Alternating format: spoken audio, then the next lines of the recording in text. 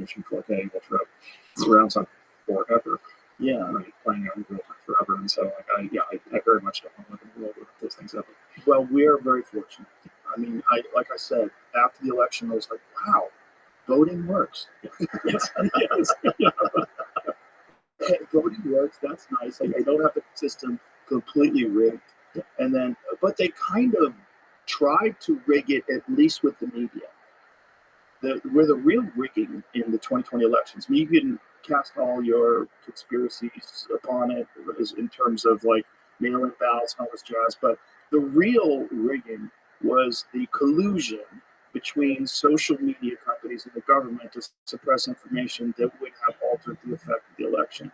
That's legitimate. Oh, for sure. Yeah, that was like record for so it was made by a lot of intelligence officials. Yeah. And by the current administration, tons of pressure on censorship coming from this current administration, all their kind of foreign essential censorship apparatus. You have your hands in the tech community, you have your fingers and all that jazz. What was the general attitude about all that stuff when it was revealed? How did people, how did your peers respond to that? I think anybody in social media, the internet companies, knew it. So I think it was pretty widely understood. I mean, look, there's nothing that happened to Twitter and the Twitter files that was all the companies. Right? So it's a consistent pattern. If you got the YouTube files, they would look exactly the same. And of course, we should get the YouTube files. Sure, I don't know. Yeah, we probably will know. As we have administrations probably going to check on that and stuff like that. But it was a pattern. And then, look, the companies bear a lot of responsibility, and the people in the companies, make a lot of, I think, bad judgment calls. But the government, like the White House, was directly exerting censorship pressure on American companies to censor American citizens, which I think, by the way, is just flatly illegal.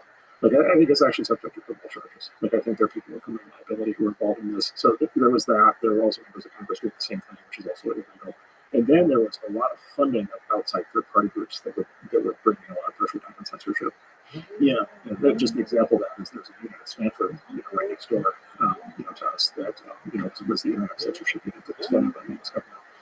And exerting tremendous pressure on companies to censor. It was very effective at doing so. Does it smell like sulfur when you walk those halls? It is very dark and grim. This whole thing is very bad.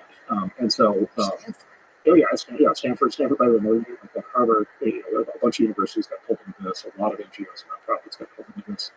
And so the Twitter files showed us kind of the basic roadmap, and then there's this thing called the Weaponization Committee that Congressman Jordan is running, that is also doing people on this. But I would imagine the Trump administration is going to carve all that way open, and I know that there are people being appointed to senior positions who are very determined to do that.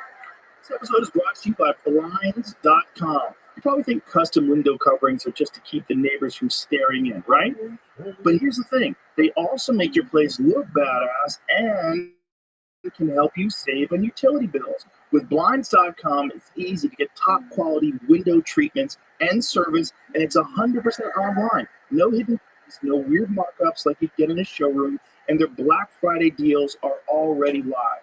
So there's no need to wait for some pushy salesperson to give you an insane quote. With Blinds.com, you can do a free virtual consultation with one of their award-winning designers when you have the time. They'll send you samples, quick and easy and free. Then you can either go full DIY or let Blinds.com handle everything from measuring to installation. These guys have covered over 25 million windows, all backed with 100% scratch guarantee. Lose. So head to Blinds.com now and grab those Black Friday deals all month long. Use the code Rogan for $50 off when you spend $500 or more. Limited time offer. Rules and restrictions apply. See Blinds.com for details. One of the things that I found really kind of shocking was when they revealed how much on activist groups. It's like more than $100 million, right? Yeah, there's extensive government funding of politically oriented NGOs. Yeah, NGOs are those great things. Non-government. Tell me. Well, it's sort of a charity, but it's sort of. But most of the time,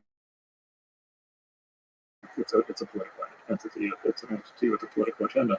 But then it's funded by the government in a very large percentage of cases, including the NGOs in the censorship complex. Like the government grants, National Science Foundation grants, like direct the State Department grants, Yeah. right? Direct money, and then okay, I got NGO funded by the government. Well, that's not an NGO. Right. That's a GO. Right. Right. And then you've got conspiracy, like I said, then you got conspiracy because you've got government officials whose government owns the fund where what look like private organizations that aren't. And then what happens is the government will not to do it. Like what? Like censorship. Oh. Like violation of First Amendment rights, right? The government. So what they always say is the First Amendment only applies to the government. The First Amendment says the government can't censor American citizens. And so what they do is, if you want to censor American citizens in the government, if you're smart, you don't do that. What you do is you fund an outside organization and you have them do it more, right? And that's what's been happening, right? And That's like hiring. Yeah. And if you want to solve a murder, it's not enough to find out who the hitman was. You have to find out who paid the hitman, right? Right. So a lot of those places into the White House. The best defense the companies have is that a lot of this economic coercion, right? Because when the government puts pressure on you, like it might be a phone call, it might be a letter, it might be a threat of investigations. That's a very powerful message. Right. It's like a message from a mouthpiece, right? It's like, don't you want to do me a favor? The corner store is like it's not catching fire tonight, Yeah. right? And so there's when the government doesn't talk to you directly, if they're funding the organization, they're talking to you. It's very clear what's happening. And so you come in there, it looks like it's just corrupted. And then on top of that, people like these, in a lot of cases, will decisions that I think they're probably Spent so much money on these activist groups during the election, and I didn't understand like what purpose that would serve.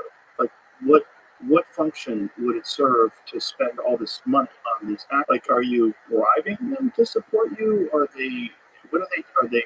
Are you paying them to go on talk shows and consistently repeat the government's message, the current administration's message? Like, what will be the function of that? So I think in some cases it's just pay to play, right? So for instance, example, we know that Kamala's campaign paid certain people on her personalities, following that they were, which it's your point. People are very supportive of Kamala, who then gave her, interviews that went really well. And so I think in some cases you just have straight pay to play. That's just how that system works. It's just expected. And then I think you have other organizations like these NGOs and others activist groups where they're actually they actually feel it, right? And so there's maybe there's a vote component, or there's social media influence downstream component, or some other kind of feel like that's happening in support of the election. I just didn't think that they paid, like when it's still unclear whether or not celebrities got paid to endorse her. Right? Have you? They mixed it up because there's like Oprah said. Oprah says the production company was paid to put on the production, but she was not paid for the interview. Yeah, but it was whatever $2 million. It was initially listed as one, and it turned out it was 2.5. Right. And so like, if I have a production company, and my production company gets paid $2.5 million to endorse Trump, right, and then I go, I didn't get any of that money. Right. People are like, shut the fuck up. Yeah. Of course you got. It's your company. What are you talking about? Yeah. And also, how much does it cost to do an event? Yes. How does it cost $2.5 million to put on an event? Like, are you feeding people gold sandwiches? Like, what are you doing? How is that possible? Yeah. Exactly. So, yeah. I mean, because the fact that it's deliberately obfuscated is a thing. I just thought the really bizarre one was the allegations. Some unsubstantiated allegations. It's been alleged that Beyonce got $10 million, and Lizzo got $3 million, Eminem got $1.8 million. Really? Then you would learn everything. Eminem got short. Right. This is serious right now, right? Yeah, but I didn't get shit. I would say it, but why haven't they said it? Like, Beyonce has been bummed about the whole thing. I think I would probably say, like, I didn't get anybody to do that. Yeah. But that was a weird one, too, because a lot of people thought Beyonce was going to do a concert. Right. And she just went out there and talked. And everybody's like, what the fuck? Because they all came to see a free Beyonce concert. And then she just said, I want to support Kamala Harris. And everybody's like, good, good. Now, if you like it, then you should have put a ring on it. Right? Come on. That's what we're here for. Yes. I just didn't think that it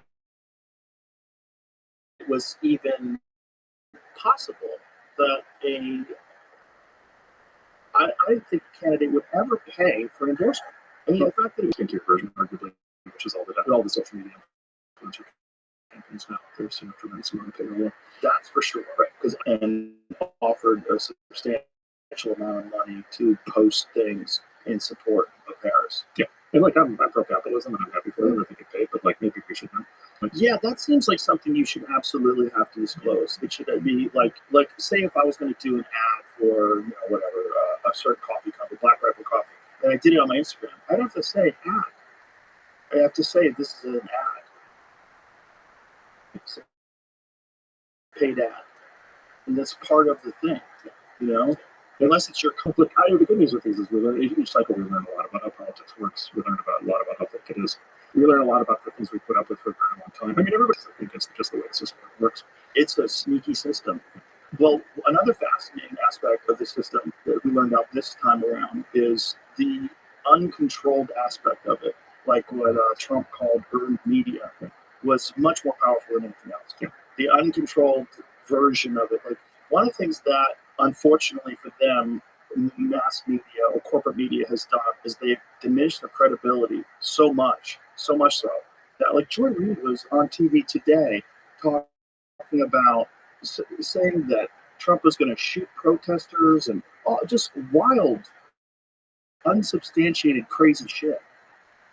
And the more they do stuff like that, the more that they say things like that, the more it diminishes their impact and the more it drives people to independent media sources. Yeah, I'm sure you've seen ratings collapse. They've been like MSNBC's down like 50,000 people in the 18 to 18 to 49. That is so wild. Which is tiny. But it's so crazy. It's really tiny. So I think that's happening. The Gallup organization has done polls on trust in institutions, including media, for the last 60 years. It's been a steady slide, and in the last 4 years, it's fallen off a cliff. Yeah, and it just and so like I think it's tipping. Question I've been asking myself is when will the actual famously 1960 was the first television election, right? Certain legend has it. Because sure. It was the one where the televised debate really mattered. And if you saw the televised debate, you saw Confident Kennedy and there was Nixon. And if you heard right, you experienced something different. And handsomeness, and vitality, yeah, right, all these things, sort of positive spirit, positive energy. I'm actually not. This might have been the first internet election, or maybe we actually haven't had it yet. Like I feel like we're really close to the first internet election, but maybe it's not all the way there. This is it. I think there's an argument that this is right, and that all the stuff, especially in the last 6 months, podcast, obviously, your show played a big role, but like I think there's if you're going to run a 20, I think there's like a fully internet native on these campaigns that might literally involve like zero television advertising, and maybe you don't even need to raise that money. And maybe, to your point, if you have the right message, maybe you just go straight direct. Yeah, I think completely different way to do this. I think that's the only way now. And I think if you do pay people, it's not going to have the same impact. I think these Call Her Daddy shows and all these different shows that she went on, I'm sure they had an impact. But I think that in the future, I'm sure that they're scrambling to try to create their own version of this show. This is one thing that keeps coming up, like we need our own Joe Rogan. Right. But they haven't. Number one they had you. Right. They have you in the Rogan ways. They're number one, but they also have ABC, NBC, CBS. Right, but that doesn't work anymore. It's like like you're using smoke signals and everybody else has a cell phone. Yeah, so it doesn't work. Yeah, that's right. It's just it's a bizarre time. It's really interesting though. Like as you said, like we're in a great timeline, and I think it's a fascinating timeline too because there's so much uncertainty and there's so much. Right, we are at the verge of AI. OpenAI.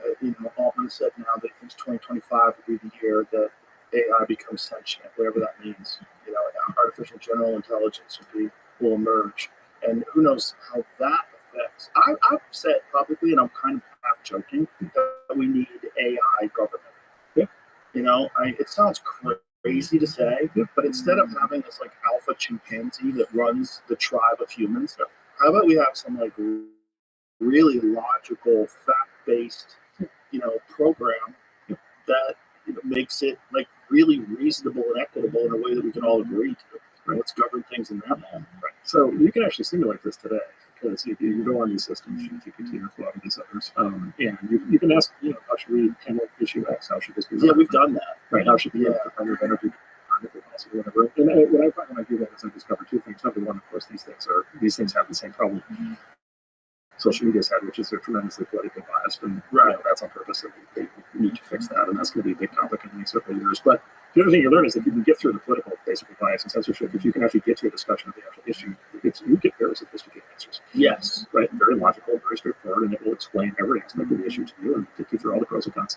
Yeah, and I mean, it might be the way to go, which is so horrifying for people because everyone's worried about the Terminators taking over the world, and if that's the first step, it's we let them govern us. Well, there's nothing stopping a politician from using this. There's nothing stopping the policymaker from using it.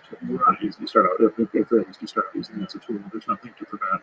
For example, I think military commanders in the field are going to basically AI battlefield assistants that are going to advise them on strategy, tactics, conflicts, and then it'll start to work its way up, and then they'll be doing war planning. And then if you're a general, you're sergeant or colonel or general, it's going to just be far better. Yes. And so maybe there's some sort of man machine that's going to be out of relationship. You could imagine that happening in the policy process and the political process. And there's also AI-controlled jets, which are far superior. Yeah. They did, Mike Baker was telling us about that. They did these simulated dogfights, and the AI-controlled jets won 100% of the time over humans. Yeah. And there's a bunch of reasons for that. And part of it is just simply the speed of processing and so forth. But another big thing is if you don't have a human in the plane, you don't have the, what do they say, the spam in the can. You don't have the, you don't have the human body in the plane. You don't have to keep it in the game alive, which means you can be a lot faster and you can move a lot more quickly. G-forces. Much stronger G-forces. Yeah. And then there's no option for someone to go crazy. Yeah, that's also yes, exactly. There's no human element, which is a real element. Yeah. No, look, I think it's going to be common to have modified jet drones within they'll be a fraction of the size of the regular planes, which means you can have a lot more of them. And so you kind of want to imagine 1,000 pieces that come over the horizon right at you. And it really changes. It's actually, I think, is very interesting. It really changes the fundamental equation of war in the following sense. Fundamentally, in the past, the people who won wars are the people who have the most material. Right. You just needed the most soldiers and you needed and then this drone world that we're talking about, it's going to be the people with the most money and the best technology. Yeah, right. And so, for example, small states, small advanced states, like Singapore, would be able to country and large, sort of economically or technologically backward states that normally would have gone not used. And so it's going to be a recalibration. And then it has the good news is you're not putting soldiers at risk, right? So you have a lot less stuff. The bad news, arguably, is it'll be easier to get into conflicts because you're not putting soldiers down. I'm sure you're aware of all this UAP disclosure jazz that we see on television. The more I look into it, the more I think at least a percentage of it, a healthy percentage of it, is bullshit, where they've developed some very sophisticated propulsion systems that they've applied to drones. And that's what these people are seeing. And this is one of the reasons why they continually have sightings over secured military spaces, like out in the eastern seaboard. Like there's areas over Virginia where they continually see them, San Diego, they see them off the coast of San Diego, where there's a place where you would test stuff like that. Well, so of course we know that was the case for a very long time, for sure, from the 50s through the 80s, because with the development of stealth, this was not classified. I mean, SR-71 was brand new at one point, so you have these, did you pay attention to that? Of course, 100%. Yeah, and then by the way, we're not the only ones. So I my speculation would be that some of the military-based stuff is the Chinese doing something similar. Yes, and we got to go to that with the balloon. You got shut down, but still, the fact that the Chinese are flying surveillance balloons over American territory and they were able to slip through our early warning systems and just later above military bases, lots of imagery and do whatever scans they do. Yeah, and literally nothing was happening. We didn't even know they were there. And so I would say that's like a tip of the iceberg. It feels like a tip of the iceberg kind of thing, where if they were doing that, there are probably other things going on. Well, I've read that someone had commented that similar things had happened during the Trump administration, but they didn't tell Trump because they didn't want him to shut him down. Interesting. Right. For the record, I'm crocheting. Yeah, I think you probably shoot them down. We'll take pictures of shit they're not supposed to. There's so many people up there. Fucking shoot them down. Yeah. What's the problem? Yes, exactly. Yes. Do you think there are any of those that are not of this world? I don't think there's any outside. Have you ever pondered it late at night, sitting on your porch, staring at the sky? This is one of the things. Number one is there not? And then if it is, did it recently get here? Understand your plan. They are There's other things that are demons and angels. I mean, demons and angels. Are demons and angels real? It's like, literally, probably not. But like, certainly a metaphorical real, are there kind of shades of gray between real and metaphorical? Well, the actions are certainly demonic and angelic, right? Actions of human beings, things that happen in the world are uplifting or horrific. People bring evil things are possessed. I mean, they're possessed by something, right? Like something is going on. Right. And like, what's the dividing line between, an actual supernatural force and some sort of psychological, sociological thing that's so overwhelming that it just takes control of people and drives them crazy? Like, you might as well call it. Yeah, it's fascinating because, like, when you think of it from theological terms, you think of it from a religious perspective,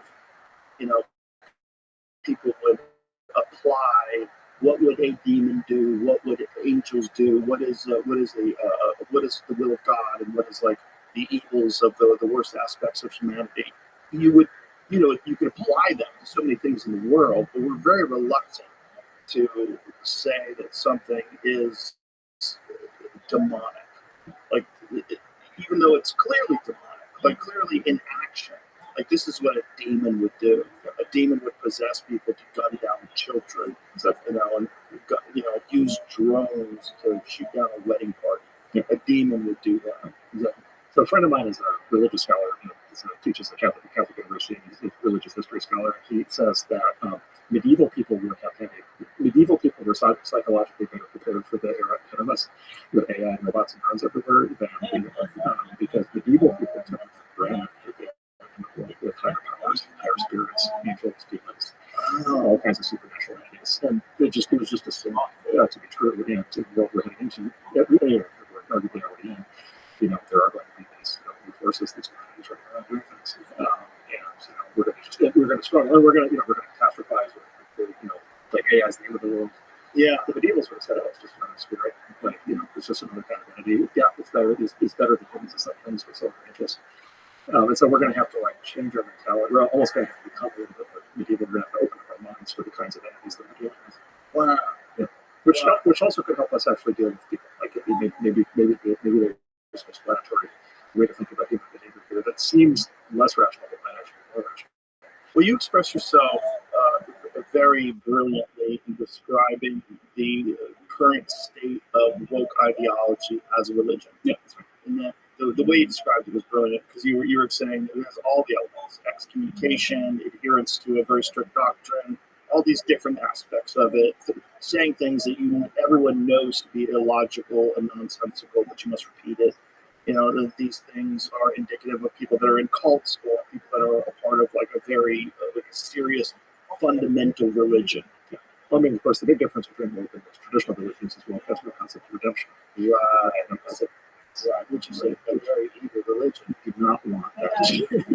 It's also it's ill-conceived, right? Because it's like immature. It's an immature religion. Yes, it's absolutely. It's inherently totalitarian. It has to be because it can be permanently destroy people. Yeah. Woke also understands something that the Greeks understood, which is that being ostracized and being put to death is the same thing. And so when the Greeks sentenced somebody like Socrates to death, they gave him the option of just leaving. The problem was, yes, Socrates could have just walked out and left. Okay. The reason that was considered equivalent sex is at that time, if you were not a citizen of a particular city, you would get killed in that city. You'd be identified as the enemy, presumptively, and killed. And so there was no way to survive without being part of your community. And that's what the world's figured out is you can do the same thing if you're able to nail somebody on charges of having done something unacceptably horrible. Then you make them toxic, and all of a sudden they can't have you. They lose drugs, they lose family, they can't get work. before you know it, like they're, living, severely diminished, damaged lives. Some people that go and kill themselves. I don't know if you've been paying attention at all to Blue Sky, I have. but I have multiple friends that have accounts on Blue Sky that are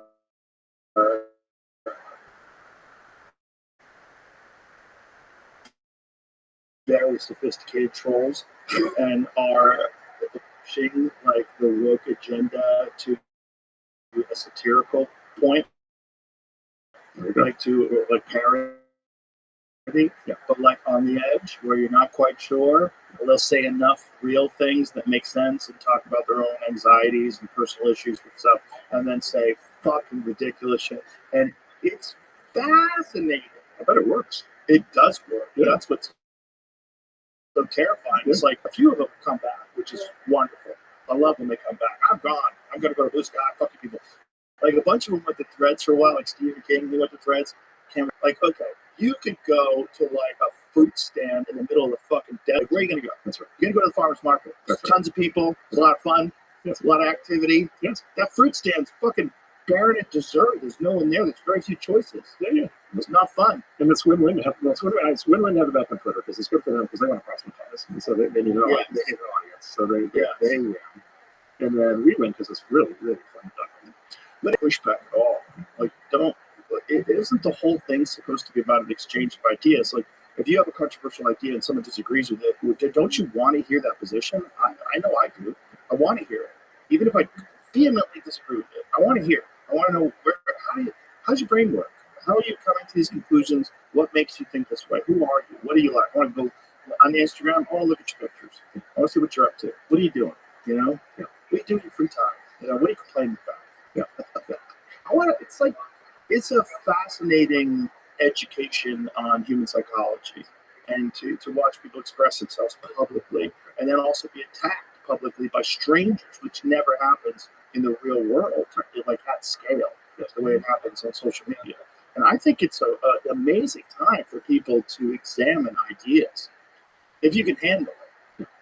My favorite term is marketplace of idea. Yeah. You could have a marketplace of ideas. It's just so Blue Sky is a marketplace of ideas. Sure. Yeah. Access the marketplace of ideas. That final S makes a lot of difference. Yeah. Right. But the thing about X is it really is diverse. Yeah. I follow tons of like kooky leftist progressive nutbags that like have bizarre takes on everything. And they were 100% convinced that Kamala Harris is going to sweep all the swing states, including Iowa. They were all in. I was like, this is wild. Like, is that going to happen? Are they right?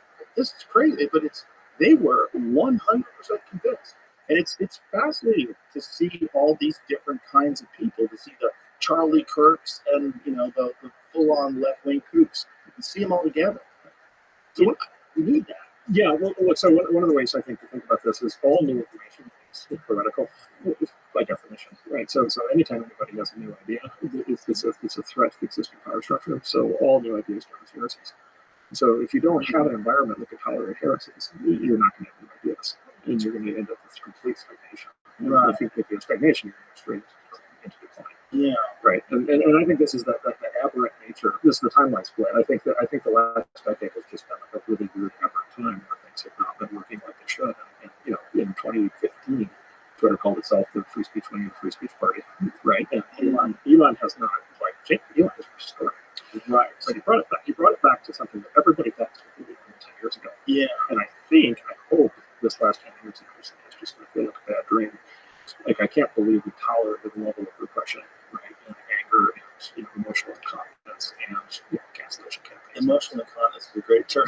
Yes, that's a lot. That's emotional incompetence. Just diarrhea in your emotions. Just spraying rage in all directions. So I'm very, at the moment at least, very optimistic that there's a cultural change happening here that's even more profound. I have a lot of respect and also sympathy for Jack Dorsey. I like him a lot as a human being. I think he's a brilliant guy, and I think he had very good intentions, but he was a part of a very large corporation, and he had an idea for a Wild West Twitter.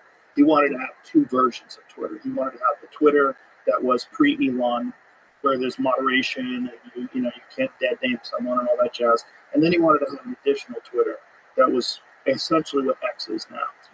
And he just didn't have the ability to push that through with the board and executives and all the people that were fully on board with woke ideology. Yeah. So the experience that people like Jack have had running these companies in the last decade has been, and I don't mean to like let them off for the decisions, but just the lived experiences they say of what these people's lives have been like is just daily pounding. Just every single day, it's like meteor strikes coming down from the sky, exploding around you, getting attacked from every conceivable direction, being called just incredibly ugly things, being attacked from many different directions. He's already left Blue Sky. Well, yeah, so Area Jack is the Jack that created Blue Sky. Which is kind of exactly the opposite of anyway where he thought it. Oh, by the way, the big person, so Blue Cry. Yes, exactly. But he's also got, look to his credit, he's still trying. So he's got Nostra, which is another. What is it? It's called Nostra, NOSTR. Oh, okay. It's kind of it's actually his third. He's going to keep swinging. He's going to really good full credit. He's going to keep swinging. And by the way, full credit. He's supporting Elon. They mixed up a little bit, but by and large, he's been very supportive. And he's very supportive at a key time. Well, I also found it fascinating that when there was any sort of a right-wing branch of that stuff, like Gab or any of these, they would immediately be infiltrated by bots as well, like my friends that troll on Blue Sky. But these are Nazis. Like, these are Nazi bots. These are people that would just spew horrible hate. And then Gab would be labeled, oh, this is where the Nazis go. This is a right-wing psychopath social media app. Yeah. And I think, frankly, you get the same thing if you start out. I think if you start out with side, that's what you end up with. Yes. And so I feel like that doesn't seem to be an effective route to market. It seems like you have to start from the beginning as a general purpose service, that you need to have some sense of the actual coverage you can have around. And by the way, every social media service, internet service that ever works, there's always some content restrictions because you can't show porn, you can't have violence, you can't have terror. Right. And even the First Amendment, there's like a dozen carve-outs that the Supreme Court has ruled on over time. There are things like that you can just say. Right. I can't say let's go to an ISIS. Let's go to Washington. It's literally not allowed. So there's always some controls, but you need to have like a spine of steel if you're going to hold back the censorship pressure. And there's basically Substack, company involved, doing very well. Smaller. I love Substack. Smaller, but doing extremely well. Fantastic. And they've done a great job, I think, holding on. Yes. And obviously. And it's an amazing resource. There's so many brilliant people in Substack. Yeah, that's right. I love Substack. I get a large percentage of my news from Substack. Right, that's right. It's really good, and it's so valuable, and it's such a great place for people who are independent journalists and physicians and scientists to publish their ideas and actually get paid for it by the people who subscribe to it. I think it's fantastic. Yeah. And there's lots of people on the far left and the far right. Yes. Right? So you actually have the full spectrum. Like, when a far left person gets upset at where, somebody working in the New York Times is mad because they're not far left enough, they quit and they start saying that. And Substack welcomes them. Yes. Which is why they don't devolve into the ad or something like that, because it really is a platform. It really does welcome them. Well, it's also very difficult to subvert in that same way because Substack is essays. Right, you're reading people's essays and papers on things, and these are long form things that are very well, in a lot of cases, very well researched, and it's not the kind of thing you just shit post on. Right?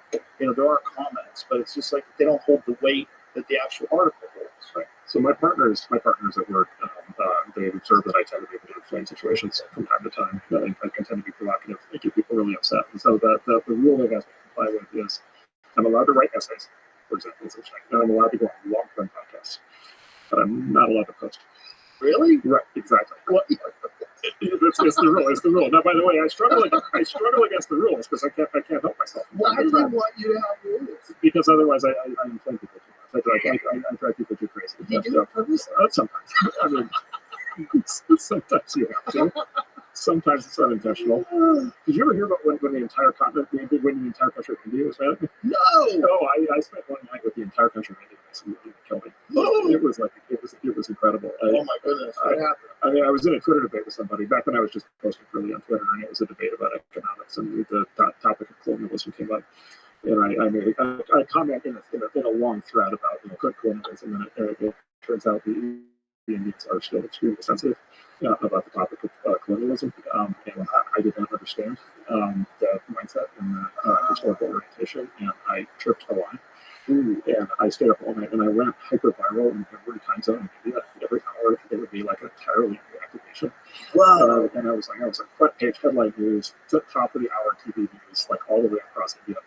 Wow. Yes, it was like I do not recommend this as an experience. By the way, I learned how many incredible Indian American friends I have because they all rallied to my side. Said he's Mark's not literally calling for the recolonization of India. Like it's not there's probably the language barrier as well. Right? Language, and then just what was just historical context. Americans have a different. We Americans experience history differently than most everybody else. History for us is just like stuff that happened in the past that doesn't matter anymore. But a lot of other people in the world experience history as something really still matters, like really matters to their life today. Yes, they live in history. They have a deeper understanding of kind of where the word and the things that happen to their past and ancestors. And so it's just I don't know if it's better or worse. It's just a different way of experiencing reality. Yeah. Anyway, I recommend learning that lesson not by raging at other people. I experienced a small version of that recently because I said we shouldn't be using long-range missiles on Russia. Okay. And the Ukrainians, and Ukrainian bots. A bunch of people came after me because I was saying the Biden administration. I was like, fuck these people. And then I think some people misconstrued that as fuck Ukrainian people, which I absolutely was not saying. I was saying fuck whoever in the last days of the presidencies decide to escalate this war, because it appears that that's what they've done. It appears that they're leaving Trump a giant mess, at the very least. So the good news is I am allowed to go on podcasts. And here it's your I bring it up because it's your Substack thing. It's because it's basically Mark. You need to explain yourself in long form. Yeah. You can't just say a thing. Exactly. Your example. You can't just say a thing and have people extrapolate from it. Right. Extrapolate. It's not their fault. It's your fault. You haven't explained it. Right. And so if you write something long form, or if you go talk for 3 hours, at least the context will be there. And then if they want to get mad at you, that's fine. But you can point everybody in the transcript. It's clear that that's not what you meant. Do you also think while you're writing how things could be misconstrued? So let me do a really good job of being very clear about this. 100%. Yeah, you kind of have to. Yeah, I had Jimmy Corsetti on the other day, and he is an expert in ancient history and ancient civilizations, and we had fascinating subjects. And one of them that came up was the Nazis and their fascination with the occult. So you had to clearly say, listen, fuck Hitler, okay? Can I be really clear? Fuck Hitler, fuck the Nazis, okay? I have not in any way. Okay, now that we're clear, let's talk about where the swastika came from. Fuck Hitler. Did I say fuck Hitler? Let me say it again. Fuck Hitler. But the swastika is this ancient symbol. It's talking about why did the Nazis have this fascination with the occult, with ancient civilizations? So we got into it, but it was one of those things where it's all right, we're hitting the third rail. Everybody get your rubber boots on. Let's save everybody here. I've got a friend in the entertainment business who is quite left-wing, but really likes World War II documentaries. Ooh. And so he'll be like, yeah, I saw this great documentary on our side about Hitler. I'm like, I bet you did. You can't even have a copy of Mein Kampf in your house. Oh, a student, this is actually one of the Stanford crazy stories. A student at Stanford was reported to the disciplinary board, the civil disciplinary board for reading a copy of Mein Kampf.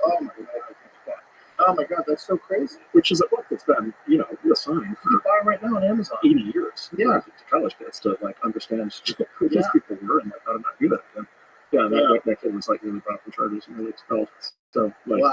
Yeah, that's yes. This is the world that I hope that we need. Well, it's just an awful way to look at things. It's so awful to think that if you read about someone horrible, you support that. It's just so crazy. How are we going to study history? Yeah, how are we going to prevent that? Right. If we can't represent what happened the first time. Especially something like the Nazis. How are we going to learn what happened? Clearly, 1920s Germany was very different than 1945 Germany. Right. What the fuck happened in 25 years? So what we're essentially talking about is here 1999 America versus 2024 America. Imagine a shift of that magnitude, so crazy. There's a Holocaust in 2024, and in 1999, everybody's just hanging out. Yeah, that's right. Well, you should probably study that. And you should really not reprimand someone for reading a book on this. That's right. Yeah, exactly what the German people went along with it, right? And so, how did that happen? How many, was there active agreement? Was there rest agreement? Was there, What are the steps where things go horribly wrong? And how can we recognize those? Because those steps have taken place multiple times in history, recorded history. We know about them. So, like, if we see them happening today, maybe we should stop it and nip it at the bud. What better way than to read about when it already happened? One of my observations about people talking about current events is we know conclusively that prior eras have had horrible problems, disasters, catastrophes, wars, and all kinds. They made all kinds of horrible mistakes. But we are completely certain that in our time we figured it all out. Right. We're 100% convinced that we have it all nailed in. And the one thing I know for sure is people 50 years from now are going to look back on this and we say, oh my God, these people are awful. 100%. Right. But like, in what way? Right. In what way are we horrible? I mean, certainly a lot of the way we treat each other is horrible, especially with the amount of information that we have available. But it is fascinating also that if I visited Athens last year, and I got to tour the ruins, and I was like, I wonder when did all of this happen? When did they know this had fallen apart? Like when was it in the peak of everything? They probably thought, hey, we have the most amazing, sophisticated civilization that's available on Earth, and we will maintain this. This is how we will be the center of intellectual discourse and the home of democracy. This is us. And then now there's like shitty apartment buildings next to the parking lot. Like, what happened? Something horribly happened, and we don't want to think that could ever happen to us today. We want to think we're American, motherfucker. We're gonna keep this bitch going forever. When it's Skinner, free bird, let's go. Second Amendment, come on. And we think that it's just this is the future. America is the shining star of the world, and we're gonna carry this on. But probably not. Like historically, I mean, what is the longest running dominant civilization ever? The Romans existed for what, a couple thousand years? Like, how long did the Greeks run? How long did the Egyptians? The Egyptians might be the longest run, especially if you like take into account the possibility of alternative history timelines. So, like Egyptian hieroglyphs, they have kings that go back 30,000 years. There it is. Egypt and Mesopotamia. There it is. One estimate measuring the time of the first pharaohs' use of hieroglyph writing to the native religion was replaced by Christianity. Ancient Egyptian civilization endured for about 3,500 years. No, I bet it was more than that. Well, the argument is just things just really didn't really change. Right. Like, change as we understand, historical change, kind of we understand how things actually change. So right. Changes really came out of the Greeks. And so that was sort of the default status. Right. Civilization for a long time. The Greeks kicked off change, as we understand it, and the Romans. Do you know about the fish ponds? The fish ponds. Cicero's fish ponds. No. So the Roman Empire, ran for, in its sort of Roman Republican Empire, sort of health, which you consider as dynamic phase. It's sort of vital phase ran for a few hundred years, maybe 400 years total, something like that. And towards the end, as it was sort of falling, stagnating, and it was starting to fall apart. A friend of mine says, when the roads got dangerous, nobody could quite explain why. Right. Sounds familiar, by the way. Cicero was one of the great Roman statesmen. He wrote these letters that we have, and in the letters, he sends his letters to all of his aristocratic friends. And the theme of the letters is that basically all of the actual competent, capable citizens of Rome are out in the countryside, at their villas, protecting their fish ponds. Right, they pull them into themselves. They built themselves their own protected environments, right, where they control everything, and they're completely focused on ornamentation. They're completely focused on their clothes and on their lifestyles. Right? They're Kardashians. I don't know if the Kardashians have fish ponds. If they did, they would be spectacular. They would be amazing fish ponds. No doubt, they would be the most amazing fish ponds we've ever seen. So he kept railing. He's like, "Stop with the fish ponds. Like, stop working with." Like, get back out here, rejoin the Senate, like, get back involved in the system. Let's keep this thing from caving in. Yeah, and I think, the significance, I think, of, Trump actually talked about this in the campaign. His version of this stuff in the campaign trail is just like, look, I think the only reserve. He's like, right, I don't hate things. Yeah, I'm like, well, he's 78 years old. If he would like to do that, exactly, right? And he's surrounded, his family loves him, grandkids, and like, cool thing. And he's like, look, I'm not doing it. Because like I need to do this, and it's interesting that he doesn't use he's not referencing Cicero and says that, but it's that spirit, right, that Cicero talked about, where when times get tough, do the people who are in a position to actually make positive change actually step up or not? Right. And I think we've got a pretty long stretch where that hasn't been the case, and I think maybe with Trump, and I think also with Elon, because Elon's the other guy, right?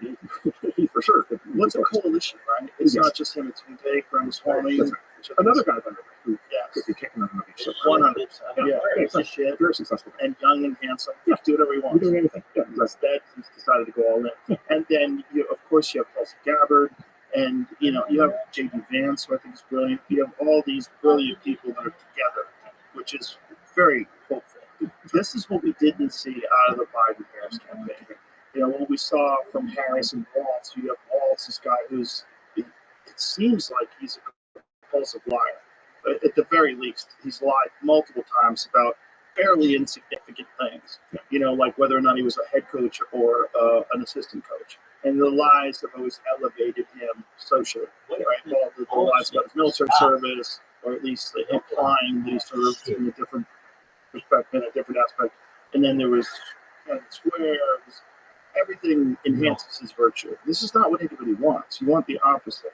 You want a guy like J.D. Vance who served in the Marines and went to Yale, comes from a single mother with addiction problems, rose from hard work and dedication to become who he is now. Like, that's the kind of guy that I like. Yes. That's what we all would like. Okay, that looks like a leader today. Yeah. Well, the Romans had this concept that people research that we call virtue. Don't And, stop like, there's a whole lot of right to it. You read it today, you just like want to burst out crying because you just like, oh my God, I can't believe this. But like, Yes. people with virtue, it's not just that they think that they're good people, they're that they don't think they're good people. They actually have them. Actually, Well, this is what's missing from today's secular society, right? Like, we don't have like a doctrine that it encourages that sort of thinking and behavior and rewards it publicly, which religion does. With true Christianity, not subverted fucking giant arena Christianity where the guy's flying private jets and has Rolls Royces and shit, but actual, like, real Christian people. well, the Romans had gods, and the virtues had gods. Yeah, And so they're like, it was actually wrapped. It was, to your point, it was like included in the religion, wrapped up in the religion. They knew exactly what was expected of them. They knew exactly what their ancestors expected of them. They knew exactly what their gods expected of them. I recently read Meditations again a couple months ago. I've listened to it in a song, but it's brilliant, and it's amazing that this guy Marcus Aurelius was thinking like this so many years ago, and it's so valid today, and it applies so well to modern life. It's so strange, how brilliant this person was while he was running this incredible empire, that he could write about human psychology and the value of forgiveness and being true to yourself and constantly being truthful everywhere and everything you do, and all these virtues and all the stoicism that he espoused. It's so valuable today. It's really remarkable that this person, who was a leader, what was it, 2,000 years ago, that his words still ring true today. You probably know he did write it for public consumption. Right, yeah. It's enormous. His private notebook. Which is why it's so good, probably. Because he probably wrote it for a Substack. Like, well, people hate on this. Let me preemptively attack the people in the comments or subdue them. But he's like himself. Like, he's telling himself that. He's very deep. These are very deep important. My favorite part of the meditations is there's a section where something like, you're going to wake up this morning and everybody's going to hate you and everybody's going to lie to you and everybody's going to make dumb decisions and you're going to be incredibly frustrated and you're not going to get credit for anything. And you have to get up anyway. Like, that's all. Yes, that's all true. And you still have to get up and do your job. And of course, he's saying that to himself as the leader of Rome. To himself, exactly. And what's in there is just like, wow, his life was not. He's just like, it's actually, it's just like you're going to get pounded. Like, if you're in these positions, you're going to get pounded every day. It's just incredible. And if you're operating out of a true sense of virtue, if you're operating out of a true sense of like exercising your responsibilities, you get up and do it anyway. It's amazing how much it resonates. It really is. It's amazing how much so many ancient writings resonate. There's so much valuable information, just like in Saga Sleep, The Art of War, or in the Book of Five Rings. There's so many ancient books that you read and you go, first of all, I love reading them. I try to imagine what is this life like? Like, if you want to take like Miyamoto Musashi, 1400, when did you live? Miyamoto Musashi was like 1420s or something like that. What's that like? What is your life like? What is the what is the view of the world? You don't really have detailed maps, or you don't have any photographs. You don't have any idea what the fuck is going on in Europe unless you go there. Like, what is your version of the world like? And then to see someone's words written down and you read them and try to just imagine yourself in their perspective and their mindset. Yeah, that's right. Yeah, and look, I think if you're somebody like that, or somebody like that, you just have this incredible sense of responsibility. Yeah. Like the one thing you do have is a sense of purpose. Like, you know exactly where you're living, you know exactly where your role is, you know exactly how you're supposed to behave, you know exactly how you're supposed to basically gain glory, how you're supposed to honor your ancestors. Like, it's just all, you know exactly where you are in the community. Right. You know, right. You have this like incredible sense of groundedness and rootedness. And of course, there's huge downsides to that, which is it really cuts off your ability to, you know, run off and, you know, go on American Idol, right? Like, there's like a lot of things you can't do, right? But like, Yeah, you know what you're supposed to do. You right. You either do it or you don't do it. And these days, to have people like that, we need people who choose to do that, right? Which is arguably harder, right? Given all the choices that they actually choose to live their life. Well, not only that, given all the distractions that people face every day that keeps them from sitting down and writing a journal like that. Yeah, that's right. You know, back then there's not a lot of different things to entertain you with. Correct. Yes, you had to be maybe a little bit serious because you couldn't be getting too much fun. My favorite meditations, Marcus Aurelius thing is something like "Be the rocks on the shore at which the waves beat." Right, like yes, your job is to stand there like the rocks do. You just the surf just like, keeps going and keeps going and keeps going, and your job is just like standing there. Okay. Imagine what it was like addressing the people back then too, just yelling out to these groups or speaking in front of all the leaders. Yeah, and everyone's plotting to kill you. There's also a lot of that. Yes, everyone's.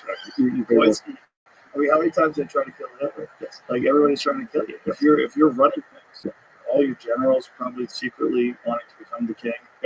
Yep, exactly. Yeah, all the usurpers are waiting in the wings. Easy lives. You know, today most of the killings happen in the although every now and then. Yeah. It's an alternative timeline.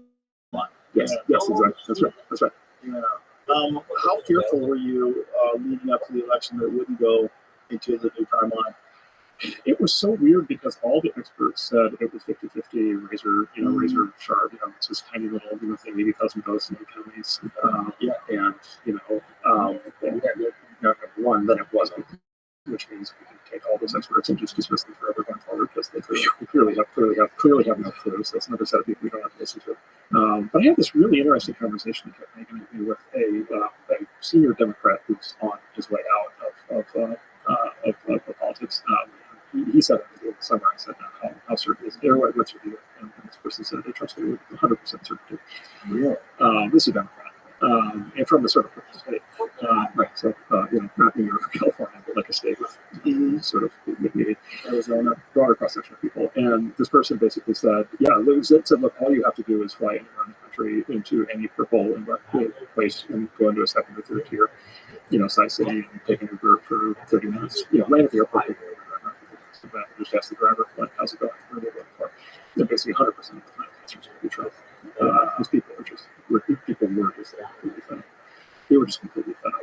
And then there was the common enthusiasm, which this person said, the common enthusiasm is like highly focused in here in California, which don't matter. But that's huge when it comes to media.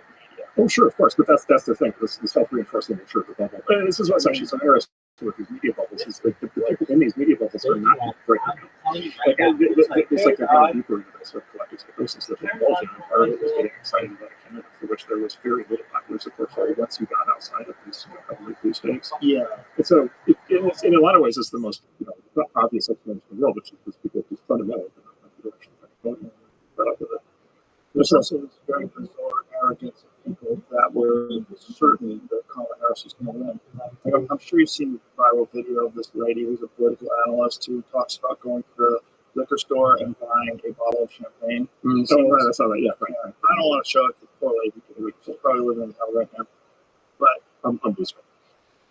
Yeah, she's probably on blue. She might be on X. Well, she was on X looking at her profile. But the poor lady. I mean, but she was being very arrogant, and she laughed and mocked this guy and said, "You do realize you wasted your vote, right?" That's right. And she laughed, which makes her hard to feel sorry for. That's right. It's like you were ready to mock this man, Yes. but in her eyes, it was all about reproductive freedom, and she thought that was under attack under the Trump administration, and that women are going to stand up and they're going to stop that, because in her echo chamber, that was the case. Everybody was universally, they all agreed, universally on board with this idea that Trump is evil. We got to get rid of him. And women are going to vote. But who are you hanging out with, Lane? You know, you could hang out with a bunch of people that think baseball's awesome, and then you run into someone from another country like, what the fuck is baseball? Like, you got to realize there's a lot of people out there, And people really don't like being talked to. they really don't. They don't like you mocking the fact that, first of all, nobody wasted their vote. Like, that's not how it goes. Like, you don't waste your vote if you vote different and the other side wins. It's not how the other side won. That's all it is. Like, wasting the vote is a crazy way to look at it. Because I think also people look at things like tribal games. In Texas is a huge football state. And people love football. And it's always we this, we that. When UT plays South Carolina, we this, we that. It's like people love to be a part of a team that's winning. And they apply that, especially if they're not in the sports, to other things. I think it's just a war mentality. It's a tribal war mentality that's been sort of subverted in the human mind and applied to other things. It could be like Microsoft versus Apple. It could be Android versus Apple, iOS. It's weird how people get so tribal and then connect their own personal identity to other people agreeing with these ideas that they believe. Yeah, I don't know for two thoughts. One is the Democrats for a long time were the Tent Party, and so the Democrats were the coalition of people who are very different. And of course, it's all the different identity groups and it's all the different economic unions and all these things. And Republicans were like the party of like rigidity, right? And just for whatever set of a lot of people won't have a lot to do with it. It's where at least today, Trump's Republican Party is the Big Tent Party. Yeah, to your point on having all these people, many of them are Democrats. A lot of and the Democrats have decided to try to isolate out anybody, right, who disagrees on any issue, right, watch that underneath the cancellation process. And so that's a very interesting inversion without anybody saying anything about it, but it did happen. And then I think the other inversion was the economic inversion, which is, remember the criticism of the Republican Party for a long time was it was the party of trickle-down economics. Yeah. The idea was rich people can get money, Reagan taxes, Reagan administration, and then basically if poor people get any money, it's because the rich people like trickle some money. I think that inverted to where the Democrats, especially in the last 4 years, became the trickle-down party, which was we're going to tax and we're going to collect money to the government and let the government. Right, but they did it under the guise of tax the rich. They did it, but they did it with this Robin Hood mentality. At least they expressed that. Of course, that's how it starts. But then you end up with $35 trillion federal debt. You end up with this giant annual deficit, and then you end up with all this money being handed out, right? You run out all these grants and all these federal things, like just this like shower of money coming from the government. But of course, if the government's giving you money, it also means the government can take money away, right? Like if you're making somebody dependent on you because you're giving them money, then you're in a tremendous position of power because you can make their life horrible by throwing money away. Right. You can also control their ideology. 100%. Yeah. You own. Like it's actually a form. It's on the spectrum to a form of like domination. Right. That should make us very comfortable. So. And maybe that would be fine if the debt and the deficit get out of control and inflation get out of control, but it did. And then at that point, it's like, okay, like this new kind of sort of tax and spend driven trickle-down economics is clearly not sustainable. So the way the Trump administration is going to approach the economy, they want less regulation. They want tariffs and less regulation, and they want more reliance on U.S. energy. Right? They want to drill more natural gas, more fracking, more drilling for oil, and then allow companies to work without regulations inhibiting their performance. This will boost the economy. You'll have more productivity. You have more American manufacturing. You have more things happening. Yeah. So the two headline things you hear from that, we're going to talk about this. Two headline things are number one, growth. You just need faster growth. By the way, it's the only way to resolve the long-term fiscal situation. It's the only way to resolve the debt. There's only two ways to do it. You can fight your way out of it and end up in 1930s Germany with hyperinflation like that. That's one track you can go on. It's a very bad track. Or you can grow faster. Because if you grow faster, then your economy can catch up to the fact that you can pay up as you grow. So they want to go for a higher rate of growth. And then the other thing is they want American identity. This, my partner Ben and I spent time with Trump this summer, and it was like his like adamant back, which is like what America has to do. And specifically what that means is America has to win in business and in technology and in industry generally globally. Like our companies should be the ones that win these, we should win global markets. Like our companies should be the global. How can anybody be against that? I happen to think that makes a lot of sense. Yes. I know. I mean, obviously you're a wealthy man, and I am as well. But it's like, how could you not want that? Yes. By the way, if you are in favor of a high level of social support, if you want there to be lots of welfare programs and food assistance programs and all these things, I would argue you also want that because it's the growth that will pay for the social programs. Right? Yes. Like that's how you square the circle. That's how you actually have your cake and eat it too, which is like first your economy just generates a fountain of money through growth and economic success, and then you can pay for it. And you can pay for whatever programs you want. Actually, personally, I'm totally fine. I set up all the programs you want, all the social spending, all the safety nets you want, and as long as it's easy to pay for because you're growing so fast, then everybody wins. Yeah, right. I mean, I've always said if I knew that I paid more taxes, people in the world, in this country, would live better. I would do it.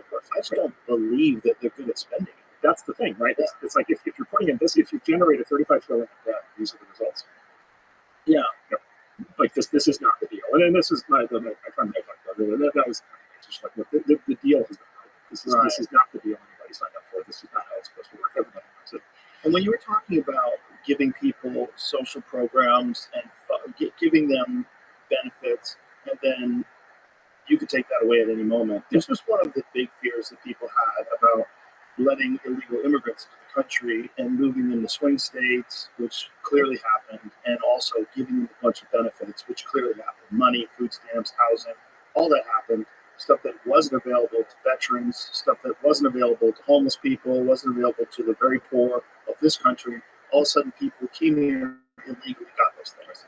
And the thought was, if you gave these people these things and you gave way better life. Look, if I was living in a third world country with a family and I knew that I could come to America and I could get a job, an actual job, and make money, and my family's going to definitely eat, I'll vote for whoever the fuck you want me to vote for. I don't care.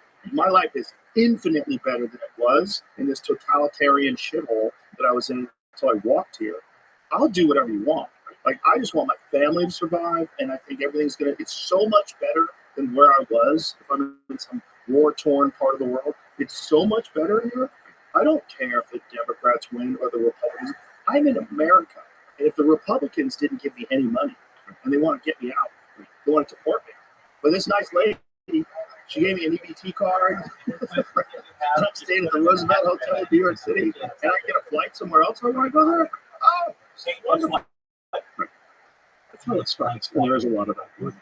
But I also, what's one of the things that's interesting is it doesn't necessarily stick that way. And the sort of evidence for that is the rapid, the sort of dramatic ramp up in just like the vote for Trump. Well, Hispanic people generally are very hard workers. So this gets to the thing. So I was a quick story on this. So after the night after the 2016 election, like literally everybody I knew was just like we were all just like completely freaked out. Everybody was shocked. You were freaked out? Yeah, I was completely freaked out. Everybody was freaked out. Like I didn't expect him to win that nation. I didn't expect him to win the race. Like and then, the media is on like full hysterical blast. And it's the end of the world. And he's a Russian spy. All this crazy stuff.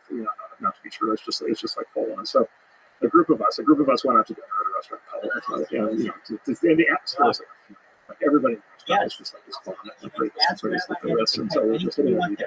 Food doesn't taste good. It's just like can't taste the food, can't taste the drinks, like everybody's just impressed.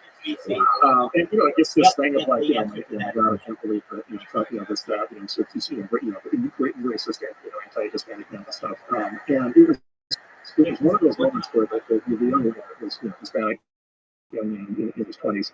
There was rare moments where he opened up the conversation. But it was in context. It was like, well, thank God, because like we're just depressing ourselves to death. So like, thank God he's going to say something. And he said, I think you guys are looking at it all wrong. He's like, my father thinks Trump is fantastic. My father came here as an immigrant, 30 years ago, built a life here, became a citizen, bought into the system, pays taxes, like raised a family. No one is wrong with America. He thinks this guy. He thinks this guy is great. He thinks this guy's fantastic, and you voted for him. And he just and then you've heard this before. But then it's like, and the thing that this guy said, the thing my father thinks is terrible is if other people are able to come here, they're able to cut in line. They didn't have to go through the process. They didn't have to prove anything. They're not bought into the system, right? They're able to come in, and then they they don't. They're not buying into the system, and part of it maybe they're not being accepted, but also part of it is they're not what makes America. And in some cases. Church are coming across gangs, and it's like my father's not in favor of any of it, right? My father wants to be part of a great society, of a great America, not some dysfunctional, basically just disaster zone. And I remember it was my first glimmer of like, okay, I people like completely refuse my whole sense of what the world works. One conversation. Well, it was weird because it was like, so what happened to me is like, so I grew up in rural Wisconsin, which is now like completely Trump country. And so from like 0 to 18, like I completely understood the mentality, and I was always like explaining to my friends of like, no, like this is this is like a different place, and people think differently. And then somehow between the ages of like 18 and 40 or whatever, I just like forgot. And I became a Californian. Right? I became a fully assimilated Californian, and I was just like, well, of course, the Californians are much more sophisticated and advanced than I think people where I came from. And so, of course, everybody in California hasn't figured out, and of course, California is going to leave the country. Of course, all this thinking, right? And Trump was for me. Trump 2016 was the wake up call. Like, no. Like that's just like completely. That is such an impoverished worldview of how this country works and how people think. But it doesn't explain what because you have to explain what happened, and then you have to, like, if you have some sense of being able to predict what's next, which is what it's supposed to be doing for me. That's what investing is supposed to be. It's like, okay, I got to rebuild my entire model for like how this all works and how this whole system, how this country works. But it was that conversation that started for me. So what was the process of altering your perspective, or at least opening it up? Yeah, so for me, primarily it was reading. And so I started actually reading my way back in history. And I actually went all the way back. I read where the origins of what government thought came from, and then communism, how that evolved, and liberal democracy, and then also right-wing thought. And like, everybody's calling everybody fascist now. So like, what was fascism? Is that what this is? Right? How did the Germans do with it? So all of those questions, and then kind of converging on in the last 80 years, like how is that either stabilized or not stabilized? And so I did that. But the other thing is I just started talking to a lot of people, and I just stopped assuming that because I read the New York Times that it was true. And, and by the way, and then of course what unfolded in the years, kind of sense was, the whole, I followed the whole Russiagate thing super closely. Like I read everything, I read all the reports. So what did you think initially? It's like this overwhelming consensus from the entire expert class that, of course, he's a Russian spy. I sat on stage. I went to Hillary's first post-election loss speech that she gave at Stanford, the very first one. I sat. We know that people organizing it, so we sat literally like 15 feet from Hillary. I think her first appearance. And so the whole thing is fraught with just incredible tensions. And the Russiagate stuff is in full-blown display, and I go there, and I'm like, all right, this is going to be, and the audience is Stanford audience, so it's all 100% Hillary Clinton supporters, right? And I'm sitting there, and I'm on my best behavior because I'm actually not act out. And Hillary gets up there and she says Trump is only president to me because Vladimir Putin hacked Facebook and made him president, right? And I'm sitting in the audience, and I'm like on the Facebook board, and I'm like, that's not true. I know for an absolute fact that's not true, right? And so that got me thinking, and then the Russiagate stuff unspooled, and I was like, the whole the Steele dossier, all this stuff comes out. What was the accusations about Facebook? How did she think that Russia hacked Facebook and made Trump president? Yeah, so it's this whole thing with this. Just remember this whole thing, Cambridge Analytica. So it's this whole thing that there was this data. So there was this theory, which by the way is like completely. It was like completely fake. I thought this didn't. So there was this data set on user behavior that in theory there's a theory that you could sort of impute in the data from this data set and to be easy to predict what people would do and how they would react to different kinds of messages. And it was like this magical breakthrough and basically thought control. And then there was this company called Cambridge Analytica in the UK that figured out a way to do this, and it was this like new kind of literally like mind control, like by far like the most powerful meme weapon of all time for getting people to do it the way that you want. And it was this data breach. The whole thing was weird because Facebook had been criticized for decades leading up to 2016 that it kept all the data closed. Right. So the criticism was Facebook never lets into the data. It doesn't share the data. Right. And the criticism for years was Facebook is the ultimate telling data, and the virtuous thing for it to do is to actually free the data and access to the data. And in 2016, like flipped 180 degrees, and because Facebook is the most evil company of all time because it let Cambridge Analytica get access to this data. And then Russia ran basically a psychological operation on American citizens. Why did Facebook push back? They did early. It's just they did early on. They do today in their way, but they're trying to run a business. They're trying to get to the next quarter. They're trying to keep the employee base and everybody copacetic. They try not to get just completely destroyed by the politicians. They're getting slammed every single day on every conceivable issue you can imagine. And it's actually very interesting. When you're in these companies, like these big issues are big issues, but you're also literally trying to make the product, right? You're trying to ship your products, you're trying to close your sales, you're trying to keep your employees from quitting, right? You have responsibilities, right? You have practical concern responsibilities. And so sometimes these companies get kind of edge because they can't do the things that they would do if they were just in damage control mode. And then maybe the message doesn't get out. But so what was the bigger shift? The waiter or the Hillary speech? It was the waiter. I mean, by that, the waiter was the much bigger shift because it was listening to a person with their feet on the ground actually explaining the way the world worked. Whereas with Hillary, it was delusion. It was amazing, by the way. She then spent the next hour and a half. When I'm in a place where I don't know how to control myself, I bring a little notepad along because I can work out my demons like draw dicks. So that I don't say anything, right? Like super bad. So I brought my little notepad along. My little Fisher's face pen, right? I rolled it out. And I started making a list of all of the people and organizations that she blamed for her defeat that were not named Hillary Clinton. And I got to 20. My favorite was Netflix, by the way. She blamed Netflix. What did Netflix do? Netflix aired anti-Clinton documentaries. Oh, this is facts. Well, this is particularly funny because the CEO of Netflix is the famous Democrat. Democrat minister. Well, not actually, but also specifically Reed Hastings and his wife are very enthusiastic left-wingers.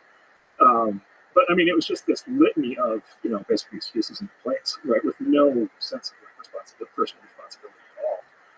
Just like pure grievance. And so it was the negative. It was negative. Okay, like whatever that is not. Like, did she blame Comey? Oh yeah, absolutely. Yeah. Oh yeah, she absolutely did that. Yeah, no question. That was a wild 100%. Yeah, exactly. And by the way, like that was super weird. Yeah, I don't understand that. Honestly, they didn't want Trump to win. I don't get that one. Well, she's guilty. We know she's guilty, but we're not going to charge her. Right. It's a weird, crazy. It's a weird message. It's almost as weird as the Biden one, where we don't think he's competent to stand trial for the documents that he had that were classified. Exactly. But he can have his finger on the button? What the fuck are you talking about? Exactly. We know he's guilty, but we're never convicted because the jury would say that he's a senile old man. Which is crazy because he's still running for president at the time. He's running for re-election. Well, man, remember, everybody at the time said media attack that the prosecutor was lying, right? Because at that point, he's sharp as a tack. My favorite is Joe Scarborough. This is the best Biden, intellectually the best one I've ever seen. Like, dude. Yes. And then meanwhile, you had to go to Mar-a-Lago and kiss the ring. Yes, exactly. My favorite was about earlier this year was the invention of the term cheap fake. Cheap fake. Because everybody's worried about the AI deep fake, which really didn't. Then there was really nothing happened with that. And so the cheap fake we learned is a video that just simply shows you something. Right. It's claimed to be in context, but it actually turns out that it's actually just telling you the truth. Didn't Nancy Pelosi start using that one? Cheap fake? Yeah, exactly. Because the theory was it was going to be clips out of context. Yeah. But it turned out they were clips in context. Have you seen, there's a gentleman who made a video. Here, I'll send it. It's pretty fucking crazy of what AI is capable of now by, come on.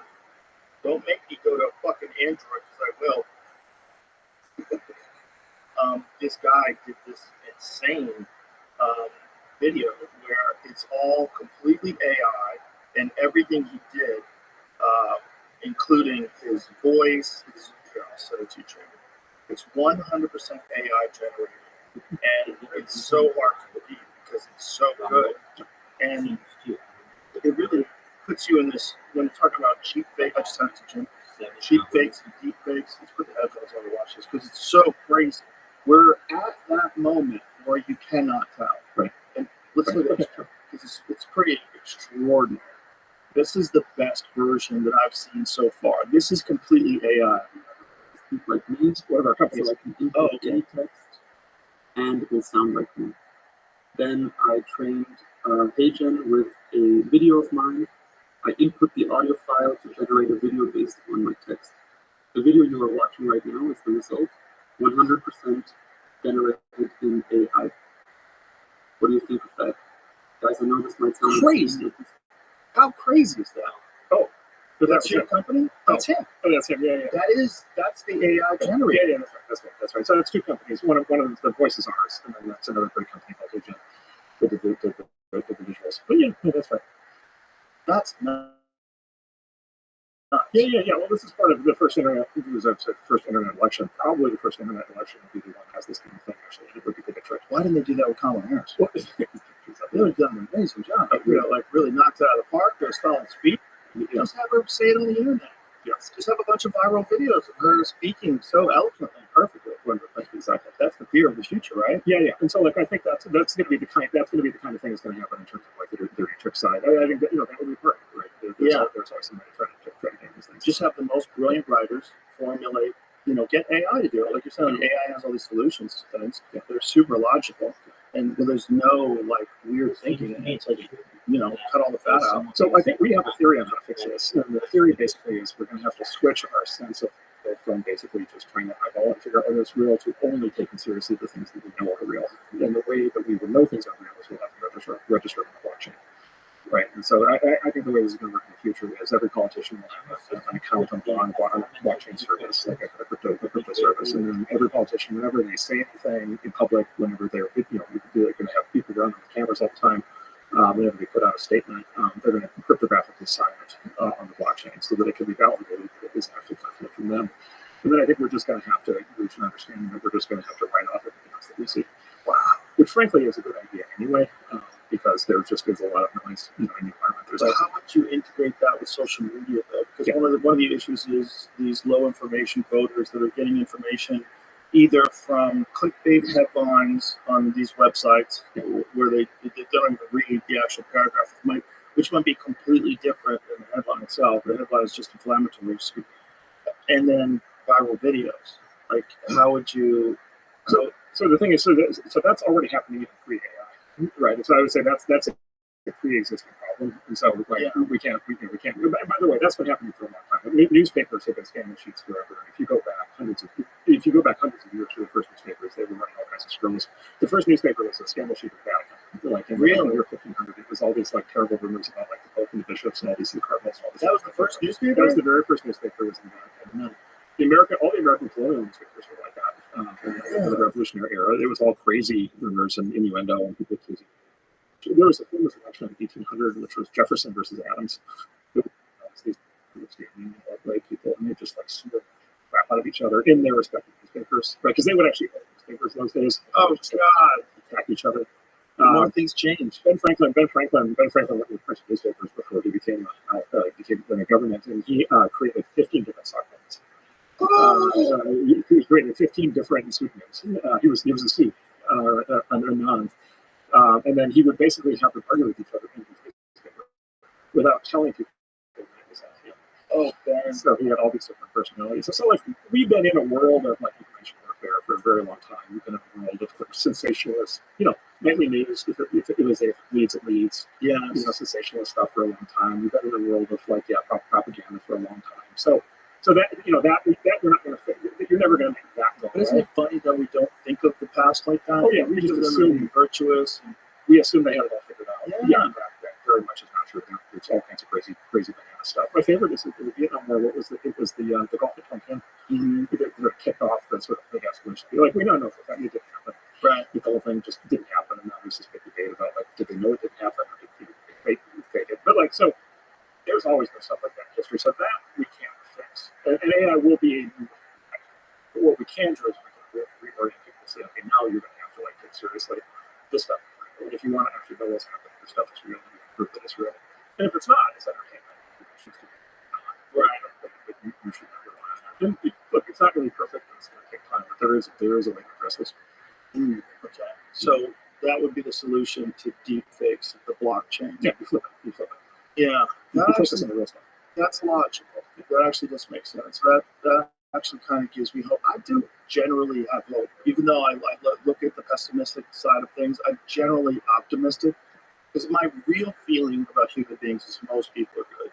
I genuinely believe there's far more good people in the world than bad people. There's far more people that just want to live a good life and have a good time and enjoy themselves than there are people who are tyrants. Yeah, I'm super optimistic. I'm incredibly optimistic. I was optimistic already with touches of pessimism, but like I'm really optimistic, and especially now. So I think this is going to be. I think we have a real potential here. We really do. We really do. Yeah. The capabilities that we have and the people that we. I mean, look at my day job. These 22-year-olds are just like the smartest people in the world. It's smart people I've ever met. I think they're getting better. By the way, as time passes, by the time they're 20, people just know that.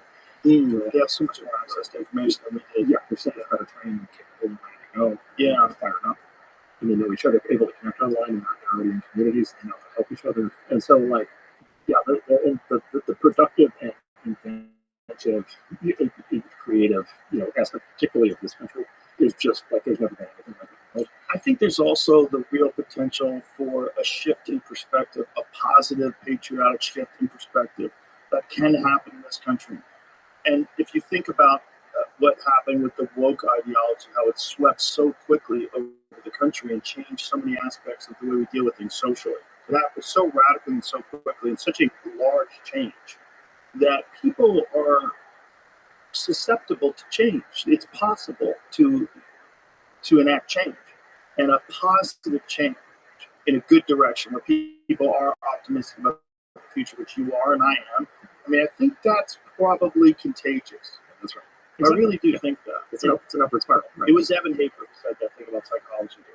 It was who's a friend of mine, who's a former special forces guy. He said that psychology is more contagious than the flu. Right, exactly. Yes. Yeah. So one of the interesting things that's going to happen right now, we talked a lot about Trump's victory and Republicans, but there's now a civil war that's kicked off inside the Democratic Party, which is very interesting. Because they lost so badly. Right. So the fact that they lost the White House and they lost the Congress and they lost the Senate and they lost the Supreme Court. Right. Like this time, it's undeniable. Like the current path that they've been on is not working. Like like being an exclusionary party and kicking people out for one thing. Like it's not.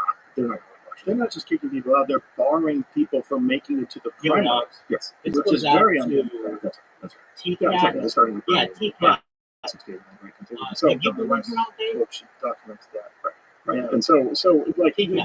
I would say the smart I've been Democrats singing know in this is I don't not. think you're aware. It's not a viable. You've been You watching can't all have these it. things. You haven't been watching this one. It doesn't. Because I can tell you, I sing Michael Jackson, I So sing Justin Timberlake. there's a civil war that's underway inside that party that's kicking off right now, where they're going to have to recalibrate and decide what they want their future to be, and it's going to be a big decision. The same thing happened Get rid of this person. when Reagan and Carter did really badly in '80 and then a landslide.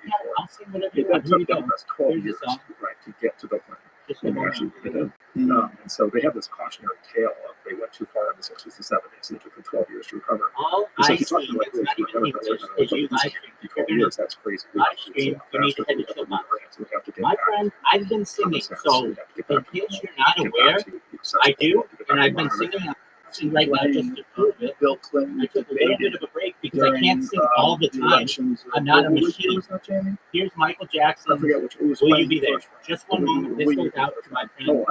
TCAT was speaking on. So is the 92.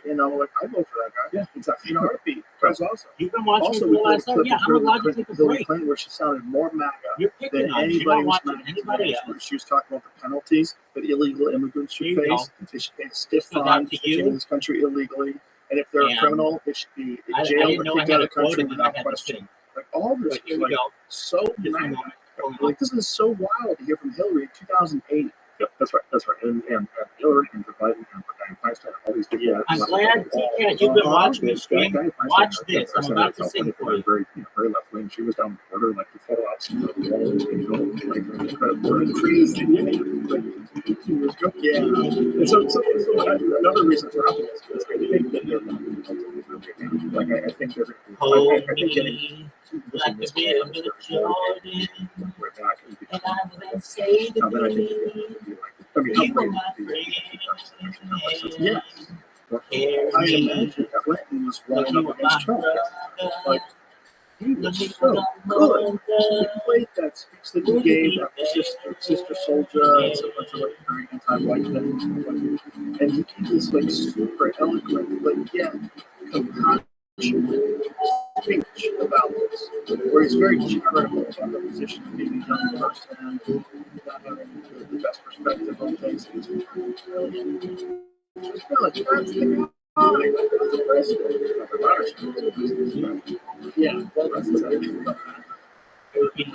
fascism, by definition, is almost always applied to right-wing totalitarian governments, but it's really kind of just adherence to the state and enforcing doctrine and enforcing people to thinking behavior right, which is what the left wing does. And then you talk about like being pro-war. Who's more pro-war now? Trump or the Biden administration? Clearly Trump is less pro-war. Clearly Trump wants to end the wars. Clearly Biden just allowed to create these more racist rivers. Like this is, I don't know what's going on in terms of negotiations. I hear all kinds of different things. But if you looked at one side that is pushing for these wars, it seems to be all down. And the other side is not. Like, with the fucking polar shift is so dramatic.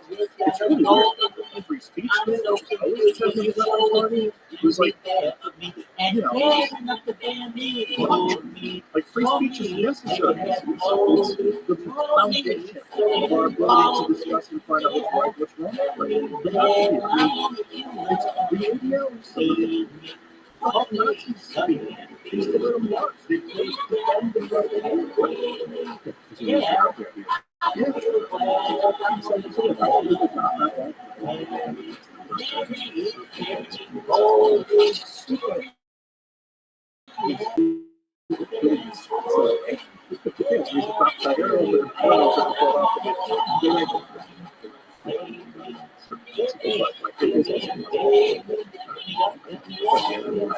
I am as well. I think the temperature of society, with the polarization of society, is so clearly moving away from what it was that they're going to have to push back, which is just not.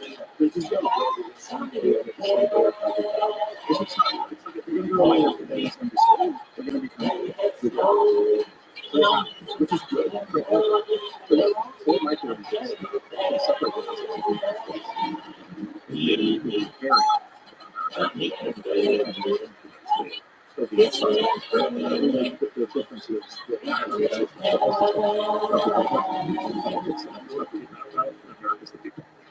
right. And so you can be incredibly bullish about it. And then it's just a question of whether you get America, or it's just a question of whether you get the United States part of line up to it. At least not for the pushing. Well, what are the things that you think about this administration, at least what they're proposing, that would move us in that direction as opposed to the way things are going? There's a lot of things. I mean, I think they got to start with the Department of I think it's hilarious. It just winds up being Doge. He's been pushing Dogecoin forever. The universe speaks. Yeah, it's just so many things are just so on the nose. They're like, is the simulation real? Yes. I mean, it has to be real. Yes, exactly. And Elon's programming in between. We certainly got a good position in the game. He's the number one Diablo player in the world right now. Exactly. He just got number one, which means fucking bananas. How's he have the time to do that? Which means he could be the guy steering this. I'm done. Yeah. You can talk So this goes back to what we were talking about before. Like, it is time to don't show the screen. So it's time to take the overall. You talk about this. It's time to take the overall tax down. It's time to take this money down. It's time to get the government out of the position of deciding who gets money. It's time to unleash economic growth. Elon explained there's more agencies than there have been years of the United States. Correct. Yeah, 450 federal agencies, and 2 new ones a year. And then my favorite twist is we have this thing called independent federal agencies. So, for example, this thing called the Consumer Finance Protection Bureau, CFPB, which is it's sort of Elizabeth Warren's personal agency that she gets to control. And it's an independent agency. It just gets to run and do whatever it wants, right? And if you read the Constitution, like there is no such thing as an independent agency, and yet there it is. What does her agency do? Whatever she wants. What does it do, though? We basically terrorize financial institutions, prevent new competition, new startups that want to compete. Really? Oh yeah. 100%. How so? Just by terrorizing anybody who tries to do anything new in financial services. And can you give me an example? Well, I would say, debank. This is where a lot of the people debanking comes from. These agencies. So debanking is when you as either a person or your company are going to be kicked out of the banking system. Like they did to Kanye. Exactly, like they did to Kanye. My partner Ben's father has been debanked. Really? We had a for what?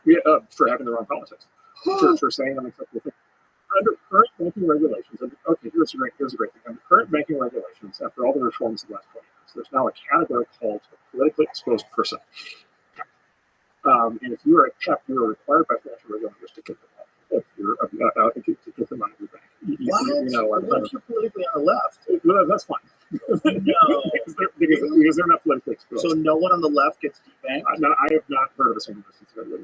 Can you tell me what the person that you know did? What they said that got them debanked? Oh, well, I mean, Dave Hurwitz is a right wing, pro Trump. I mean, he said all kinds of things. He's been very anti-Islamic terrorism. He's been very worried about migration, all these things. And they debanked him for that. Yeah, they debanked him. So you get kicked out of your bank account. You get kicked out of you can't do credit card transactions. But by the way, you can't. How is that legal? Well, exactly.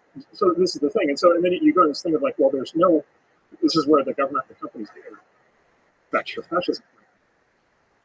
There's a constitutional amendment that says the government can't restrict your speech, but there's no constitutional amendment that says the government can't debank you, right? And so they can't do the one thing, they do the other thing, and then they don't have to debank you. They just have to put pressure on the private company banks to do it, and then the private company banks do it because they're expected to. But the government used to say we didn't do it. It was the private company that did it, and of course, JP Morgan can decide who they want to have as customers, of course, right? Because they're a private company, and so it's this sleight of hand that happens.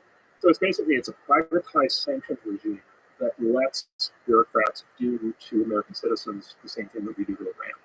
Wow. Just kick you out of the financial system. And so this has been happening to all the crypto entrepreneurs in the last 4 years. It's been happening to a lot of the fintech entrepreneurs, anybody trying to start anything banking service, because they're trying to protect the big banks.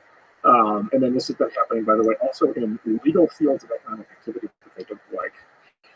And so a lot of this started about 15 years ago with this thing called Operation Checkpoint, where they decided to, as marijuana started to become legal, prostitution started to become legal, and guns, which there's always a fight about. Under the Obama administration, they started to debank legal marijuana businesses, escort businesses, and then gun shops, just like your gun manufacturers, and just like your gun banking system. And so if you're running a medical marijuana dispensary in 2012, guess what? You're doing your business all in cash. Because you literally can't get a bank account, you can't get a Visa terminal, you can't process transactions, you can't do payroll, you can't do direct deposit, you can't get insurance. Like, none of that stuff is, you've been sanctioned. That stuff is available. And then this administration extended that concept to apply it to tech founders, crypto founders, and then just generally political opponents. And so, so that's been like super pernicious. I wasn't aware of that. Oh, 100%. And this is called it's Operation Checkpoint 1.0 was 15 years ago against the pot and guns. Checkpoint 2.0 is primarily up against the political enemies and then to their disfavored tech startups. And it's hit the tech world. Like we've got like 35% debanked in the last 4 years. Really? Yeah. It's been a big recurring pattern. 30. This is one of the reasons why we ended up supporting Trump. It's like we can't live in this world. We can't live in a world where somebody starts a company that's a completely legal thing and then they literally get sanctioned right now by the United States government through a completely unaccountable, no due process. None of this is written down. There's no rules. There's no court. There's no decision process. There's no appeal. Who do you appeal to? Right? Like, who do you go to get your bank account back? Right? And then there's also the civil asset forfeiture side of it, which is right the other side, and that doesn't happen to us, but that happens to people in places now who get arrested, and all of a sudden the state takes their money. Yes, that happens to people who get pulled over and they have a large amount of cash in some states. Right, or there'll be well-publicized examples of there'll be some investigation of safe deposit boxes, and the next thing the Fed sees all the contents of the safe deposit boxes, and that stuff never gets returned. And so it's this, and this is what this is what Trump says the deep state. I like the way we would describe it is it's administrative power. It's political power being administered not through legislation, right? So there's no defined law that covers this. It's not through regulation. Right? There's nothing you can't go sue a regulator to fix this. It's not through any kind of court judgment. It's just raw power. It's just raw administrative power. It's the government or politicians just deciding that things are going to be a certain way, and it's just apply pressure until they do it. So what happens to those 30 tech people that you know? Start to go into a different field, like try to do something different. You try to get complete upending of your life. Yeah, complete upending of your life. Try to change your life. Try to get out of try to get away from the ISR. Try to get out of whatever zone got you into this, and keep applying for new bank accounts at different banks, and hope that at some point a bank will say, okay, it's okay, we checked it, it's now all right. Whoa! But there's no. So what do they do with their money? Like, what happens? You have to go to cash. You go to cash. You can't have it. Yeah. So where do you put it? In your mattress. Yes, exactly. Yeah, That exactly. is so insane. Yeah. So if someone has $30 million in the bank and they get debanked, It's hurt. You know, do I don't know, go overseas somewhere. holy shit. Yeah. It just happens. And again, it's really, really important. There's no fingerprints. Like there's no person. There's no stick above the strings. Yeah, exactly. Right. It just happened. And we can trace it back because we understand exactly. You know, we know the politicians involved, and we know how the agencies work, and we know how the pressures applied, and we know that the banks get phone calls and so forth. And so we can loosely, like we understand the flow of power as it happens. But when you're on the receiving end of this, your specific instance of it, like you can't trace it back. So what are the instances? Like, what is the company? What are they trying to do, and how do they run afoul? Well, all the crypto startups in the last basically 4 years. So remember the crypto thing got like really, everybody got excited and like NFTs and all that stuff. And Right. It just stopped. Yeah. And the reason it stopped is because basically every crypto founder, every crypto startup, they either got debanked personally and forced out of the industry, or their company got debanked and so it couldn't keep operating, or they got prosecuted, charged, or they got threatened with being charged. This is a fun twist. This is a fun little twist. The SEC sort of has been trying to kill the crypto industry under Biden. And this has been a big issue for us because we're the biggest crypto startup investor. The SEC can investigate you, they can subpoena you, they can prosecute you, they can do these things, but they don't have to do any of those things to really damage you. All they have to do is they issue what's called a Wells notice, and the Wells notice is a notification that you may be charged with something in the future. Like you're like on notice that you might be doing something wrong, and they might be coming after you at some point in the future. Oh my god. Okay, so Terrifying. That's yes, the eye. the eye of Sauron is on you. Okay, Yeah. now trying to be a company with a Wells notice doing business with anybody else. Oh my god. Right, try to work with a big company, try to get access to a bank, try to do. So that's when they support DEI initiatives. And Well, then the SEC under Biden became the SEC under Biden became a direct application of exactly. So DEI, they did a lot with that. ESG, all the ESG stuff. And ESG is a very global concept. They kind of all kinds of new requirements into that. So through this process, the SEC could basically just simply dictate what companies do with no accountability at all. Like there's no their hearings are going to be held out. Nothing changed. Nothing ever happened. They didn't change anything. Wow. It was just the wrong application of power. Right. And so this is your friends. This has happened too. Oh yeah, for sure. Yeah. And we had, like I said, we had an employee who got debanked because he had crypto in his job title. He was doing crypto policy for us at his bank. Because he that's it. Because they did a screen across.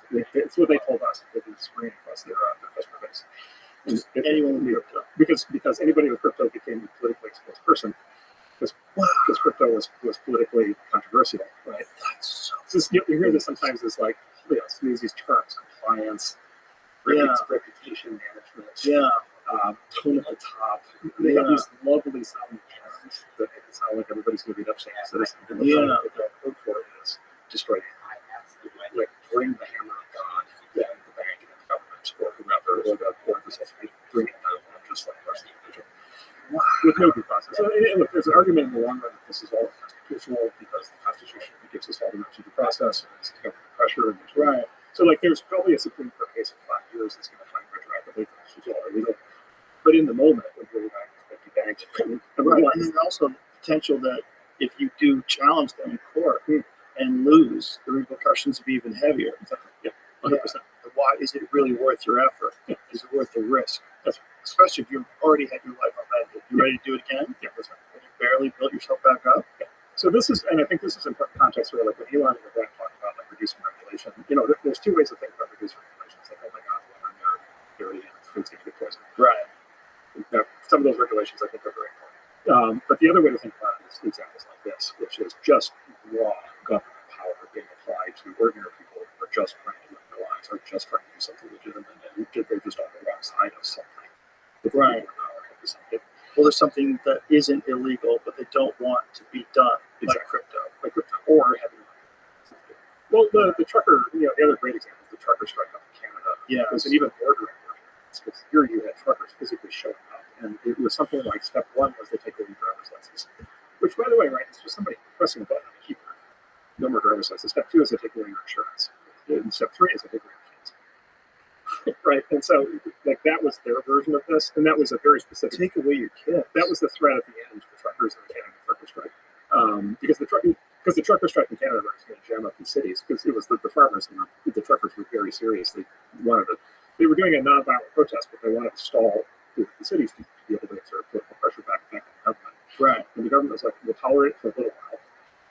Then we'll take your trucker license, then we'll take your insurance, then we'll take your kids. And How do they say they would take the kids? because it's administrative power. Like you can't, right, the theory would be you can't let, these aren't good parents if they're sitting in a truck in the middle of Calgary preventing goods and services from reaching people, right, putting people's lives at risk.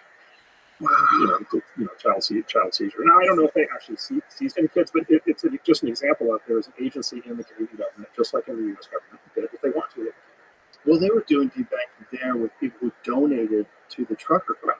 That's right. Which is even crazier. That's not even people who were there. People were opposed to the mandates that Trudeau's administration was imposing on people, and so they donated to these truckers, and then they got their bank accounts taken away, which is really crazy. And so, I think the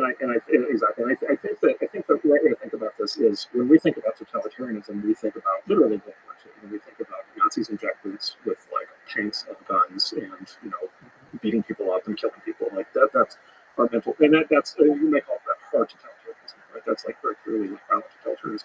But there's this other version of soft totalitarianism, which is just rules and power exercised arbitrarily. That just simply suppresses everything, right? And this is speech control and debunking, these are the things that we've been talking about. And that is, the good news is they're not coming up and like beating up in the middle of the night. The bad news is like you are under their complete control, and they can do whatever they want to you that doesn't involve physical violence, which basically includes the entire aspect of every aspect of how you actually conduct your life and support your family and get an income and everything else. And most people aren't even aware of it. Yeah, that's right. And then these are individual one-off things. Most people don't have a voice.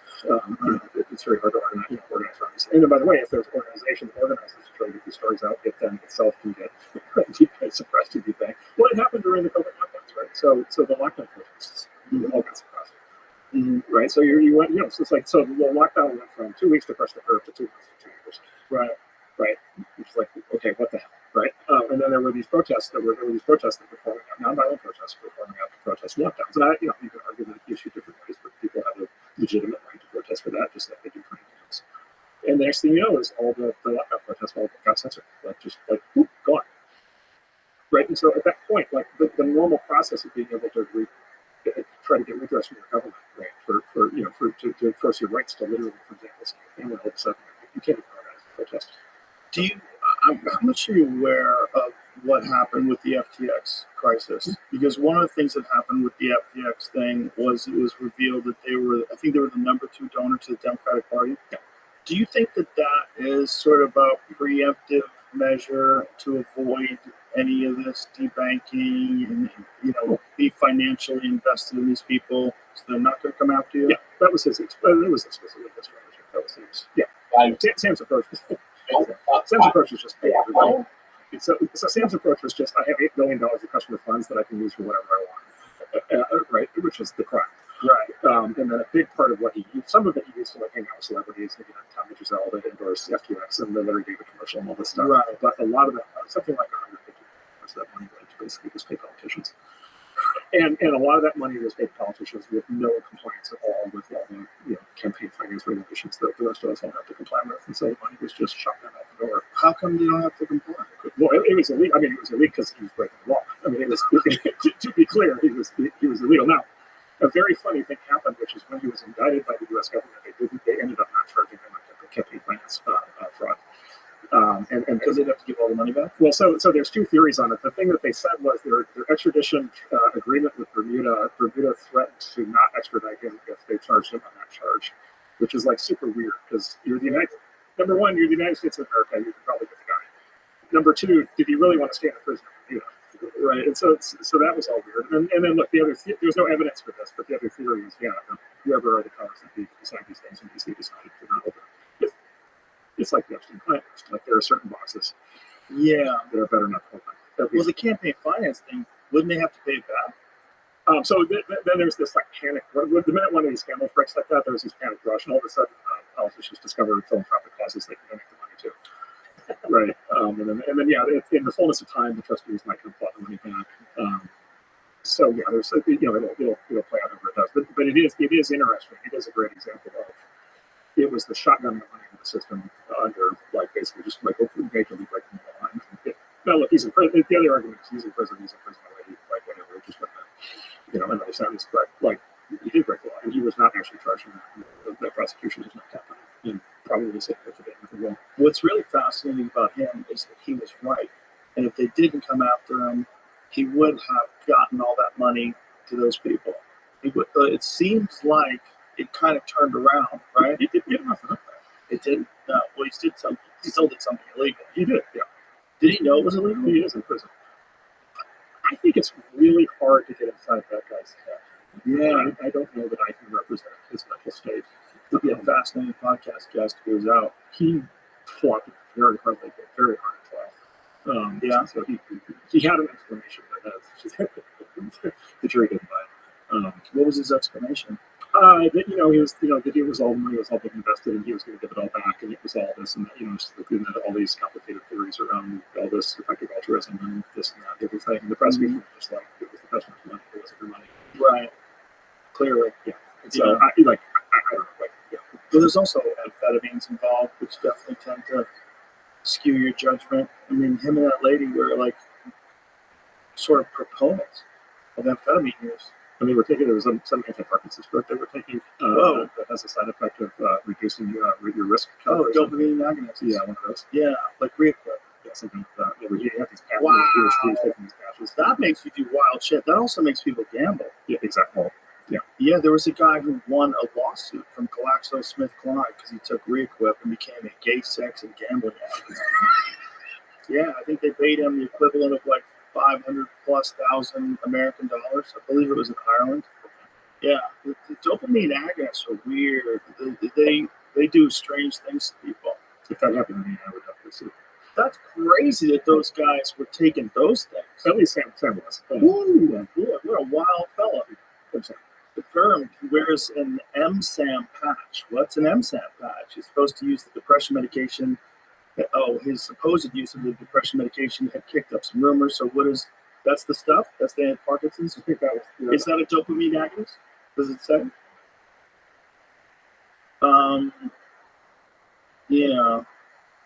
Put dopamine agonist. Yeah, interesting. Interesting. How does it work? Does it say how it works? Commonly used to depression. How does it work though?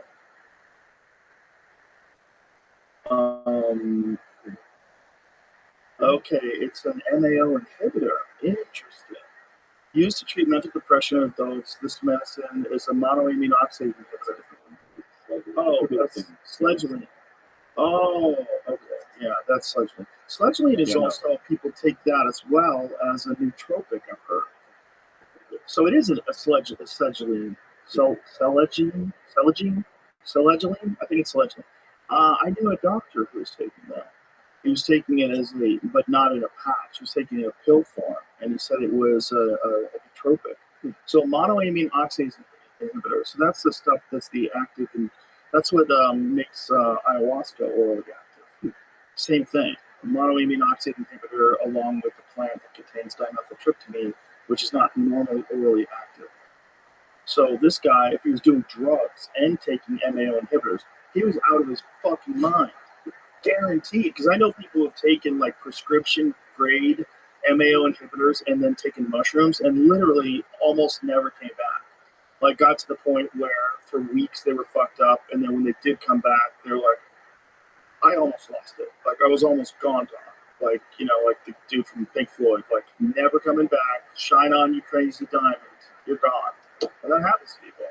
So this fucking kid with billions of dollars of people's money is taking those kinds of medications and amphetamines and who knows what. He had a constant psychiatrist who was prescribing this stuff. Wonderful. Like Hitler. Yeah, and inside out. Once again, back to Hitler. That's so crazy. What a wild boy. Are you following the theories that now emerging around and psychological changes that Ozempic causes? No, but I did read that it makes your heart shrink. Well, there's some theory to that, which is very concerning. But there's a fair amount of evidence that it resolves alcohol addiction, certain forms of drug addiction, and family addictions. And the current theory is that what it does is it essentially increases your self-control, your self-discipline, and it reduces cravings. And there's a theory that this is very positive. Let's say this is true, which is what they think right now. We'll see if that's what they think. So the theory that it's positive is the theory that, if we're all more responsible in our lives, we'd all be more successful. Society would be better. Yeah. Counter argument would be, responsible is only part of living, and it's only part of what makes a society work. We also need risk-taking, and we need creativity, yes. We need impulsiveness, yes. And we need variety. Yes. And maybe we're all going to get in the channel. Right. And maybe we're not going to like where that ends up. Yeah, you can't have everybody disciplined. You have to have wild fuckers out there. You have to have your jelly rolls. You have to be crazy people. They're fun. They make things more interesting. So it's essentially discipline in, a pill form or an injectable form. Yeah. And it's very helpful. And we're increasingly starting to prescribe it to alcohol. That's crazy. Well, that brings me to Ibogaine, which is the one thing that has the most success for people with addictions. It's illegal in this country. People go down to Mexico and go to these Ibogaine retreats. It's apparently, I haven't done it, but it's apparently this insane introspective journey that's very uncomfortable. It lasts about 24 hours. It's not something that's addictive in any way, shape, or form. Almost everyone says it's a very uncomfortable experience, but you gain unbelievable insight into what is wrong with you that makes you want to pick up heroin. What's going on in there? You're trying to escape. What is this? And it recognizes that pathway and puts a chemical stop there. It actually stops people from having addictive cravings, and it rewires the way they think about things. Particularly beneficial to veterans.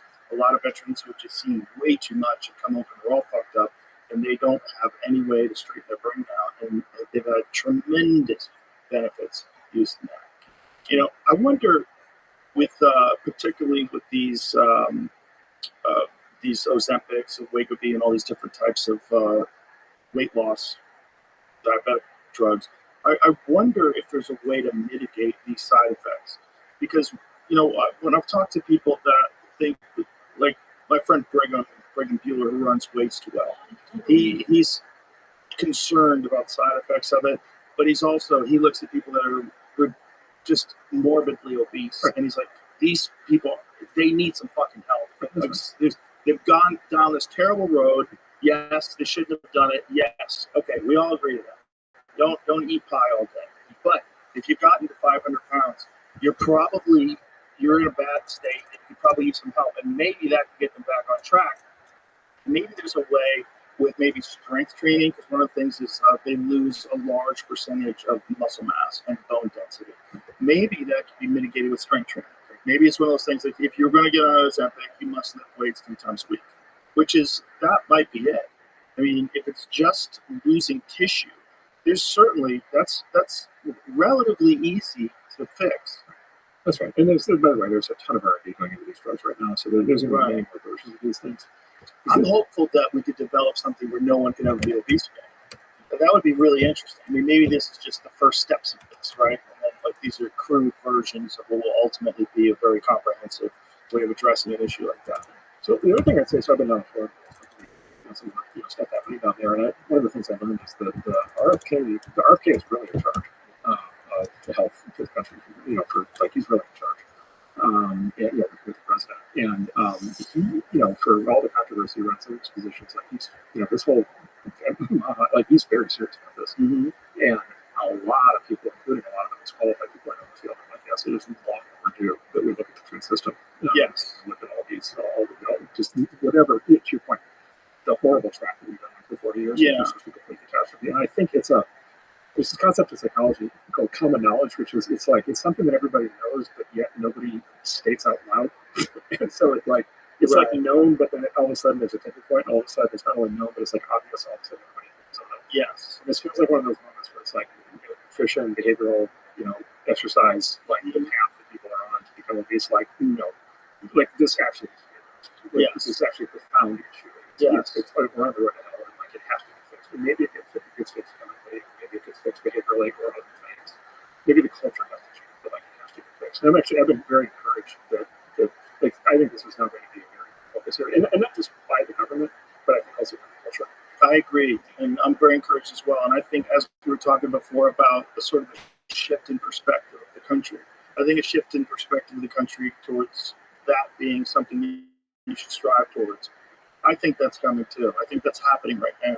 One of the happiest moments for me is when I run into someone and they said they were inspired to get fit and healthy from listening to talk about the benefits of it. And I've talked to so many people who lost 100 pounds, 150 pounds. They're exercising regularly. They eat healthy. It's fantastic. It's one of my favorite things when I run into people who are fans of the podcast. So one of my theories on this is that this is it's the part of this. What happened is there's something very specific happening in COVID, which is the public health people by and large look very healthy. Yes, right. They didn't look good. Right. And so you've got these people standing up there telling everybody how they got it, like do all the lockdowns and masks and like all that stuff. Yeah, Bill Gates should get jacked. That would be very. He's got a lot of money. It would be extremely helpful. Get a trainer. When he writes the book and goes in the press tour to talk about public health. Get a trainer. That would be great. Yeah. By the way, it'd be great for him and his family and society. It would be very reassuring. Bill Gates had a six-pack. I'd listen to him more. That I think would be absolutely fantastic. And so, like, it's just this thing. It's just like, well, of course, like, yes, the people who are telling us all how to live, we ought to be helpful. Right. And if they're not, like, clearly. Right. That's where RFK comes from. 100%. He looks fantastic. Yeah, that's right. That's right. Yeah. Super fantastic. Yeah. It's just like, wow.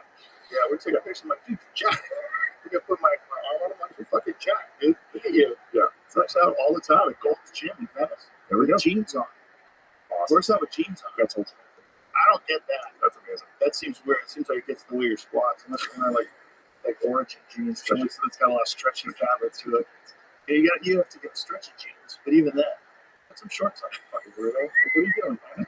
No, that's like prison credibility. It is. It's fantastic. It is a little street cred. That's cool. You know, wearing Timberlands. Yes. Timberlands and wearing squats. It's kind of crazy.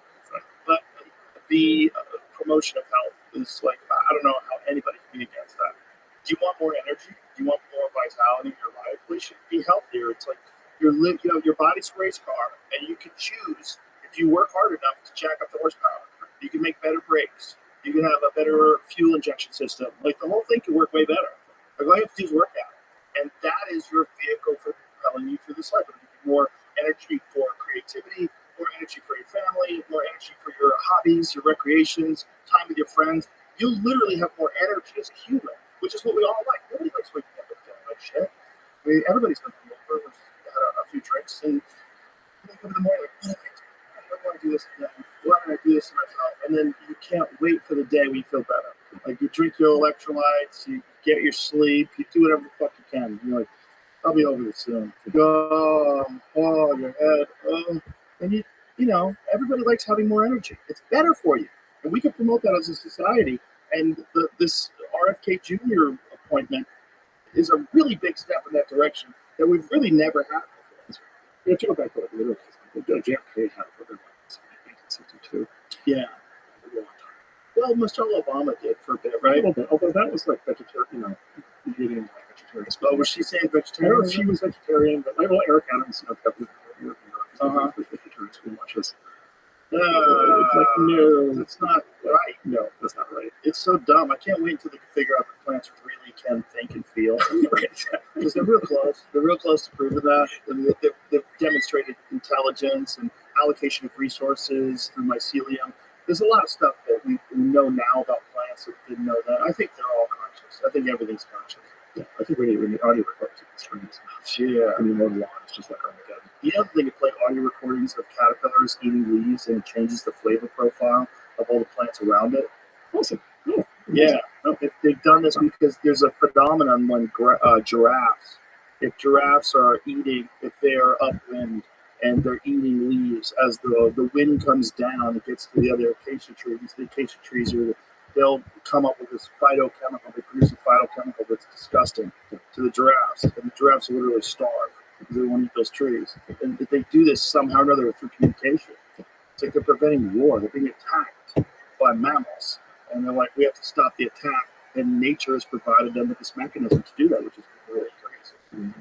So back to the dose for a moment. So one of the reasons why everybody became unhealthy is because the government directly put itself into the food system, and specifically high fructose corn syrup. Right, high fructose corn syrup was an artifact of government agriculture agriculture subsidies. Right, the country which was good during World War II because we needed food at one time. Yeah, right. But like by the 1970s, right, we were massively overproducing. Specifically, we were massively overproducing corn, and the corn lobby, the sort of agricultural lobby, became very powerful. And we have this government agency. One of the 450 government agencies is the USDA, and the USDA has a dual mandate. It's to promote the U.S. agriculture, specifically things like corn, and it's also to advise us on what we should eat. And they also need the food pyramid. And that's why the food pyramid is upside down, right? For all those decades, where we're supposed to eat carbs and not protein and fat, was because literally that's the agency that's responsible for promoting agriculture, and then that agency has inserted itself through laws, regulations, and this kind of administrative pressure. And basically said, thou shalt use high fructose corn syrup because it is a byproduct of corn, as opposed to sugar. Right. And as we now know, that was an absolutely poisonous decision. That was like literal poison, absolutely ruinous decision. Just an absolutely terrible idea. Well, Casey Means was on here, and she was explaining the very mechanism by which high fructose corn syrup encourages overconsumption. Right. And that it's essentially like it's an evolutionary thing that like where bears would eat like a bunch of berries to get fat for the winter. So these high fructose corn syrup encourages you to overconsume. Yeah, we were not supposed to be eating this. Right. This was not supposed to. It would not have especially happened. Drinking it. 100%. Yeah, 100%. And so if this would not have happened, had the government not made it happen. And so it traces directly back to the government decision to do that. Now they didn't, of course, they didn't understand the consequences, but that's kind of the point, which is they interfered without understanding the consequences. Right. And so that's the kind of thing where you look at it and you're just like, all right, like, and then you're 40 years later and you're still doing it. Right. And then at some point, you know what the consequences are. At some point, there's a question of whether it be covered up. Right. Right. And it's just like, okay, at some point, this has to stop. Right. And literally, they just need to stop. Like, they just need to stop subsidizing corn. They need to stop forcing food companies to do this. They just need to stop. And so this goes back to like the regulatory reform thing, which is like there's just like tremendous amount of this that may have been good intention at one point. But sitting here today, we're living with these horrible downstream consequences, and unless somebody steps in with a hammer, none of this is going to happen. And they also have the insane amount of money that's involved because R.J. Reynolds, these tobacco companies, when they were getting sanctioned, they were getting in trouble, they decided, well, let's buy all these food companies. And so now these same companies that lie about whether or not cigarettes are addictive and cause cancer, now these same companies are pushing super unhealthy food on people, or at least selling super unhealthy food to people, which I think you should be allowed to buy. I think you should be allowed to buy whatever the fuck you want. I'm all for that. But I do think we should be like much more aware of what's actually going on, like you're saying, and why the stuff is in there in the first place. Right. Well, and then you get these other more delicate questions, but it's like, okay, food assistance programs for like, low-income people and low-income children. It's like, okay, should they be? Do we want little kids who have no control over this to end up on the receiving end of this food production pipeline? Right. Paid for with government money and get 300 pounds by the time they're 18. Right, and cheaper than other food. Because they're subsidized. Right. Because they're subsidized. And so, and you have this very perverse outcome where you have these government officials who've been standing up there for 40 years saying, we're protecting you, and what's been happening is they've been poisoning us. Yeah. And so stuff like it just needs to stop. And that's where you need something. So, and something like President Trump. What would they be able to do to mitigate a lot of these issues? Like, how would they, if you want to, would you make it illegal to put high fructose corn syrup as an ingredient, or would you simply stop subsidizing? Like, and how would that work within the government? Like, how would you apply something like that? Yeah, I think there's three things you can do, two of which involve direct action, and the third is maybe even the most important. So one is you can just stop doing things that are harmful. You can stop doing things. The government can stop subsidizing bad things. That's an example. Let me give you an example. It's a parallel thing. If you want to clean up universities, you need to stop feeding those student loans, right? So the government should stop paying for things that are harmful. So that's one. And then two is, look, there may be a role for additional protections or prohibitions. And so, for example, maybe you let people freely buy all the Oreos they want, but maybe you can't get them food assistance programs so that kids who have no control over it are not being poisoned. And so you could do that. But I always think that the third thing is culture. Like, there's always a temptation with these discussions because the government's so powerful to talk about what the government does or doesn't do, and I think so much of this has to do with culture. It's actually upstream or downstream from politics, which is like what is the cultural tone of the country? Right. What's the value system? Right. What are the role models? Right. Right. What are people being inspired to do? Also, what form of shaming is it? Like, what are we not going to tolerate? take the perverse effect studies. Like, are we going to glorify obesity, right? Right. No. No. And that's not necessarily a legal judgment or a court case, but it's a cultural statement. And and it's not that the government should control the culture, but leaders should play that role. Yeah. And so, in both in and outside government. So, if there are leaders to step up like this and basically say, no, this is not the kind of culture we're going to have. It's not the kind of society we're going to have. It's not what kids should be looking up to. I think is just as powerful as the actual government. It's interesting. It's only kind of shaming it, because I don't want to shame anybody for being fat, but boy, does that work. Maybe you should shame that. Shaming works. Maybe you should shame parents. Yeah. Right. The problem is, and maybe there's so many people that are ignorant as to what exactly is going on. Of course, and it's like absolutely required. And they're being fed bullshit. 100%. And yes, but again, it's also cultural, which is just like, okay, is the media thing, like, is the media educating people on this? And if the mainstream media is not doing it right, should there be new media sources that are? Yeah. Who get in which source, and then therefore which sources the media get respect. Right. So we have this giant collective culture question, right, that we all get to ask and answer, and particularly those of us in a position to be able to send messages that a lot of people hear. So that will help. That will help move the needle. But what specifically can RFK Jr. do once he actually gets in? I mean, there's. Oh yes, he has Secretary of HHS. He has very broad, I would say, a very broad ability to look at this holistically inside the government. What kind of pushback is there going to be against that? Like, that seems like a wild amount of money that be lost. So there's the work that the cabinet secretary is like he will be doing formally, and then there's the work that the Doge and the president will be doing kind of for all of that. And there will be some convergence between those. And you'll see there's the potential for vector manufacturing on a lot of these fronts. Could you imagine if you're running an agency and you have to have a meeting with Vivek and Elon, and you got to open your books? Yes. Office space with the Rabbi box for concert. What do you do here? Exactly. That's exactly what it's like. Isn't there a meme like that?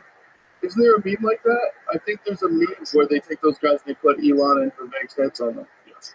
So there was another key timeline split that happened in Silicon Valley about 2 years ago, actually 2.5 years ago, actually right before he took over Twitter, where he got in an email fight with the CEO of Twitter at the time, who's actually a friend of mine. He's a really good guy, but it literally, this guy had just been promoted from engineer to run the company, and then like a month later, he ends up really trying to deal with the situation. So kind of got a little bit sandbagged on it, but yes.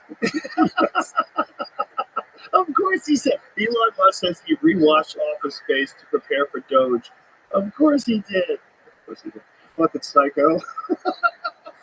Exactly.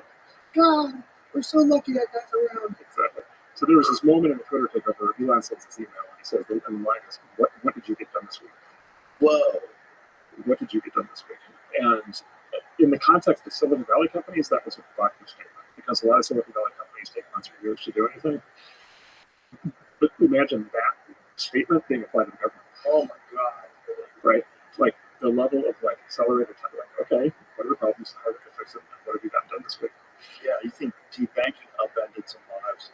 Yes, exactly. So yes, what have you done this week? And by the way, when Elon runs, it's actually interesting. A guy just tweeted, or posted, or tweeted what it's like to work for Elon at his AI company, XAI. And he said Elon came in last week and said Elon spent 18 hours at the office and in 5-minute chunks. And it was each person had 5 minutes. He just left it and explained to Elon what they were doing.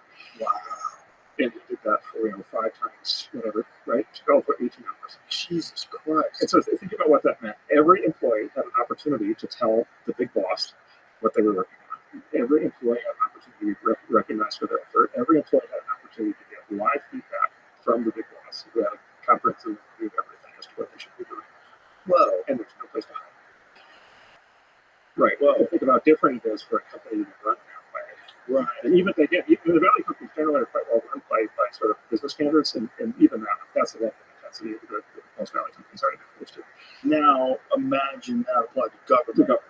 And again, this is the kind of thing. There's no law there's no reason it can't be done. There's no law that prevents that. There's nothing in the Constitution that says you can't do that. It's a choice. How the government is run is a choice of the executive branch of the president for how it's going to be run. And there's no reason why the government can't let it be run. And here's what's crazy. The pushback against even the concept of this by leftists. So leftists defending bureaucratic bloat and big government is wild. which they really shouldn't be doing, which is a weird thing to inject themselves into. My hope is they'll figure out how bad this is. Do you think it's like just an ideological thing, like the right wants this, so we oppose it? I think the left thinks they control the government. Like I think 50 years ago they would have been on the other side of this issue. Like Noam Chomsky 50 years ago would have been on the other side of this. He would have viewed government power as the extension of like the state and big business intertwined. Maybe these days just turn manufacturing against that, whereas like government and business are conspiring against you. Yeah. So he would have been on the other side of this. But I think today's leftists think they control the government, which in many ways they do. Well, so Washington D.C. believed 94% Republican. 6% for Trump, right? And so, okay, so 2 data points. That is data point number 1. Data point number 2, 4 of the 10 wealthiest counties in the country are suburbs of Washington, D.C. Wow. Lobbyists. Yeah. So you go, wait, that. Yeah. That's a crazy job. It's the actual term. And these aren't people working for the government. These are people making money from the government. These are people sponging off the government. And so, like, yeah, for to the extent the Democrats have wedged themselves in a position where they're defending this, they really should.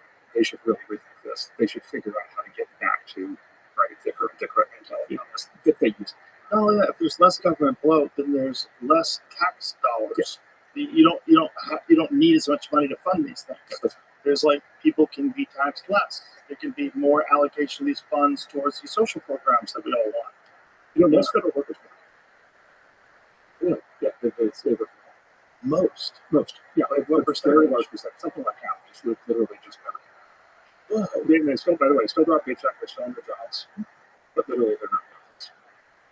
Or in some cases, they have an agreement where there's one agency that there's one agency where here's another great thing. There are agencies of the federal government whose workforces are both civil servants as full civil service protections and unionized. Entirely paid for by the taxpayer, but they both have civil service protections, which, by the way, are totally made up. There's no concept in the Constitution of civil service protections. It's just like totally made up thing. And they're unionized. And there's a particular agency that I know of where the union negotiated the return to the office from COVID, and the agreement was you can be in the office 1 day a month. Whoa! And actually, what the pattern now, what they do is the employees come in on the last day of the month and the first day of the following month.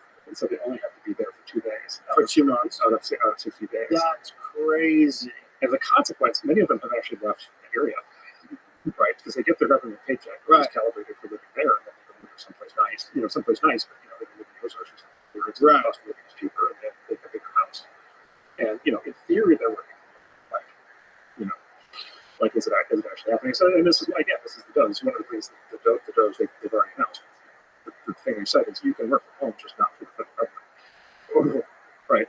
Yeah, and so when people are talking about like, is the Doge going to be able to do anything? Like, it's just okay. There's 50% of the federal workforce, right? And it's, and it's, as a taxpayer, how do you feel about that? And, to your point on pay taxes, like if those people are in the office, they're dying as an activity and making the country better, right? Fair enough, of course. But if they're kicking it at home, right? Maybe not. Yeah, maybe not. And that's how much oversight has there been on whether or not they've been kicking it?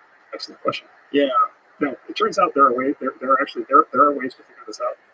So, for example, for many jobs where you have to log in to be able to get access, like email, you can actually check, like if you have VPNs to get into the corporate network, you can actually audit. You can see who's been working. And then there's a. Do you know about mouse wigglers? Yes. Yeah. Yes. So no, actually physical. Oh, they're physical mouse wigglers. Yeah, physical mouse wigglers. And so it's a physical device that holds your mouse and then intermittently wiggles it. And a friend of mine who runs a big tech company, he just had like a nagging feeling about this that maybe all of his remote workers were employed that way. And so he actually wrote himself a weekend algorithm to inspect all the mouse movements of all employees for a week, and then he bought all 50 like mouse wigglers from China that you can buy, and he fingerprinted them all, and he found that he had a whole bunch of employees who were using mouse wigglers. Wow. Right, and so how many federal employees are using mouse wigglers? Right, so how crazy is that that's how they can measure whether or not you're active, whether your mouse is moving? Yeah, like what are they seeing? Just a pattern of movement of the mouse. That's it. Well, the mouse wiggler is moving in a way that you can feel. So is this like? Do you agree to a certain amount of disclosure of your personal information while you're working? Like, how do you get access to mouse wiggles? Oh, so it's very common. So in corporate environments, it's very common that your company issued computer has some kind of software on it that lets the company control the software. and gives the company some level of visibility of what they're doing. And it doesn't mean they're literally watching you. But it means that they have the ability to kind of reach out and be able to see how much is the computer on. Wow. Is the most. So that's actually I heard the most ridiculous argument against this. What are you going to do with all those employees that get fired? Like, what are you going to do with all those people who are stealing hubcaps? They're making a living stealing. What are you going to do if you make hubcap stealing illegal? Like, what are you talking about? They're essentially stealing tax dollars. If they really are doing something that's totally useless, and we're wasting enormous amounts of money on this every year, the argument that what are you going to do if those people can't do that anymore is really crazy. Well, the answer is they can do something productive. Yeah. And people are more than capable. You don't have to infantilize someone to say, like, this is the only thing they're capable of doing. Exactly. They worked for the government for 20 years. This is all they can do. And then, by the way, there's multiple knock-on effects, positive knock-on effects. If you can cut government spending, there's multiple knock-on effects. So one is if you cut the spending, you cut the taxes, and you can just the private economy just really has more money because it hasn't taken. And so if there's less public spend, there'll be more private spend. Right, because the money reallocates. So there might be just as much demand in the economy. It's just coming from people choosing to buy things instead of the government forcing it. So that's number one. Number two, you can bring down government debt, which means you can bring down government interest. And the government today, the federal government today, pays more in interest than you pay for the Department of Defense. Right, but how much of that is salary? No, that's just interest on the debt. Right, that's just interest on the old debt.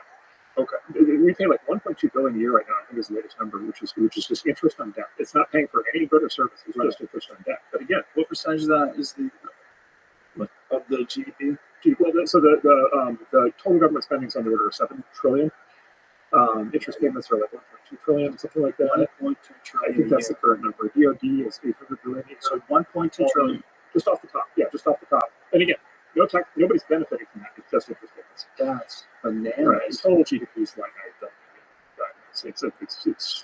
it's 20, 30, 40 trillion. It's much larger than that, but like still, it's enough. This is a lot of money. And the total accumulated debt is 35 trillion. And the total accumulated debt is 35 trillion, and it adds another trillion of accumulated debt every 100 days. Yes. Oh my God, it hurts my head. There's a congressman actually, Thomas Massey. You should have. So he's the one guy in Washington who talks about this, and he's an MIT. He's one of the only libertarians, and he's an MIT engineer, and he actually designed himself a pocket lapel pin calculator of the government debt, and he wears it every day. So he walks around with this scroll. He walks with a little scrolling LED display. Oh my God! On his lapel, and it literally counts it. It counts the debt. And it's accurate. It's pulling data from the U.S. Treasury, and it's actually an accurate count. So it's like 34 trillion, 35 trillion, 36 trillion. Here's the kicker: at the current pace of the compounding, the debt will cross 100 trillion in the foreseeable future. So he's already working on the redesign because he needs a bigger device, a bigger screen. It's a bigger number. How much anxiety you get standing around and looking at it? That's his goal, right? He wants, because otherwise the status quo in Washington is just let this happen. Ugh, right? And so anyway, another way you benefit is reduction of interest. Another way you benefit is reduction of interest rates. If you bring down the amount of debt in the economy, you bring down interest rates. And then everybody else who buys things, when you go to buy for a house, your mortgage is cheaper, right? So anybody who ever borrows money in the real economy, then therefore is better off. Right. This is the argument against it being only good for wealthy people. It's good for everybody. Right. Yeah, it's good for anybody who ever gets car loan, home loan, small business loan. You want to bring down interest rates. But this fundamental discussion of it, the argument, particularly from the left, is that all these tax cuts, deregulation, all this is going to do is make Trump supporters and Trump's people wealthier, and it's going to ruin the middle class and ruin the lower class. Everyone else is going to suffer. So just observationally, almost all the rich people in our society live for couple. Right. Really? Yeah. The Democratic Party. So the Democratic Republic. It's what they call it. It's a political science. It's called top plus bottom versus middle. Is the configuration. So the Democratic Party is the top and the bottom versus the middle. So the top is what you might call the sort of upper middle class coastal elites. Mm-hmm. So it's everybody who went to the fancy schools. It's everybody with the fancy jobs. For sure, me. Like it's your grandfather in. Yeah. Right. But it's like fancy. It's like high net worth, high income people with primarily knowledge working jobs. Right. So something professor, reporter, programmer, right, database expert, like author, lawyer, accountant, banker, like all the sort of elite jobs, and all the elite degrees. By the way, they all went to the top schools and got the elite degrees. So that's the top, and then the bottom is what you call the clientele class, right? So it's called the Great Bilingual Coalition, right? So it's the minority groups, right? So it's the assembly of low-income African Americans, low-income Latinos, recent immigrants, and so forth, right? And so that's the Democratic coalition that they explicitly program against. And then Republicans in our era, Republicans are it's the middle class, lower middle class. It's all the people who don't have the fancy degrees and are doing all the actual work that's basically making the country run. Right, so it's everybody from the small business owner, the restaurateur, the truck drivers, the farmers, all the way, garbage man, everybody who goes to work 9 to 5, has a job, probably either small business or a physical job. It's sort of labor, like real labor, like actual labor, calluses on the hands, right? That kinds of stuff. So kind of the so-called real economy, which is why, right, the Republicans are concentrated in the center and the South, because that's where all those things are, and then Democrats are concentrated in New York and California, and on the coast, which is where all the symbolic, creative, intellectual jobs are. And so the weird thing that's happened is progressivism started speaking for the working man, right? Like 100 years ago, it spoke for the working man, and now what's happened is there's been a complete reorientation where the working man has separated out, and then you saw that in the most recent election. Where the union leadership still, for the most part, endorsed Kamala, but the rank and file voted majority for Trump in a lot of cases. And the data point that I remember is the Teamsters voted 70% for Trump.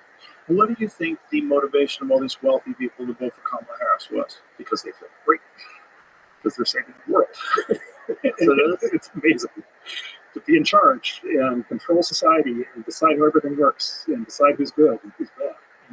Like you're elite, you get to be the elite, you get to make the elite decisions. And if you want to be in that group, you got to do this, and you feel good about yourself because you feel like what you're doing is on behalf of your.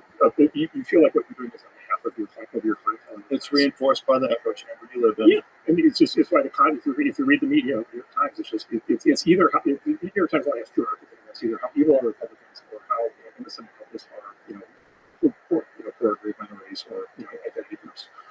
Right, and so the oppositional force, and then we're the party of good, the capital G, because we're taking care of all these poor and marginalized people. And so it's a very compelling. You feel great about yourself, right? It's just that's amazing. And then by the way, it just so happens that the economy is wired up in a way where you're getting paid a ton of money.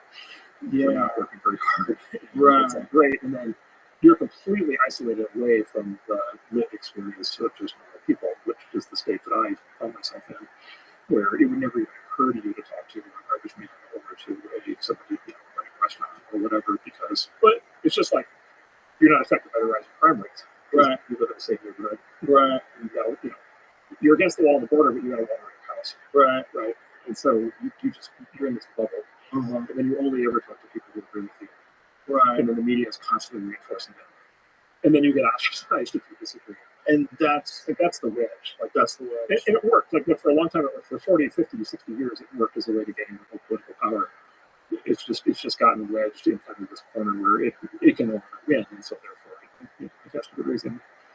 So for you, when you had the shift of thinking, you talk to the waiter, and then the Hillary Clinton speech, and then how long is it before you start publicly expressing these things, and like how much of a reluctance is there? So from 2017 to 2020, I was just trying to figure out what the hell was going on, and then COVID hit, and then I was trying to figure out what the hell was going on with COVID, and our business went crazy. Our business caved in and had all kinds of crazy, horrible things happening. And we have all these companies, we have hundreds of companies who are responsible for our startups, and so we're working with them to try to keep them afloat and get the money and everything.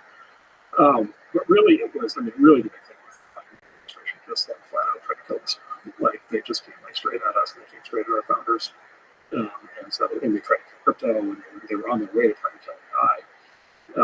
They were horrible. Like what was the motivation to kill AI? Because they want control. They want control. They want to control in the same way. So they recognize the potential of it. They want to head it off in the path. They want control. They want to put. They don't necessarily want to stop it, but they want to make sure that they control it in the same way that they control social media. In the same way that they control the press. So how are they trying to do that? So it's the AI. Think about it as the same dynamics that cause censorship to happen in social media will also going to happen. And so there's a couple steps. So one is you just want a small number of companies to do AI because you want to be able to put them in help control them. So you basically want to give. You basically want to have a government. You want to bless a small set of large companies with a cartel and set up a regulatory structure where those companies are intertwined with the government, and then you want to prevent startups from being able to enter that cartel. And how would they do that? That's a threat to control. So it's concept called regulatory capture. And so the way this has happened many times for hundreds of years. This is like a very well established kind of thing in economics and politics. So suppose you're a big bank, suppose you're Jamie Dimon, you run JP Morgan Chase. Like, what's like the biggest possible threat of what you could possibly face? It's that there's some disruptive change that comes along that upends your entire business. You're Kodak. Right. You're Kodak. Right. I'm making a ton of money on an analog film, and you get destroyed. And in your obituary, it's like, you're an idiot. The blockbuster video. Like, that's the cautionary tale. Those are the ghost stories that those guys tell in the campfire at night. They're just absolutely terrifying. Right. And like business schools teach you, like, that's the one thing you do not want to do. And so there's two ways to try to deal with that. One is you could try to invent the future before it happens to you, but that's hard because you run a big company and these startups are out there doing all these crazy things, and can you really do that? And it's hard, it's risky and dangerous. The other thing you can do is you go to the government and you basically say, okay, we would like to propose basically a trade, which is we would like the government to put up a wall of regulation. Right? We would like the government to put in place rules, right, that are potentially thousands of pages long, right? And in fact, we can worry better, right? We want a very, very, very high bar for regulation for what's required to be in this business, because I'm a big company. I can afford 10,000 lawyers and compliance people, right? I voluntarily put myself under basically the government thumb. But in return, the government has erected this wall of regulation such that the next startup comes along, and just the next company comes along, just literally can't function. And by the way, this is literally what happened in banking. So pre-2008, pre the financial crisis, there were many different banks in the country, big, medium, small, and lots of new bank startups every year. People would just start banks, entrepreneurial banks of many different kinds. After the financial crisis, we had this problem called the too big to fail banks, right? The banks were too big, and so there was this legislation called Dodd-Frank, which was regulatory reform for banking, which was going to fix the too big to fail bank problem. They implemented that in 2011. I call that the Big Bank Protection Act. It was marketed as it was going to solve the problem. So what it actually did was make them short. So those too big to fail banks, the same ones we bailed out, are now much larger than they were before. The banking industry has concentrated into those banks. All the mid-sized banks are being shaken out, and they're periodically going to go under. Like the bank in Silicon Valley also it went under, and this has been happening all across the economy. And then since Dodd-Frank, the number of new banks created in the United States is about zero. Whoa! And so the banking system is being centralized basically into 10 big banks. They actually have a great term called GSIB, globally significant something bank. And so there's like 10 GSIBs, and then basically what's going to happen is those are going to consolidate basically into the three big banks. And if you get debanked by one of the big three, you're done. You're absolutely done. Oh my God! But think about it from the other side. If you're the Treasury Secretary and you want your political enemy to bank, it's just a phone call, right? Which is what has been happening, which was happening under the prior regime, right? And again, that's zero new banks. Yeah, zero. Literally, it was like cardiac arrest. It was like, that's it for the bank charters. And we've had companies that have tried to start new banks, and it's essentially impossible because you have to comply with the wall of regulation. You need to go hire your 10,000 compliance people, your lawyers. But you can't afford to do that because you're not big enough for that. So you can't function. Like you can't exist. Like it's ruled out. It's by definition it's ruled out. You can't do it. It's not financially viable. Right. So that happened in banking. That's what they've been doing in social media. It's been the same. Anyway, this has happened in many other industries. By the way, this happened. Food industry is greatly consolidated. That's a link that's happening in the industry as well. And it's the intertwining of government, right? Because at that point, it's like, okay, is this a private company? Yes. Like, still a private company, it has a stock price, it has a CEO. Does the CEO have to do everything that the relevant cabinet secretary tells him to do? Yes, he does. Why does he have to do that? Because if not, it's going to be investigations and subpoenas and prosecutions and pathological examinations for the rest of his life. Wow. Everything. So it's essentially what we accuse the CCP of doing in China. So if you combine banking and social media and now AI, you have basically privatized social credit score. Right, is where you have right, and this goes back to the Tucker Strike thing. You don't have to threaten to take away somebody's kids. You just threaten to take away their insurance. You don't threaten to take away their insurance. It's not government insurance that's being taken away. the same thing is happening in the insurance industry. It's consolidated down to a small handful of companies. They're super regulated. If the government doesn't want you to have insurance, you're not going to have insurance. And there's no constitutional right to insurance, so there's no appeal process. We're back to the banking thing, and so that happened in banking. That's been happening in tech and social media generally. It's been happening in many other sectors, and then it's happening specifically in AI. You know, what you have in AI is you have a set of CEOs of some of the big AI companies that want this to happen, because again, their big threat is that we're going to fund a startup that's going to eat their lunch, right? It's going to really screw them up. And so they're like, look, if we could just take the position we have and lock it in with government protection, the trade is we'll do whatever the government wants. And if you assume the government is controlled by, you know, people who want to censor and punish and cancel their political plans, that's going to come right along with it. And so that's why when these AI systems come out, like 9 times out of 10, they're tremendously politically biased. I mean, you can do this today. You just go on, you go into these systems today, and you just like you just start asking like really basic questions. Gemini is the best example of that, right? When they had the multiracial Nazis, the black Nazis. Yeah. Once again, right? Yeah. The Nazis, yes. So it turns out, according to Gemini, that Hitler had an excellent DEI policy. Yeah. Now, in reality, he did not. And it's important to understand that in reality, he did not. But yeah, Gemini happily threw up black Nazis because they programmed it to be biased. They programmed it in a political direction. This is a guy, David Rosado, who's been doing these analyses on the social media side, where he shows the incidence rates of the rise of like all of the woke language, like in the media. And there's similar studies that have come out for the AI, where there's studies that have been done that basically show the political orientation of the LLMs. So you can ask them questions, and they'll tell you. And they're just like 9 out of 10 of them are like tremendously biased. And then there's a handful that aren't. And then there's tremendous pressure. This is one of the threats from the government. Is this the government basically going to force our startups to come into compliance, not just with their trade agreements, but also with their basically essentially a censorship regime. It's exactly like the censorship regime on social media. Wow, that's terrifying. Yeah, exactly. And yes, and this is my belief, and what I've been trying to tell people in Washington, which is if you thought social media censorship was bad, this has the potential to be 1,000 times worse. And the reason is social media is important, but at the end of the day, it's quote just people talking. AI is going to be the control layer of everything, right? So AI is going to be the control layer on kids learning school. It's going to be the control layer on loans. It's going to be the control layer on does your house open and come out the door. It's going to be the control layer on everything, right? And so if that gets wired into the political system the way that the banks did and the way the social media did, like we are in for a very bad future. And that's a big thing. And the Biden administration was explicitly like they were very clearly going for that. And it was just like crystal clear that's where it was headed. And do you feel like with a second administration they'd be even more emboldened to act in that direction? Yes, 100%. Another Biden administration for sure. And then there was an open question on Kamala. The open question there was just she wouldn't, as you know, she wouldn't declare if her issues positions were the same as Biden's or if they were different. Right. And so, you can imagine the Kamala administration with a very different approach, but she refused to clarify any of her positions. Right. And so we had to assume that they would be the same as Biden's, which I think is the default. Now, is this a closeted sort of a perspective in Silicon Valley? Do people hide these thoughts that this administration would be bad for business? I mean, much less now than yeah. Yeah. I mean, look, Elon really broke a lot of it. Elon did 2 things that really opened a lot of this up. One is he bought Twitter, which really gave us a place to talk about this stuff, all of us. But then also he himself, of course, started to actually express himself. And so he gave a lot of the rest of us permission structure to be able to say these things. And then look, it was like a cascade where people are like, okay, apparently you can talk about things. Okay, I have some things to say. Yeah. Well, no, look, also just, they went too far. They tightened screws. I mean, they really came at us hard.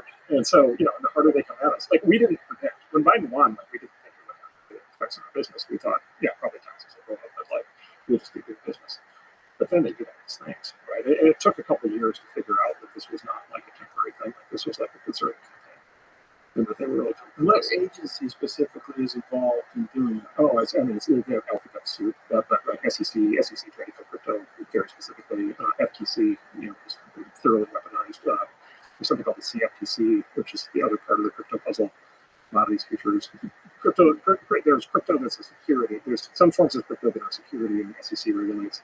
There's other kinds of crypto that are commodity that the CFTC regulates. This is the CFPB I mentioned earlier, so the Consumer Finance Protection Bureau.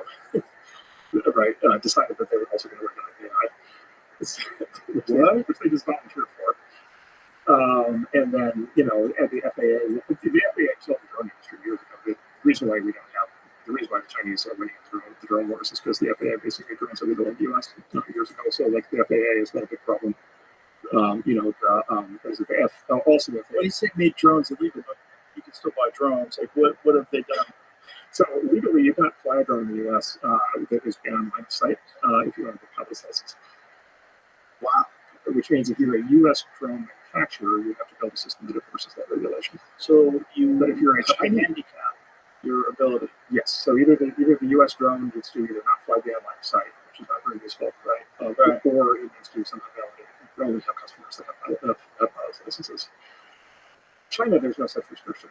And the Chinese, because we run another economy, the Chinese drones you can just buy in the U.S. and use however you want. Technically, as the user of the drone, you're not in compliance with the law, but they ignore that part. They just punish the American drone makers. Wow. And that's why Chinese own the drone market, and that's why 90% of the drones used by the U.S. military and by U.S. police are Chinese-made drones. Which, again, that sounds like a terrible security risk. It's a very bad idea. Every Chinese drone is that's a surveillance platform. Oh, criminy. Yes. Well, I've seen the advancements in Chinese drones, in particular the choreographed dances that they do in the sky, where they have. Did you see the dragon one? Yeah.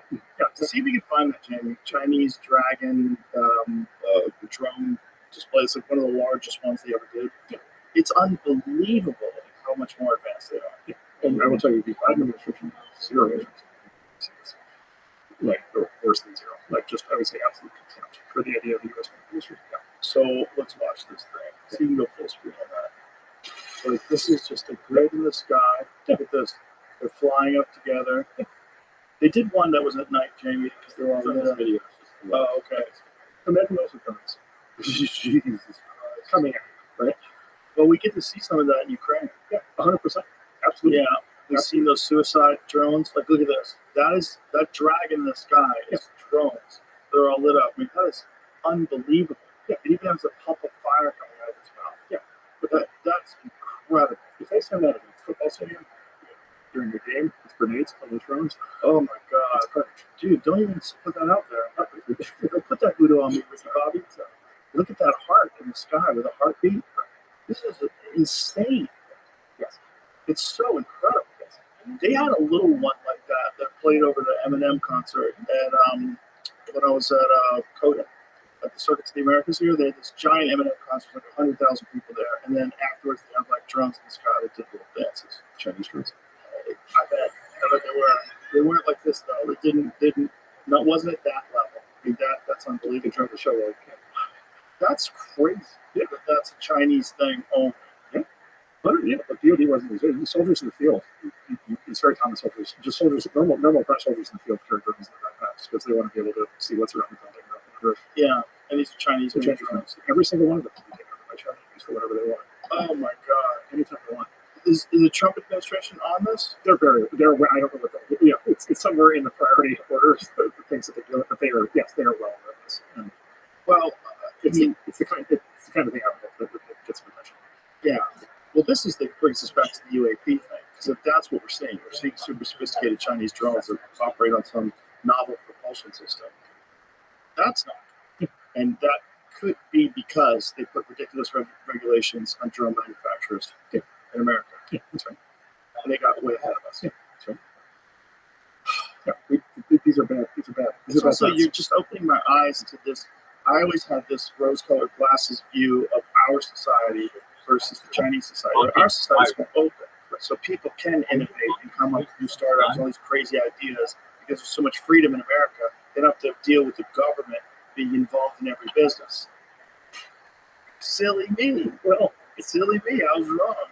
So this is my argument. This is my argument I make geopolitically in DC, which is if you imagine that the 21st century is going to be, let's say, a contest between the U.S. and China, the same way that the 20th century was the U.S. versus the Soviet Union, and the competition, Cold War, maybe hot war.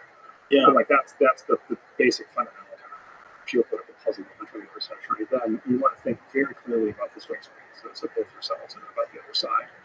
And then as you think about how to beat the other guy, is the answer to become like them or more like yourself? Maxine Waters made that argument when it comes to the social digital scores, cryptocurrency, centralized digital currency. She was talking about that. In order to compete with China, we have to come up with a centralized digital currency. Which in my view is exactly the right. Yes, I heard that. I was like, that's a terrible idea. It's exactly right. You gotta be like China to compete with China. It's exactly right. It's exactly right. You don't want that because as you, the China system has its problems. Like they terrorize their own population, right? They do impose the social class first, Right? They do all this stuff. And then, by the way, here's something we have going for us, which is the Chinese system is turned on capitalism. Xi Jinping is not a capitalist, and there is a broad-based crackdown on private business in China. To the point, a friend of mine one of the leading investors in China. He said every single Chinese tech company has either left China or wants to leave China. And they're all trying to get their money out, because it's now too dangerous to run a tech company in China because the government just snatch you, like literally physically snatch you. And you may or may not come back. And then every Chinese CEO has a political officer of the Chinese Communist Party sitting on the hall who can come in and override the decisions they wants to. And by the way, and regular training. Oh, this is a great thing. Okay, so you're sitting here, you're the CEO of a company with 50 billion revenue, 100,000 employees, and this guy from the CCP comes in and holds you, and you sit in the conference room down the hall for 7 hours, getting grilled on how well you understand Marx.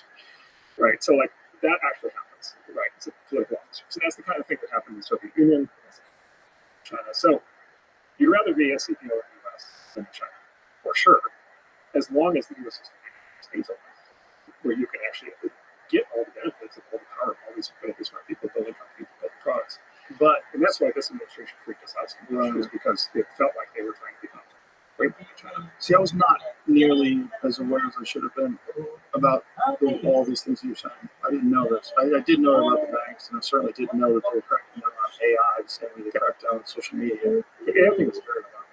We had meetings this morning with the most alarming meetings I've ever been in, where they were taking us through their plans and what kind of things you talking about. Basically, just full government, like this sort of thing. There will be a small number of large companies that will be completely regulated by the government. They told us they just said, don't structure. They said, don't even bother. Like, there's just no way. There's no way that they can succeed. There's no way that we're going to want that to happen. Wow. Yeah. So this is all. It's going to be 2 or 3 companies, and we're going to control them, and that's that. Like, this is already finished. Oh my God! No. When you leave a meeting like that, what do you do? Go endorse Donald Trump. Oh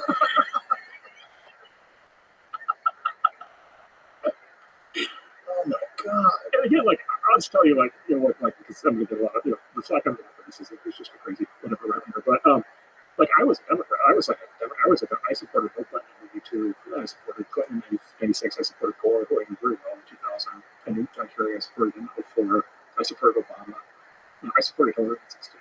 Like, I was like a Democrat in good standing. And then, are you completely out in the cocktail circuit now?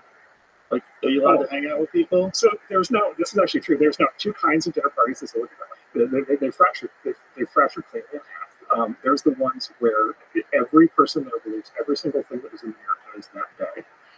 Which, by the way, is often very different from whatever was in the New York Times 6 months ago. But everybody has fully updated their views for that day, and that's what they're talking about at the dinner party. And I no longer mind.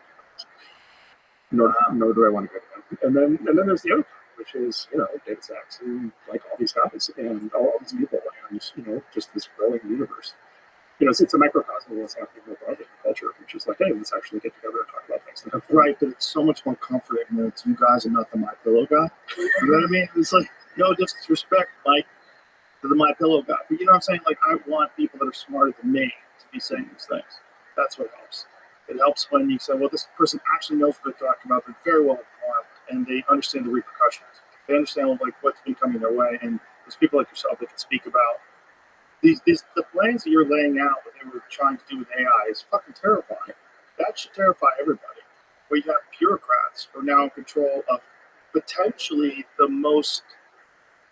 biggest agent of change in the history of the human race. It's potentially. And you're going to let what? The people that can't even balance the budget? People who don't know what the fuck is going on? That sounds insane. And look, I think under Clinton Gore, I think that they dealt with this very. I mean, look, they've done it very different than the current crop we're dealing with these technologies. Well, it was very different. It was very different, but also they were much more. Clinton and Gore, particularly, were much more understanding that you could act. So it used to be this thing called the deal, the capital The deal was this is what I was, you could be a tech founder, you could start a private company, you could create a tech product. Everybody loved you, it was great. The glowing press coverage, the whole thing. You take the company public, it employs a lot of people, it creates a lot of jobs, you make a lot of money. At some point, you cash out, you donate all the money to charity, and everybody thinks you're a hero. Right? And it's just right. And this is how it ran for a very long time. And this was the deal. This was the deal. This was Clinton Gore with 100%, 100% pro-capitalism in this way, and 100% pro-tech. And they actually did a lot to foster it. But basically, what happened is the last 15 years or so, Democrats culminating in this administration basically broke every part of the deal. The people in my world, like every single part of it was shattered, right? Where just like technology became presumptively evil, right? And like, if you're a business person, you were presumptively a bad person. Effects, regulate you, kill you, wash you. And then the kicker was philanthropy became evil. And this is a real culture change in the last 5 years that I hope will reverse now, which is philanthropy now is a dirty word on the left because it's the private person choosing to give away money as opposed to the government choosing to give away money. So I'll give you the ultimate case. Here's where I radicalized on this topic. So you'll recall some years back, Mark Zuckerberg and his wife Priscilla, they have a ton of money in Facebook stock. They created a nonprofit called Champs Zuckerberg Initiative, which the original mission was to literally cure disease. So this could be like $200 billion going through all disease, right? It's a big deal. They said they committed to donating 99% of their assets to this new foundation. They got brutally attacked from the left, and the attack was they're only doing it to save money on taxes.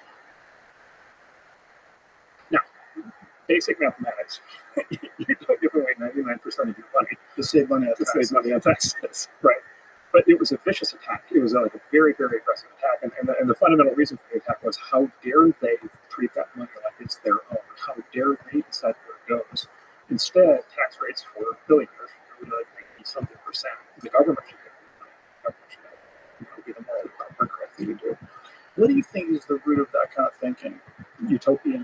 This is a utopian collectivism. It's socialism. Socialism. Yeah, it's the core idea of socialism. Core idea is this radical egalitarianism. Everybody should be exactly the same. All outcomes should be exactly the same. Everything should be completely fair. And some root of it has to be an envy. Of course, yeah. Root of be resentment. Yes. Nietzsche had this great term called resentment. And it's like turbocharged resentment. And so the way he described it is resentment is envy, resentment, and bitterness. It is so intense that it causes an aversion of values. Ooh. And things that used to be good become bad, and the things that used to be bad become good. Ooh. Right. And that's how philanthropy becomes bad. Philanthropy becomes bad because it should be the state operating on behalf of the people as a whole, not the individual. I was not aware of that blowback. I would have loved to read some of those comments. I would like to go to their page and see what else they got. I'll give you another example. Here's another radical example. So my friend Cheryl Sandberg, who I worked with very closely for a long time on Facebook, and by the way, liberal, and by the way, of course, very much not on the same page as any of these things. She actually worked in the Clinton administration. Died in the Democrat. She wrote this book called Lean about 12 years ago. It's this sort of feminist manifesto, and it basically said Lean In. And the thesis of Lean In was that women in their lives and careers could quote unquote lean in. She said what she observed in a lot of meetings was the men were leaning into the table and sitting in front, and the women were like, she said the women should lean in. It became a metaphor for her. For women should be leaning on their careers. They should aggressively advocate for themselves to get raises and promotions, like men did. Women should basically become more aggressive in the workplace and then therefore perform better. And so it was a manifesto that basically saying be more confident, be more assertive, be more aggressive, be more successful. And I read the draft of the book that she was writing it. I said, well, you realize you've written a right-wing manifesto. Right. And she looks at me like I've lost my mind, right? She's a lifelong leftist. She's like, what do you mean? I'm like, this book is a statement that women have agency. Right? This book is a statement that the things that women choose to do will lead to better results. But that's what people believe on the right. On the left, what people believe is that women are only always victims. Wow. I mean, if a woman doesn't succeed in her career, it's because she's being discriminated against. And so I predicted when this book comes out, the right wingers are going to think it's great, and like the left is going to think because you're violating the fundamental principle of the left, which is anybody who does less well is a victim. Which in that case is exactly what happened. The reviews were all by her, and they tore into her. Like every major publication, they just completely ripped her. Wow. And they were like, "How dare this rich tiny woman be telling us, these people be telling them that they're not victims and that they're, that they have all this agency because everything this is denial of sexism, right? It's denial of oppression. Wow, because imagine if a man wrote a book like that for men. Right. Yeah, let's take it. Right? Well, but I mean, if it's men wouldn't attack it. Oh, right, exactly, right. It would be a guidebook. Yeah, that's this right. is how you kick ass and get ahead. Yeah, we call it self. Lean in, bro. Lean in. Just go. Exactly Just right. go and lean in, bro. Exactly right. Wow, that's crazy. It's She got attacked for that. So again, it's the inversion. It's the inversion. It's just like advocating on your own behalf and choosing to do things. What was her reaction to that? Obviously, she was. I don't know but she was not pleased. I mean, Well, also, was she shocked that you're correct? Did you have a follow-up conversation with her? What did she say? Like, God damn it, Mark, how'd you see that one coming?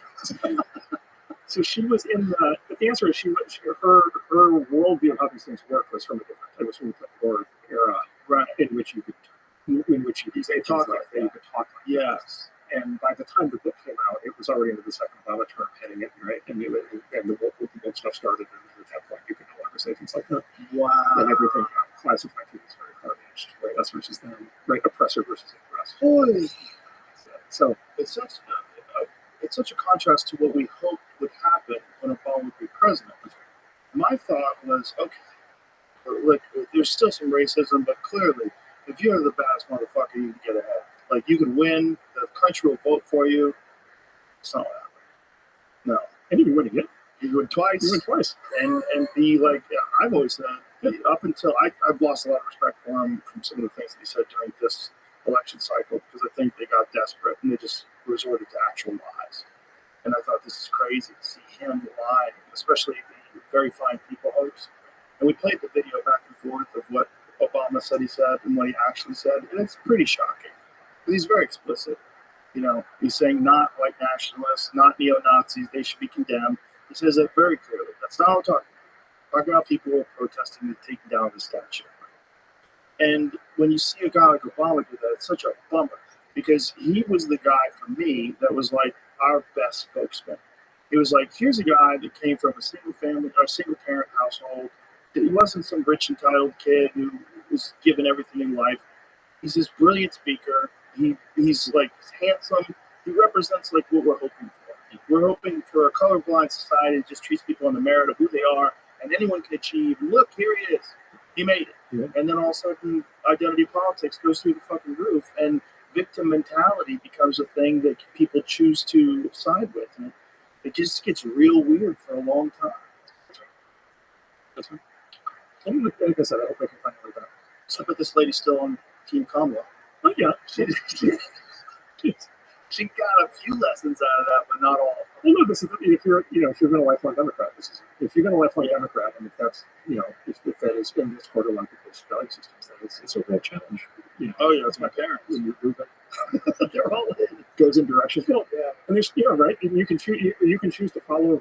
You can choose to follow into the the progressive version of it, or you can choose to say like I'm still not going to switch sides, but at least I'm going to advocate for my team. Yeah, Richie Torres, this guy is a congressman in Queens, I think, or the Bronx. He actually started out everyone thought he was going to be a far left because he's gay, he's black, he's Latino. He was like at least associated with the squad early on, and he's like one of the guys in the Democratic Party who has now stood up, and he's been doing this in public the last 2 weeks, saying clearly we have to get back to sense, like we have to get back to common sense, we have to get back to moderation. Yeah, we have to have law enforcement. we can't have crime in the streets. We have to have a border. We Democrats have to get back to moderation in sense. And so he's hoping to lead the party. That's great. I think we support him. I think he's a very impressive guy. So there are people like him. He's young, very energetic. I think he has a very bright future. But that's the kind of person who can make that. Well, the big Nietzschean shift is when Dick Cheney endorsed Kamala and everybody cheered.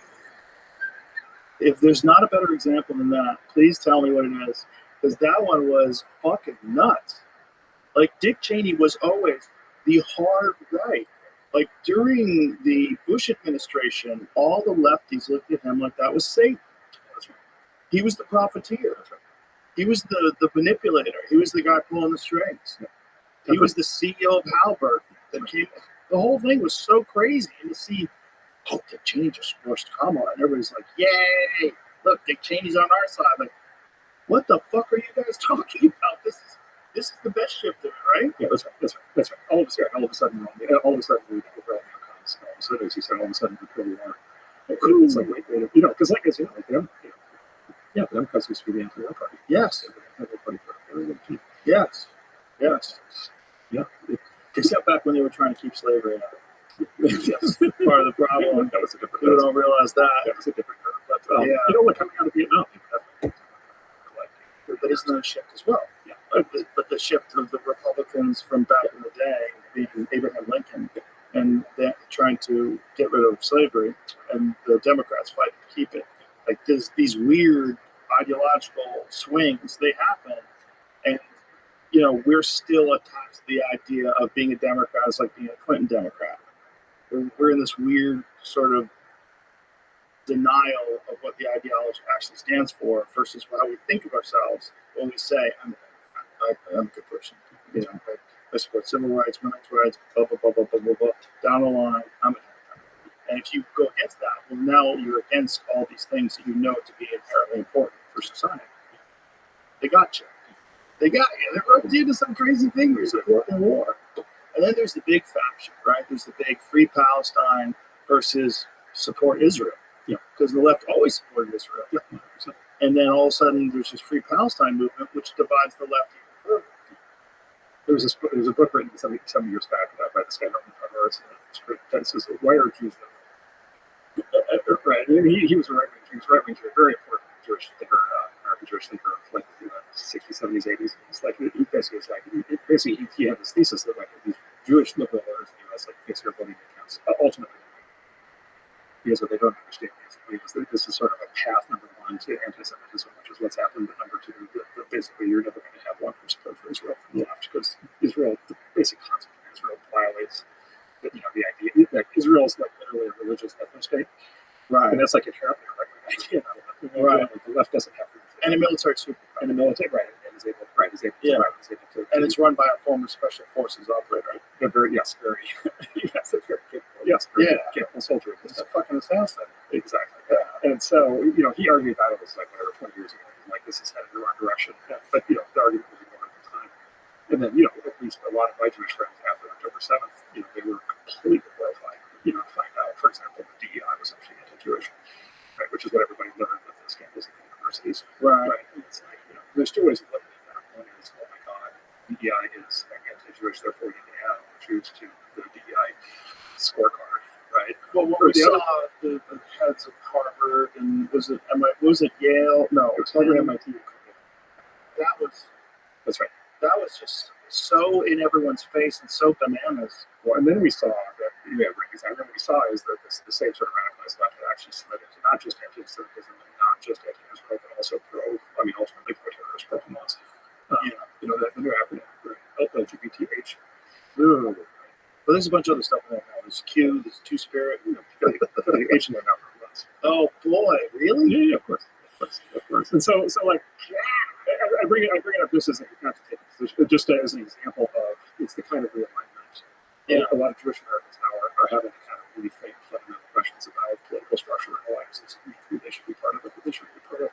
So I think, to your point, I think like the whole country is going through. I think we're going through the first like profound political realignment probably since the 1960s. Yeah, which is when everything shifted between Johnson and Nixon in the South. I think we're going through like the most profound of that right now, and I think it's something like the multi-ethnic working class coalition, that came together around Trump. Basically again against this sort of super exaggerated elite plus middle class structure that the Democrats have built for themselves. And I think it just turns out it's just so I think, but by the way, including a lot of black people, black vote for Trump is way up, Hispanic vote for Trump is way up, Women's vote for Trump is way up, gay votes, like all of the identity groups the Democrats were relying on all these years are union vote is for Trump. I'm sure you've seen the electoral map of California. Yeah. 2024 and 2020. Yes. In contrast, it's a crazy red wave that's going through across the whole. Most of the state is red now. Those of us on the coast are going to get pushed. Yes. Well, I think maybe the other way. We were talking about the hopeful way, that the Democrats will wake up and come up with a more reasonable. I mean, there's obviously clear cultural pushback on all these crazier issues. And I mean, like the giant pushback from women about biological men competing against women. I mean, this is a giant one where women are saying, listen, we created Title IX for a reason. Like, we want women's sports to be for women. You can't have it for mentally ill men that think that they can be able to just decide they're a woman and compete against women, which is what it is in a lot of cases. You don't even have to get tested. There's not like some sort of a hormone protocol. It's just what your identity is, which is just nuts. And that's one of the things that I think a lot of people on the left are having a really hard time justifying. Because how can you deny a victim group? Right. You can't. Right. I mean, in the full version of that ideology, the extreme version of that ideology, you cannot deny anything. You cannot deny it. You can. Well, it also comes with this weird caveat where you have to deny the existence of perverts. Because a pervert, all they have to do is say, I identify as a woman, throw on a wig, and now you can go hang around the women's room and no one can say anything. Well, you've emboldened and empowered one of the worst groups in society that we've always protected women from. And you have to pretend they don't exist if you just want to base it solely on identity, especially like a self-described identity. You just decide, and then that's it. And, I mean, there's states that have that now with prisoners, that all a prisoner has to do is identify with being a woman, and you're now housed in those prisons. California has 47 of them from the last time I looked at it. And there's hundreds that are waiting on like a waiting list to try to get in. So you have women who, especially if you're someone who's dealing with, if you've ever been raped or sexually abused, and now you have to share space with a man who might be a fucking pervert.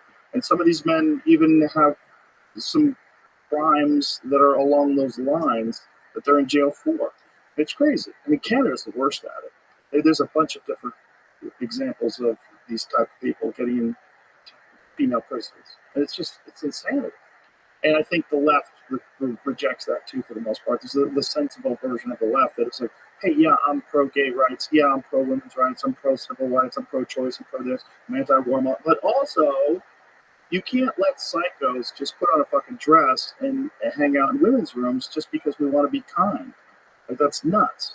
So there has to be some, and then there's legitimate trans women. It's like, how do you make the distinction? Well, clearly we have to have a fucking conversation. And if you don't allow that conversation to take place, like if you go to Blue Sky and you type in there are only two genders, you're banned. Right there, people have done it. There's a bunch of people who've done it. It's fun. It's fun. They create a little sock puppet account, and they say some shit that should have been a reasonable thing to say just 20 years ago. Yeah, well, you make me hopeful, Mark. You do, because you lay things out in a really well thought out way that is not hyperbolic, and you're making a lot of sense. So I'm glad we talked. I feel better. Good, fantastic. I think the world does too. I really do. I mean, I've talked to a lot of people, even people that are Democrats, who say I feel better that Trump won. Every day it feels better. It's just like it feels like just things are. It's the Obama campaign. It's hope and change. Yeah, change. It's hope and changing. This is kind of actually hope and change. Yeah. This is actually it. It feels like oxygen. Yeah. Well, thank you very much, Mark. I really appreciate you. Tell everybody your Substack, how to find you on social media. I'm on X under PMark. I'm on Substack. Google me. All right. Ask Perplexity. All right. Ask ChatGPT and it won't happily tell you that I exist. At least last time I checked. So. What about Wikipedia? Yeah, we don't know. Yeah, we don't know if Catherine is going on. Always pleasure, Mark. Thank you very much. Appreciate it. Bye,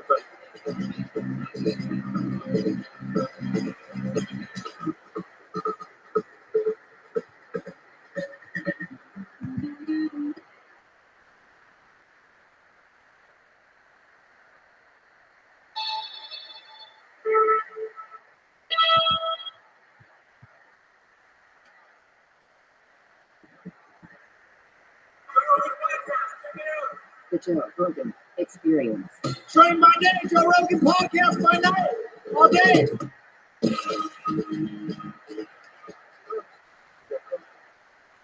Yeah, Mike, well, cigars called over the storm. So what were you doing on QVC? What are you selling? Greatest life replacing cells, by the way. With Gene Hackman. What's on? He says, cigars. Remember, Peter Boyle is coming. He had just left.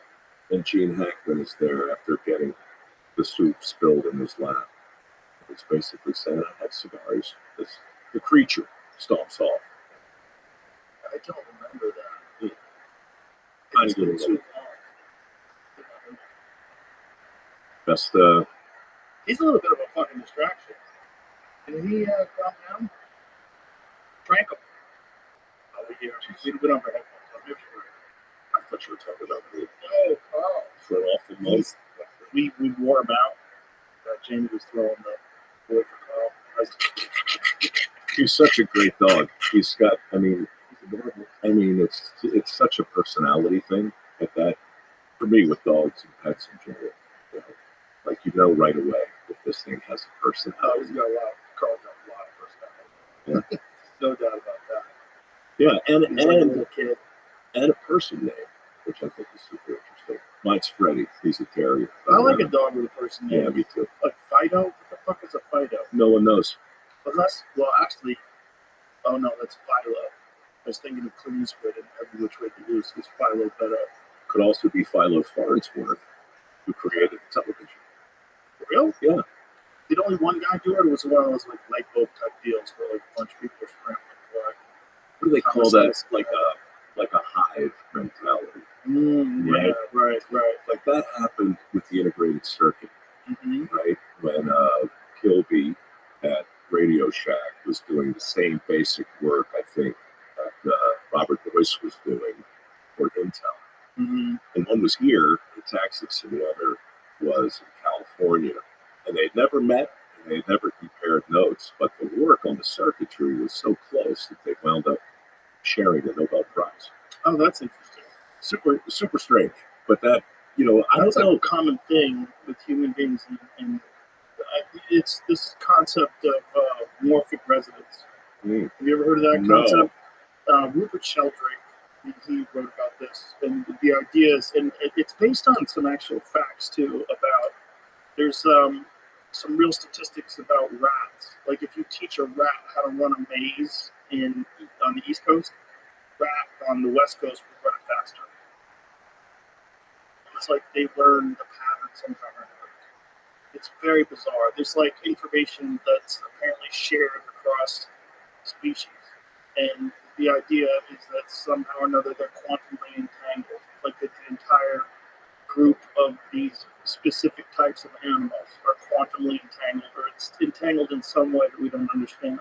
So it's a kind of, I mean, I would think biological evolution Yeah. might further that. I read a paper guy wrote, name was Patrick House.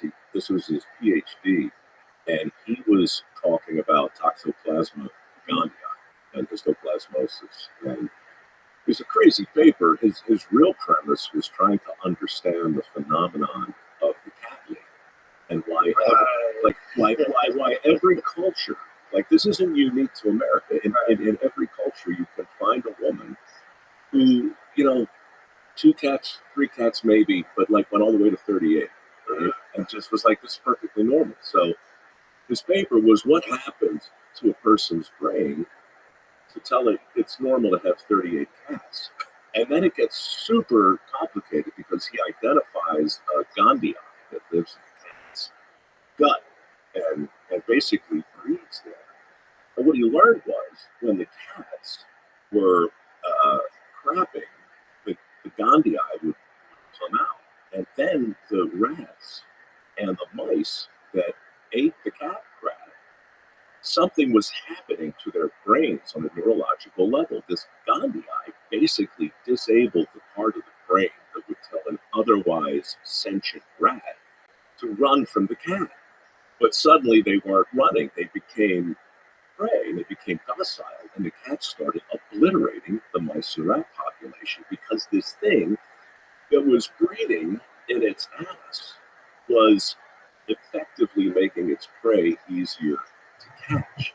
So Dr. House thought, well, you know, we've all heard about why pregnant women should stay away from cats because that can have an effect. And a rat's brain and a human brain have a surprising number of parallels. So he basically postulated that, you know, Doris the cat lady was living a fairly normal life until she got just a little bit of cat on her fingers and ate it. And the Gondii disabled the part of her brain that said, hey, maybe 2 cats is enough. It's worse than that. It actually makes the rats sexually attracted to the smell of cat urine. Exactly, right. Yeah, it actually makes them aroused. Yeah. No, I don't know if Doris went that far. Have you ever seen them like run up to cats with the toxo-infected rats? Yes. Bizarre. Yep. They run right up to them. And Yes. the cat's like, what the fuck is going on? The cat's like bounce away from the rat. It's like watching the Beatles at the Ed Sullivan Theater. Like, what's wrong with you? Yeah. Why? What's happening? Yeah. That's psychosis. Yeah, that's super interesting. You know, there's also a disproportionate number of motorcycle victims that takes positive toxo. Yeah, it makes people more impulsive. Makes them more reckless and impulsive. And countries that have high rates of toxoplasma have more successful soccer teams. I read, and I think I this. got more of these. Look, I don't want to compete. I'm going to lose, but you'll love this. You probably already know it. Homeostatic risk, risk equilibrium, and the unintended consequences, especially with motorcycle riders that emanate from safety protocols gone too far. Really? Yeah. So, like if you study the way you drive your motorcycle, you measure every decision that you make in terms of cornering and speed and braking and all that stuff. Much nicer. And then you measure the same things with all the safety gear employed, including a helmet, especially. We're on eBay, like YouTube, Twitter. You drive fast, you corner tight, you take more chances.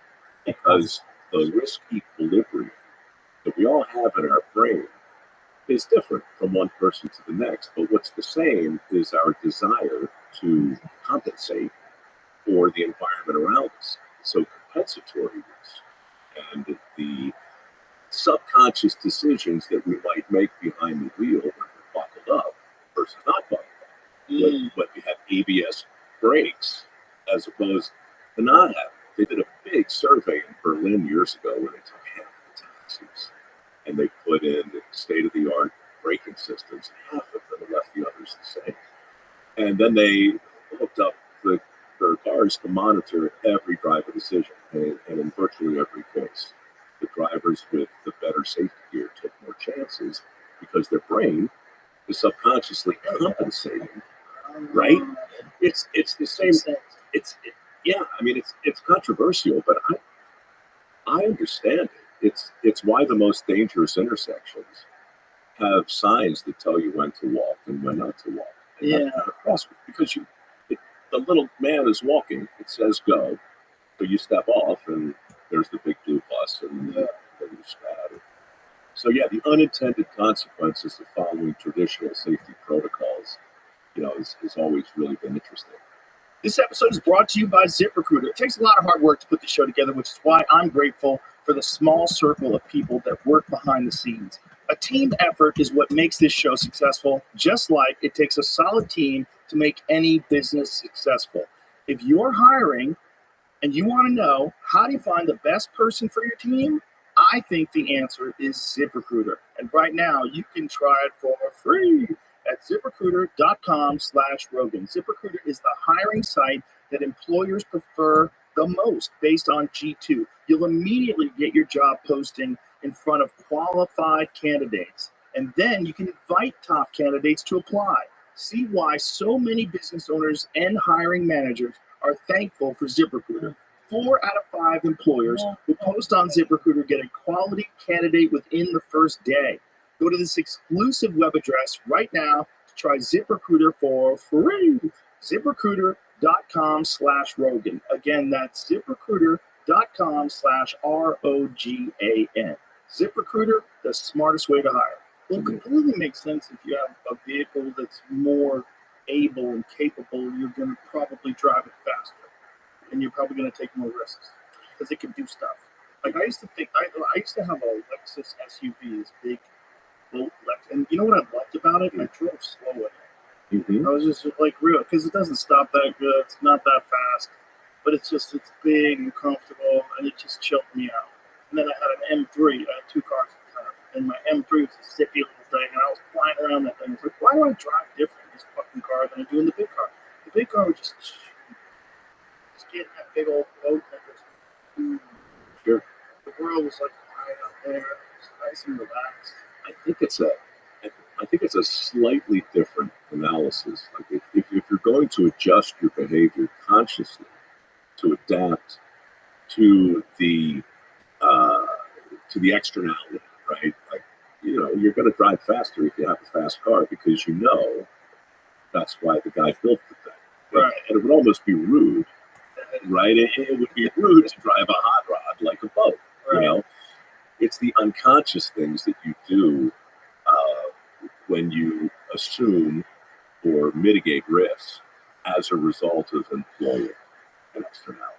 I think is just super interesting. It is interesting. Well, because if it's right, what it does is it turns all the safety first protocols, not necessarily on their head, but this happened at Dirty Jobs. I did a whole special called Safety Third, because safety isn't really first, not really, ever. And Because if it was, you would never get a lot of things done. well, you'd never get out of the studio. You would definitely never do construction. No, you wouldn't do anything. Yeah. You wouldn't do anything. It's like How are you going to move steel girders if safety's first? You'd be like, first thing we should do is not move this fucking girder. that's right. This thing's too big. That's right. Look, I mean, for me, it was really it took 2 years to kind of puzzle it through, because on Dirty Jobs for the first 2 years, nobody got hurt. And we sat through probably 50 mandatory safety briefings, whether it's lines or confined spaces or high spaces or lockout, tag out. All those protocols and procedures were super intense, and we were really, really focused on coming home alive in one piece. So we really paid attention. But after 2 years of these mandatory compulsory meetings and all of these procedures, we all started getting hurt. I mean, nothing serious, but broken fingers and cracked rib and singed off my eyebrows and my eyelashes and mild concussions and things like that. So what the hell's happening? What was happening is the safety experts in all of these mandatory meetings started to sound like, remember Charlie Brown's teacher? Yeah. Mrs. Oathlow. We were just falling asleep. Right. So it was like, holy crap, we're in compliance, but we are not out of danger. And so that begs the question, what happens to a normal person who actually comes to believe, either on the job site or just in life, that somebody else cares more about their well-being than they do? And it's like, that's when complacency rears its ugly head. So on Dirty Jobs, it was just shorthand about the crew, but it was always safety third, which meant heads up, man. Keep your head on a swivel. You can be as compliant as you want, but in the end, if you don't want to fall off the bridge, it's kind of on you. Is there also a factor when you have a person who's the safety officer who's kind of annoying and they're really super interested, and maybe you kind of pawn off the safety aspect to them, and then you don't think about it as much because someone's supposedly looking out for you? How much do you think about proper driving technique when you're sitting in the back on your laptop, or even up front next Depends to on the driver. For sure. If I was driving and my wife was in the back seat, she'd be paying attention. Shout out to that? your guy who's Ashton, who picked it. Excellent driver. Glad you're happy with it. Just so you know. Yeah, I know he drives a lot of your guests, and this is a feedback I want to pass along. So, Good job, my very bro. cross. Shut ass. But yeah, look, I think That anytime motherfucking ass. Anytime that we ass. advocate, Responsibility. yeah, Yeah. there's going to be, it's like whack-a-mole. It's going to pop up someplace else. Hi, I'm And Ashton. it's probably not Ashton. going to be. Hi, I'm Ashton. Well, your show Why is it sort of Ashton? illuminated a lot of really crazy jobs that people probably weren't aware of. That you go, oh yeah, if this guy didn't do this, we'd kind of be fucked. Yeah. And you don't even think about it. Yeah. It's just a thing that's going on behind the scenes, or out of your radar. That was it. What the fuck is that ugly ass shit? How did you get started in that? Who came up with the concept? Well, I mean, technically, I guess I did, but I mean, I honestly, there are no new ideas. I stole this from George Plimpton Studs Terkel a little bit, Charles Kuralt, some, Paula Harvey a little bit. You know, that kind of storytelling was always kind of interesting. And I freelanced for years, probably 20 years, in the entertainment business, working pretty much whenever I wanted on shows that I didn't care about at all. And I was taking my retirement in early installments and really happy with the model. You know, I've been fired a few times from QVC and hired back, and it was 1993 when I finally left. I had a decent toolbox. I was great in auditions, so I could get cast. But I didn't really much care about the nature of the work, and had a pretty good balanced life, really. And then I was in San Francisco working for CBS on a show called Evening Magazine. You know, the show comes on after short, like the local news. And I was a host, and I would go every day. This was a cushy gig. Nobody watched the show, but it was fun to work on. It was you go to museums, you go to wineries, and then you throw to these rats. Right? It's all just like it's. If there's a three-legged dog in the ring overcoming a case of canine, that was like all the time. And my mom called me.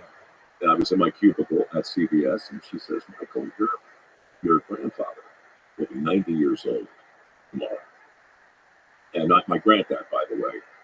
7th grade education, electrical contractor by trade, but also a plumber, steam fitter, pipe. He'd fabricate, fix anything. He had that ship, you know. And he walked next to him on this little farmstead with all the around. I knew I was going to follow in his footsteps. I knew it. But the handy gene is recessive, right? I didn't get that. And it was my pop who got me. He basically said, dude, just get a different. You can be a tradesman. I know you're enamored of being a tradesman. Just get a different toolbox. So that's what got me into entertainment. And 20 years later, I had completely run amok. I had sung in the opera. I had sold stuff in QVC. 8 years. Were you classically trained? Not really. How did you get involved in the opera scene? Well, it's a weird, but sidebar. You go to the Rosedale Public Library and you ask the librarian for the shortest aria they have, like ever written, which happened to be by Giacomo Puccini. Is an aria a song? An aria is a song. They're in an opera. Most of the big moments are arias, right? And most of the arias are, they're sung by the main characters, and there are lots of ones that you would recognize. And they're in German, they're in Italian for the most part. This one was Italian, but it was from La Bohème, which is just another version of Rent, essentially. But it was called the Coat Aria. And, it was like 2 minutes long. It was Italian. So I walked around Baltimore with, remember the Sony Walkman? Yeah, I remember. I had one too. And I listened to a guy named Samuel Ramey singing the Coat Aria, about 2 minutes and 40 seconds. And the words didn't mean anything to me, but the sounds did. And I can carry a tune, so I just memorized the sounds. And then I crafted an audition for the Baltimore Opera. So no classic training at all, just a Walkman and a cassette. Yeah, I had a music teacher prior to that, like a Mr. Holland type of guy, who actually changed my life. He kind of fixed a stammer that I had, and then he forced me to audition for plays that I didn't really want to be in. And then the craziest thing ever, this guy, his name was Fred King. He was known as King of the Barbershoppers. He was like a legend in this weird world of acapella singing. And he put me in a barbershop quartet when I was in high school. And it opened up like this very weird world of music written long before I was born that I found super interesting. And so my best friends and I, we just started learning these ancient songs and singing for people, usually unsolicited. I'm nursing. What kind of fucking dudes are you hanging out with that were interested in doing this with you? Well, one of them is basically my producer, a guy called Chuck Klausmeyer, who I went to high school with, produces my podcast. And we still write. We'll write unauthorized jingles for our sponsors and sing them in full-part harmony. I'm not saying it's cool. I'm just saying it's a thing that I did when I was young, and I never really shook it. Because like way leads on to way. Right. So you knew how to sing. I could carry it too. So you had some experience singing, kind of. Yeah. And then you decided you were going to learn how to sing opera. Well, what really happened was I decided that my toolbox wasn't going to let me work with the construction trades or do anything that Bob could do. And he really was a magician, and I really took his advice seriously. So I wanted to be an entertainer. I didn't want to be in the opera. I wanted to be on TV, but I needed an agent. And I couldn't get an agent unless I had my Screen Actors Guild card. And I couldn't get my SAG card unless I had an agent. So I couldn't audition for things that I wanted to do unless I found a way around this weird tautology. And a friend of mine, a guy called Mike Dellett, told me, he said, hey, so there's the Screen Actors Guild. There, at the time, there was AFTRA. I'm sure you were part of both. Yeah. But the thing you didn't know about was AGRA. The American Guild of Musical Artists is a sister union to the Screen Actors Guild and to AFTRA. They've since combined. And the rule back then was if you could get into any of them, you could simply pay your dues to the other, and then you were in. So for me, it was easier to kind of fake my way into the opera than it was onto a sitcom. So my plan. This is all diabolical. Well, It's a great plan. I mean, it's like that kind of strategic thinking. It's very proud. You should be in the Navy or something. Well, look, I was just trying to get a job. I know, but it's clever. But there's always a stage door, right? Mhm. I mean, there's always a back way in. Right. And so I thought, I memorized the aria. I auditioned. I was stopped halfway through it by the musical director. I didn't wait. Let's see. He was like, Mr. Rabbi, you have no idea what you're saying to him, do you? Because you say the words wrong. You're just repeating the sound. I was singing it loud, and I was singing it like I understood what I was saying. Right. All I really understood was the repertory company was desperate for young men with low voices. I knew that, and so I kind of looked the part. So, whatever, I got into it, and my plan was to do one production or one season. Like they would do 3 shows a season. And I had some friends who were in the chorus. And I was just a chorus member. I'm just holding a spear and just singing along with the rest of the chorus. And my plan was to do 1 or 2 of those, get my card, and then buy my SAG card, and then go about the business of being a famous TV star. Simple. Well, the music was so much better than I imagined it might be. And like when you get up in the catwalks of a real theater, you've done shows in these theaters, it's nothing magically different about them. But when there's a full orchestra playing the hell out of Verdi or Rachmaninoff, and you're looking down on the scene, you're looking out at the audience, and the sound is just amazing. And the girls. So like there were 80 people, I guess, in the rep company, more or less. 45 women, 35 guys. 30 of the guys had 0 interest in 100% of the women. And of the remaining 5 straight dudes, 3 were married. And the only other single guy had a mole the size of your thumb on his eyelid with thick black hair like growing out of it. It was just, I was really the only straight dude. You were the belle of the ball. And I'm dressed like a Viking or a pirate. And I'm going on stage, and I'm a fake. I mean, I admit it. I barely learned the language enough to kind of keep up. And people in the chorus took video on me. It was a world, really. It was a world that I didn't know existed. And once I saw it, I didn't fall in love with it. but I fell in love with the idea that there were worlds out there that I didn't know anything about and that were maybe more interesting than I thought. And so I stayed for 8 years. Yeah. I mean, I never got out of the course. I never had like a, a featured role. I had a couple lines here. But the Baltimore Opera was a big deal looking back at it. And that was, for me, 83 to 90. Yeah. And then, since we're talking about it, was a Sunday. And during the intermission of something, I think it was during this Nibelungen, this giant Wagner epic tortures thing.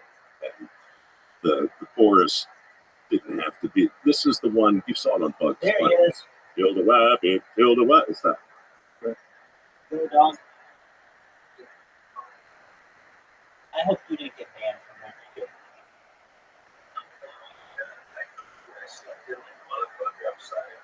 Oh, no need to apologize. You're good as fuck.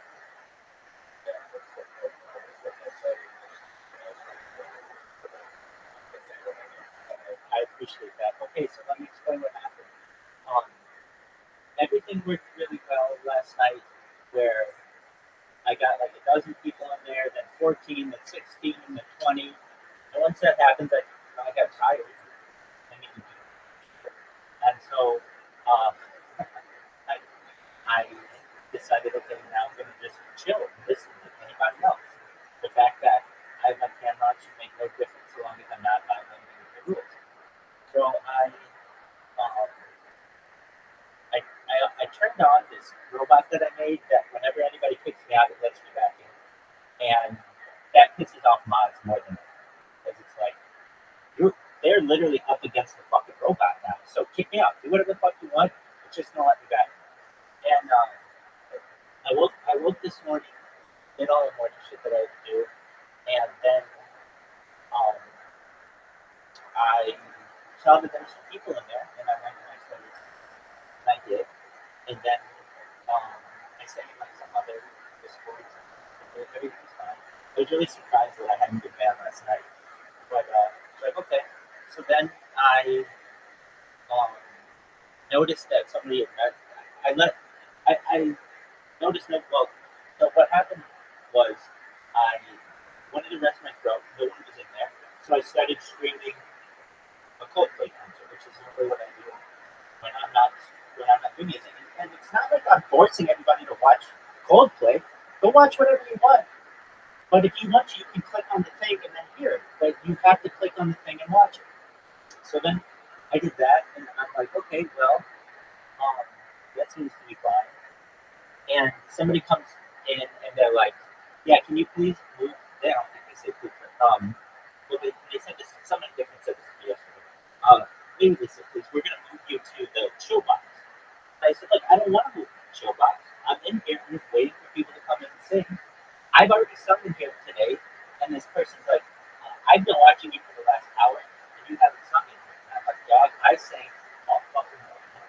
You're watching, but like, what, now do I have a singing quota? What's your deal? Like, why are you picking on me? I'm obviously following all the rules. In fact, I'm going above and beyond following even more rules because I'm wearing headphones. Nobody else is forced to do that. And then I noticed Blue, the guy who banned me last time, the moderator comes in, and some other guy comes in. And this other guy's like, look, I don't care what you want to do here, but we're not going to let you stream all the time. And I'm like, okay, well, just tell me where in the rules where you can't do that. Like, it's not in the rules. And I said, well, then you're discriminating against me. You're picking on me because you are enforcing an non-existent rule, and you're just forcing that on me. And I said, look, talk to Blue, because Blue knows I'm following all the rules that they set up for me. This guy's like, well, I'm higher than Blue. And then all of a sudden, it's just, I was big. So I have my, like, Sarah Singer, Sarah Shines. And so I went and I messaged the owner of the karaoke with, like, a really formal message that I put through ChatGPT. It just basically says, like, look, I'm being picked on. As I was leaving, everybody, like, this one guy's yelling at me, N-lover, N-word lover, like, well, nobody fucking knew. it's just terrible behavior. Nobody needs to be picked on like that. And then I posted it on his YouTube channel, like, hey, this really long message. Hey, I want to make you aware of what your monitor allows. Basically, they allow people to come in and say whatever they want to anybody that they want, and they, are selectively enforcing rules. And then on top of that, they are enforcing non-existent rules. I said, I politely request that you reinstate me. I don't think they ever will, and that's fine. It's just what happens in the dark will be seen in the light, and all these people will be seeing it. I will sit them down at a table when perhaps I have the ability, and I would say, okay, so why did you do it? Well, we just didn't want you to stream that. Okay, why didn't you put it in your rules? It's as simple as that. Like, anytime anybody says I'm doing anything against the rules, okay, but aside from that, you're picking on me. And now the whole world will know, because it's all recorded for not just a day, not just a week, not just a year, not just a decade, but perhaps centuries from now. They'll be like, oh yeah, that was that absolute server. Rabbi does a really good job in there. He was following all the rules. And these people just decided to be selective. And I deal with one guy said, he said, look, we're getting so many complaints that people don't want to stream or don't want to sing in this Discord or in this karaoke box because you're streaming here. And I'm like, look, I did what you told me to do, which is put that live stream and also I'm using headphones and doing all the things that you told me to do. And I did everything that the other moderator told me. I told him it was exactly. And this guy, the last words that I said were something along the lines of, look, if you're just going to pick on me, that this is discriminatory, you're not focusing on what rule I broke. And the guy's like, well, if we want to discriminate against you, we can discriminate against anybody. And then that was the last. So, the world will see that perhaps someday. I've run into it. Go ahead.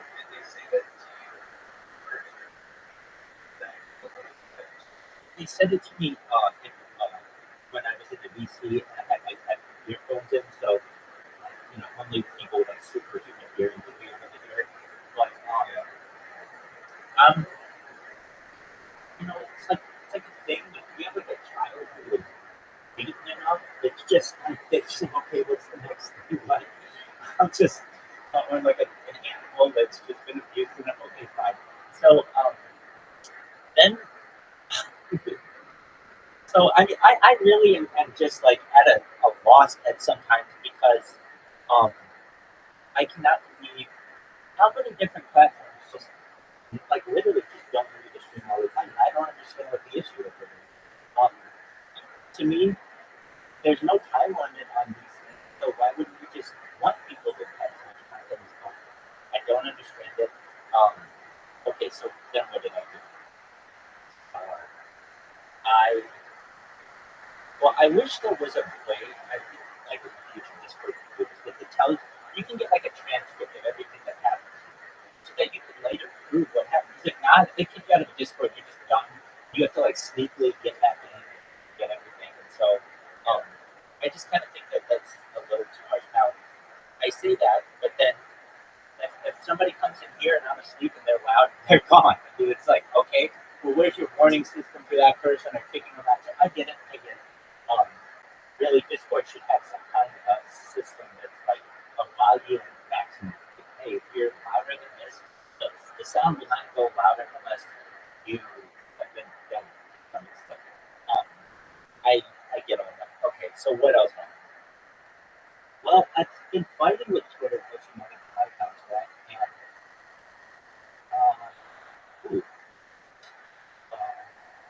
hold on.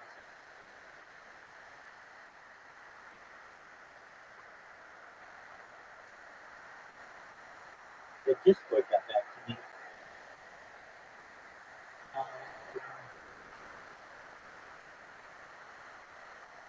So they're you can't really complain about an individual. Well, I guess you can't complain about an individual in Discord, but I don't want to fuck around because I don't want to lose business for it. So, like, I won't fight it anymore, but I'm surprised that they did. What did they say? They said, you didn't we don't have anybody who is under that name. The name of my email to them is discord.gg/karaoke because discriminating. So at least they know, hey, nobody else is going to complain about this. I get it. I got my fucking two cents, but I don't want to fight them anymore because then they're like, I use my real accounts. Then they'll be like, okay, why are you in 12 different discords right now? And they'll find ads against them. The terms and the way that they'll say it is like they'll say like an overuse of platform resources or something like that. Let's come up with something stupid. And I don't want to risk that. Okay. So with that, the thing that normally works for me just about all the time is Rumble Studio. And that's the thing that I use to multi-stream. And for some reason, it has not been working. And it's strange. It's like on some of my devices, it works fine. But on other ones, or other accounts, it will do a very strange thing where it will be recording on Rumble, but for YouTube and Twitch, it stops at like 5 seconds in or 3 minutes in. Just a strange. I can't really tell you like exactly what the time is. So I emailed them. Like I've been emailing motherfuckers all fucking day, and because I have no other way to communicate his assistant these issues. So Rumble support got back to me, and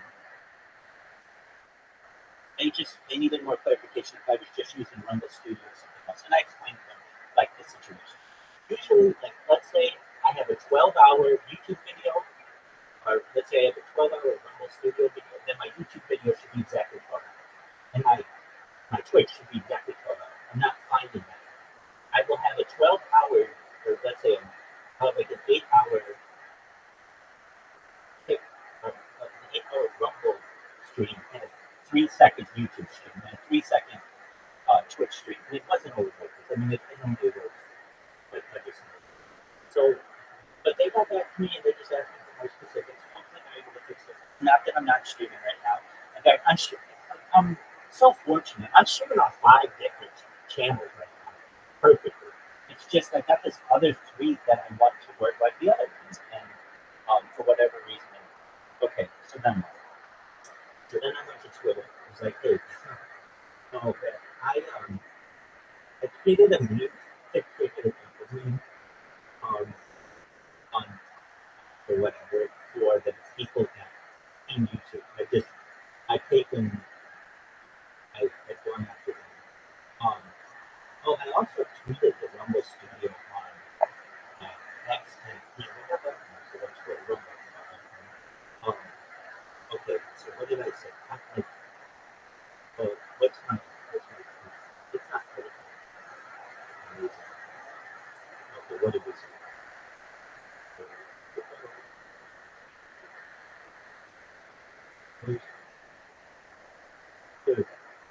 I love this tweet or this like format with exhibit, and mine says, "Yo, dog." I'm gonna have to read it. He goes, "Yo, dog. Heard at Team YouTube likes to lie, so we ensured we attached your lives with this meme so everyone, including shit CEO at Sumo Pishai, to ensure your stock price tanks." And then I put my other one that I made, which is just this maybe liar at Jerry Seinfeld. And then I have I'm surprised that that's not a meme format. That to me is like the perfect meme format. It's like a lady yelling at a dude, and she goes fucking nuts on him. And yeah, but I truthfully could see the way that memes work is like, it all kind of has to filter through certain groups. It's hard to just have a meme on your own. And I feel like the ones that are established memes have to go through essentially producers and perhaps like these different platforms. And I could see somebody saying, "Look, we don't want Jerry Seinfeld being a negative meme. He's worth too much to us.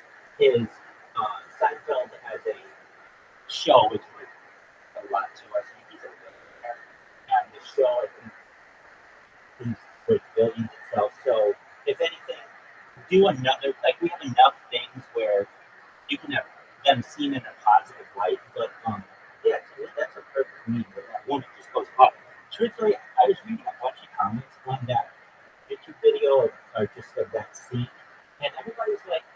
woman should have. This is the best 40 seconds of acting you've ever seen. It really is. This woman just knocks the shit out of her.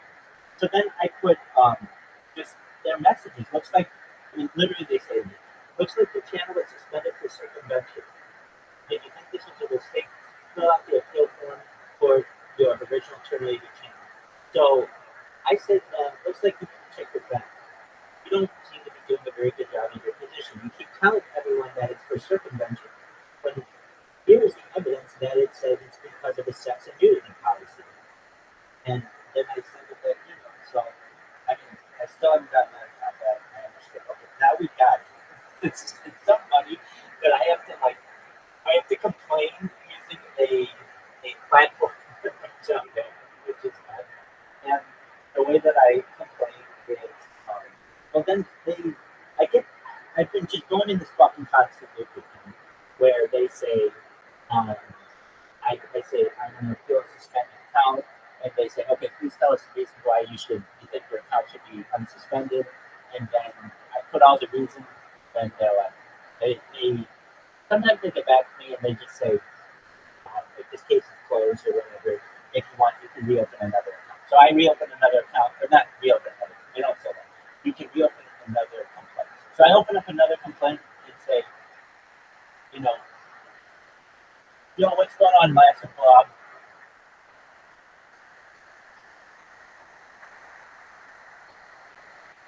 Oh, I'm talking to somebody else.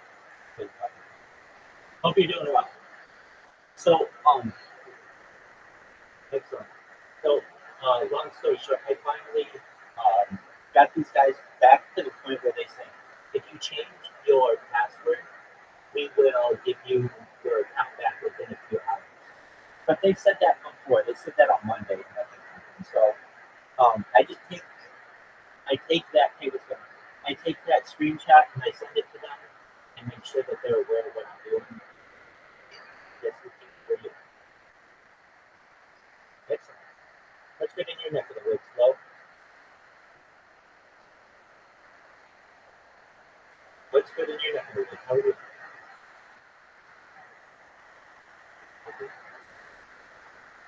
Yeah. Well, apologies this morning. I've just been busy with, I was just telling Cassie, I've emailed Rumble, I've emailed YouTube, I've emailed Twitter, and I've emailed Discord. Like, that's a bunch of emails to just have to go through. So, aside from that, I've been busy with that kind of stuff. But living the dream. Well, how did you find out about me, if I may ask? Okay, cool.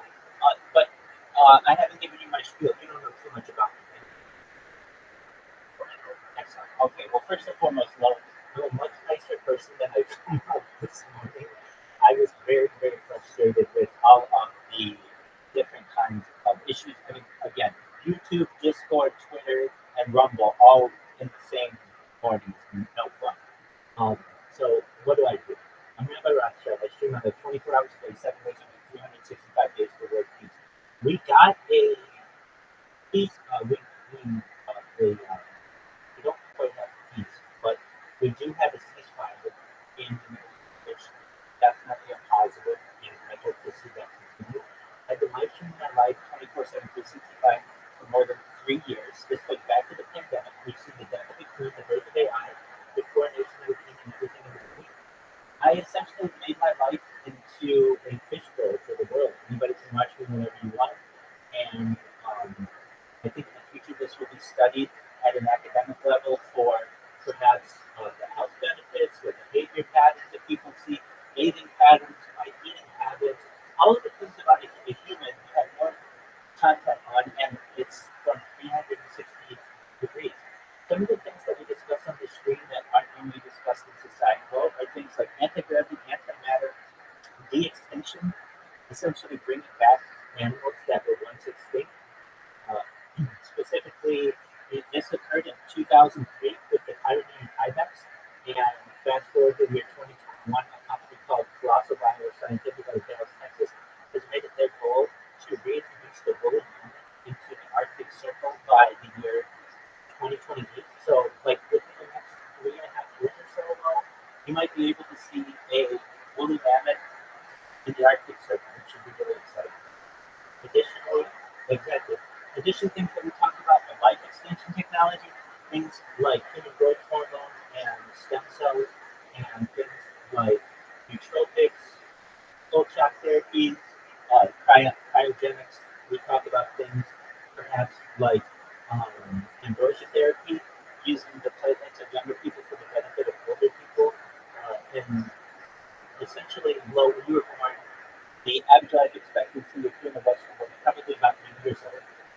But I think that we'll be able to extend that to age 100, 120 eventually with some of this technology. But I think we all know that that's not good enough and your body will eventually break down. So that's where the next type of technology comes into place. Well, has anybody ever told you they don't think you're going to die? Well, maybe. So, Okay, like what, if I may ask?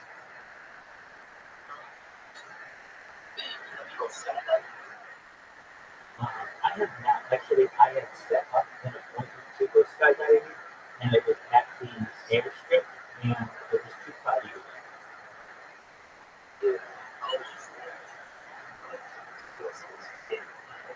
Sure.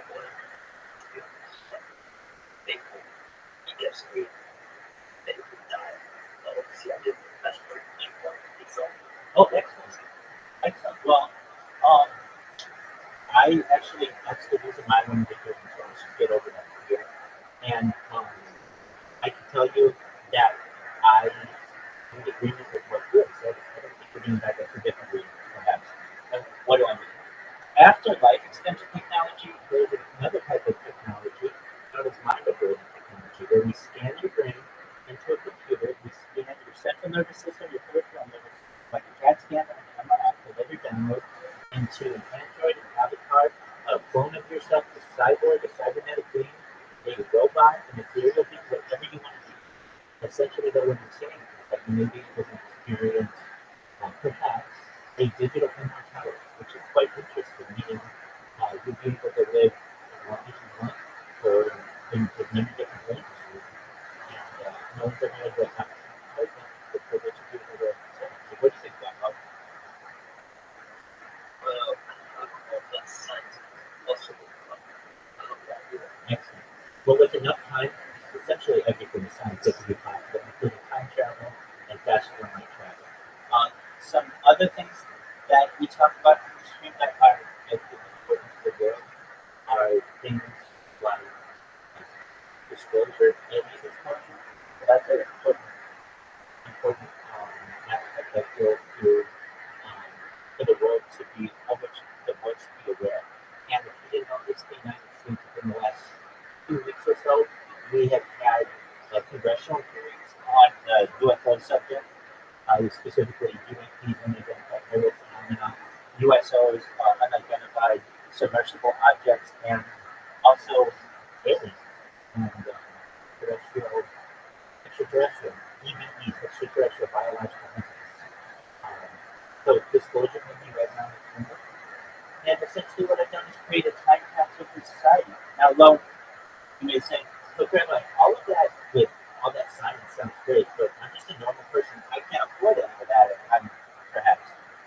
I understand. And you should know that Bill Gates coined the phrase in the 1990s, the concept is king, and I'm making it true today.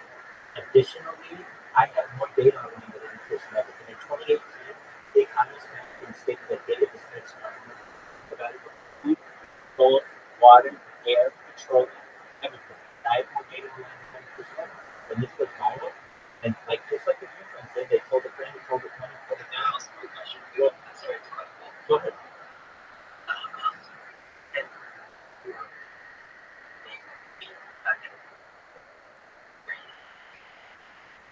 Good question. Basically,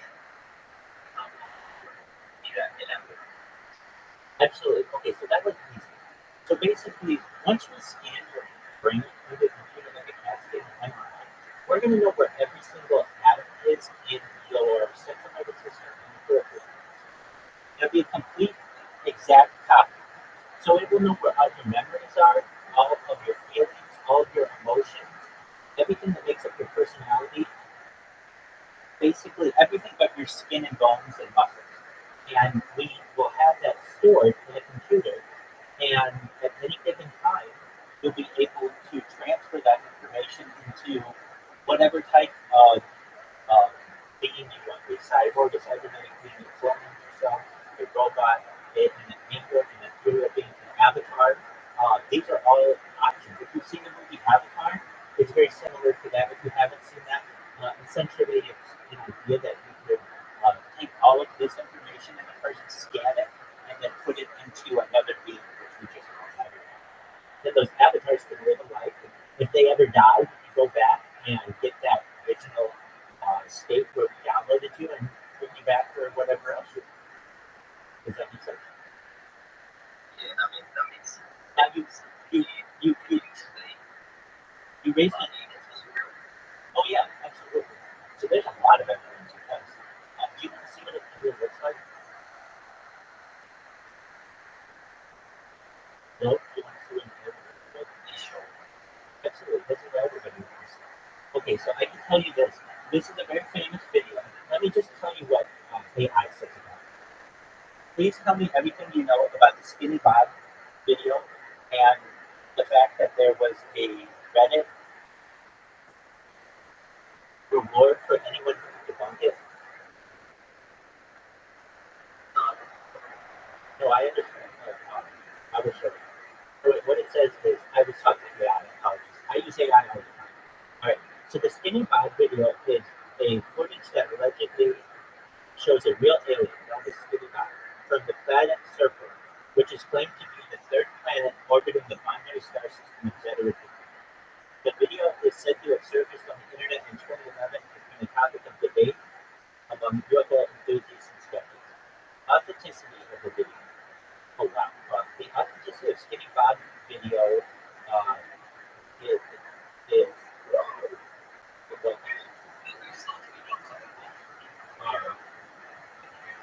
has many people believe it to be real, while others consider it to not be real. Some experts have weighed in on the video, stating that it would take an incredible amount of expertise or significant amount of money to be able to take it. The Reddit reward. There's a Reddit reward offered for anyone who can debunk the Skinny Bob video. The reward was $30,000, and claimed it or the reward that they would pay them. There were several attempts that have been made to debunk the video, with some people pointing out some areas of the footage. However, this could not be proven. Others have noted that there was fingering is inexact in all the videos. There are counter arguments. Despite the debunking attempts, some people still believe that Skinny Bob video is real. They argue that the video's authenticity cannot be proven or disproven with certainty, and that the footage is real. And so, do I know this to be real 100%? This video is, I'm going to say what I think that these aliens look like, but I can show you other videos of a UFO on the ground looks like, that is from the KGB that I'll show you, which I can say even more so, I have more credibility. So, with that being said, here's Skinny Bob, and this is what it is. This is like it would be like you went to the zoo, and I showed you the kind of animal. Here we go. Here's Skinny Bob.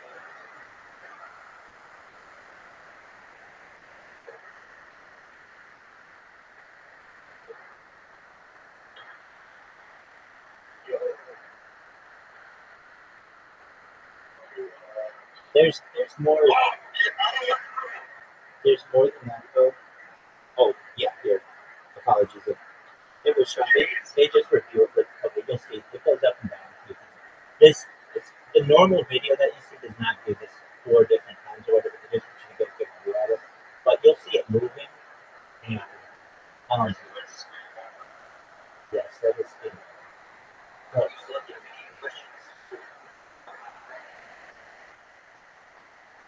so here you can see it moving. And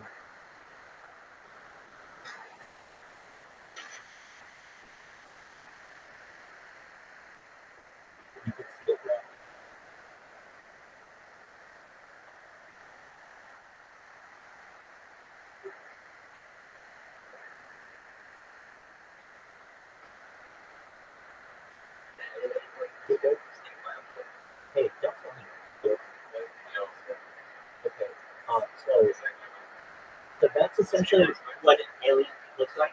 If you want to see what a UFO, the crash UFO looks like, just for a moment, and I'll get to that. Thank you. Top secret KGB UFO files. All right, so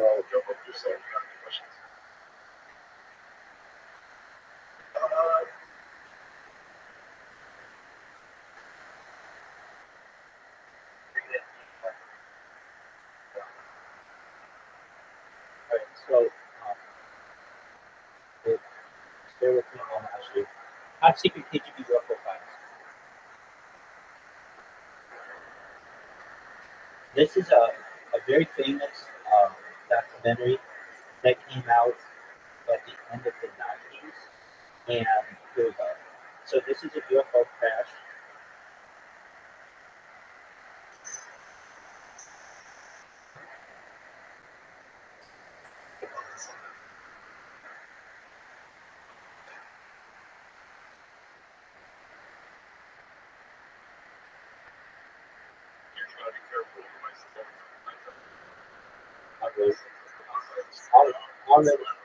Already have. Okay, so here's the video.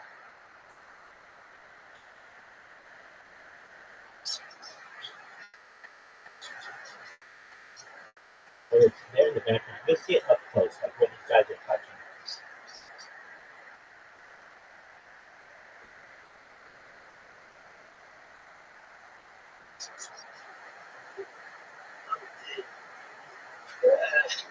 How are you today? Well, how are you? Very good. Yes, I am very good. I just want to talk about Asians. This is an Asian. This is a program. So how was your day today, Mr. Rabbi? Amazing. We're watching some information on UFOs. So there's a crash disk.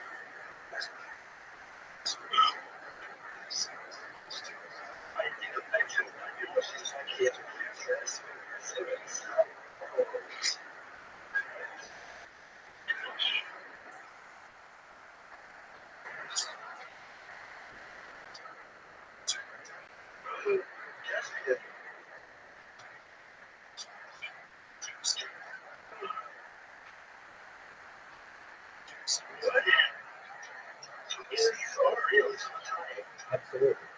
100%.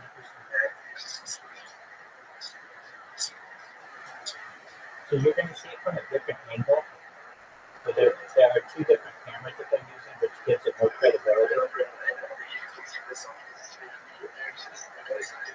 Dog, if it makes you anxious, that's on you. And you can mute me. Okay, Dave Barnes, you're done.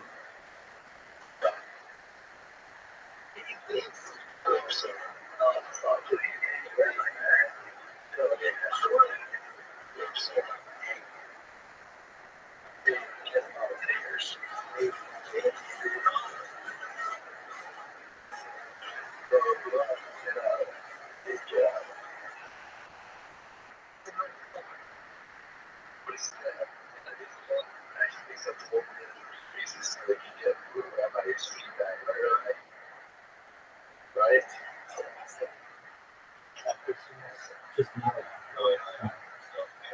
it's exactly more basic. Okay, so see, here's the thing. I want to have normal conversations, but I can't talk like that. And so, in the meantime, no, I want you to make them in front of the stuff. And then I expect you to do the same. Essentially, we have the ability to communicate with aliens. We have reverse engineered.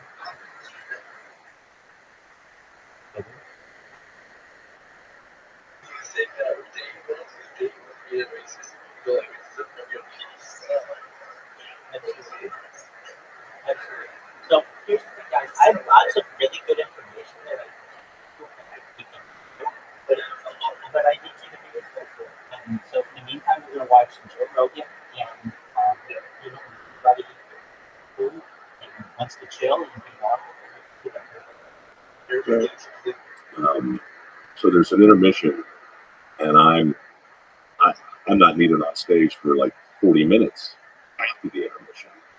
So I go across the street to the Mount Royal Tavern to drink a beer and watch the football game, dressed as a Viking, which I recommend, by the way. When you walk in a bar with the horns and the spear, the bartender knew me, everybody laughed, but I sat down, but the game wasn't on. The bartender was watching that guy in a suit selling pots and pans. And it was the early days of the QVC cable shop.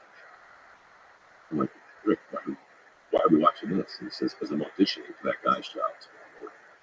QVC was doing a national talent. So anyway, we had a conversation about the end of Western civilization and what it meant for polite society to have a 24-hour commercial that just never went away, and whether or not there was any honor at all in auditioning for such a thing. And at that point, I thought it'd be great to have some money.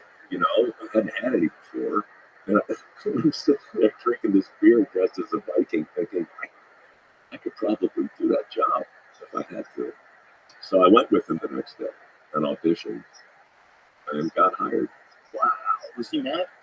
The bartender? Yeah. You got the gig? I didn't even know about it. Well, it's a good question. I don't know what became of him. We had a friendly. Got a fucking voodoo doll in my robe. A bunch of pins in it. We had a wager. I said, look, I don't know if I'll get the job, but I don't get a call back. Because I can't get a call back. We were just actors at the time. We're like people pretending to be actors. He was nice enough. He sang in the opera with me too. Actually, he also attended bar. He just wasn't in that one. But it was a very strange thing, man. That was my first job at TV. Look, I've done some minor local commercial stuff, but I talked about a pencil for 8 minutes. That was the audition. It was so strange in those days. They didn't have there's no playbook to see who can sell stuff on TV, Do you have a script, or are you kind of like, this facts about the pencil? No, nothing? Nothing. Here's what happens. It's probably changed today. I think QVC did $8 billion last year. Back in 1989, 1990, it was nothing like that. And if they hired a salesman, that didn't mean you had anybody who understood really how to behave on TV. If you hired a TV person, that didn't really mean you. Jesus, that's the cat sack right there, dude. That's a sack for your cat. What are you selling? Can you hear this? Sack for your cat. What the fuck?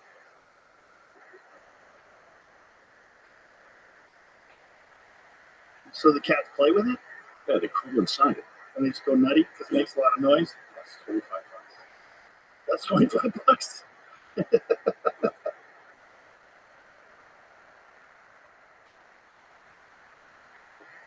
So this is like sort of just personality, fucking around, having fun with the toy and so on. Well, that's what I did. Remember. Was that novel that you were doing it that way?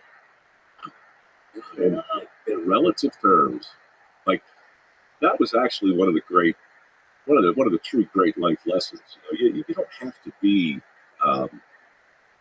outrageous to stand out. You just have to be relatively outrageous. So QVC was a steady diet of men and women doing the same exact thing all the time. Right. And then at midnight or 3 a.m., I showed up and put a cat bag over mine. Or busted open a lava lamp. So you were like a morning DJ. Kind of, except... Right, because they're kind of fun, and that was different than the regular radio guy. For me, I thought of it more like my favorite comedians. And by the way, I saw one last night. Thank you. Ron White was over at the Weather Show. He's there tonight, too. I stopped by. Are you around tonight? No, I got to get back tonight. Something about Thanksgiving. But I watched his set last night. He's awesome. He was great. And the thing he's never been funny. He's in top form. And he's gone. He's gone full Messiah, dude. I didn't recognize him. Oh, with the lip. Yeah. He said hello. I'm like, hey, how are you? You're back. Jesus, good to see you. He was great. And as I watched him do his thing, it reminded me, like my favorite comedians, I I never get the sense that they're trying to make you laugh. I get the sense that they're trying to amuse themselves. Right. And and that's what makes it comfortable for me to be in the audience, to see somebody who, hey, if I laugh, that's just a happy symptom of whatever it is you're going to do. It makes me comfortable. And that's why he's fun to watch. That's why this podcast is fun to listen to. Same reason. I couldn't have articulated that 35 years ago, sitting there selling a cat sack. But you intuitively knew something. I knew in the middle of the, like everything that it turned out that I needed to know about this crazy business, I learned in the middle of the night on the QVC cable shopping channel over a 3-year period, trying to make sense. So 3 hours at a time, usually, over the course of 24 hours. So you would be on 3 hours at a time? Yeah. Would you come back again, or would you only do 3 hours? I do 3 hours, and then I go home.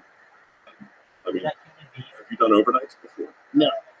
So I guarantee you there are a lot of people listening who have worked an overnight shift in their trade, in their vocation. Mm-hmm. It changes you just as surely as Doris the cat lady's brain was scrambled by the Gandhi toxin.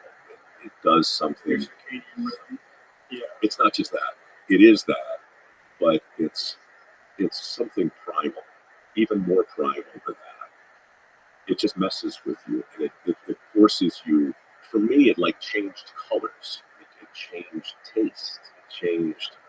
Yeah, because I'd never. I mean, I was upside down. After I talked about a pencil for 8 minutes, I was on the air 48 hours later at 3 in the morning, trying to make sense of the health team infrared and the amp or negative ion generator. Like, what the hell? Like, did they give you a rundown of what these products were at all?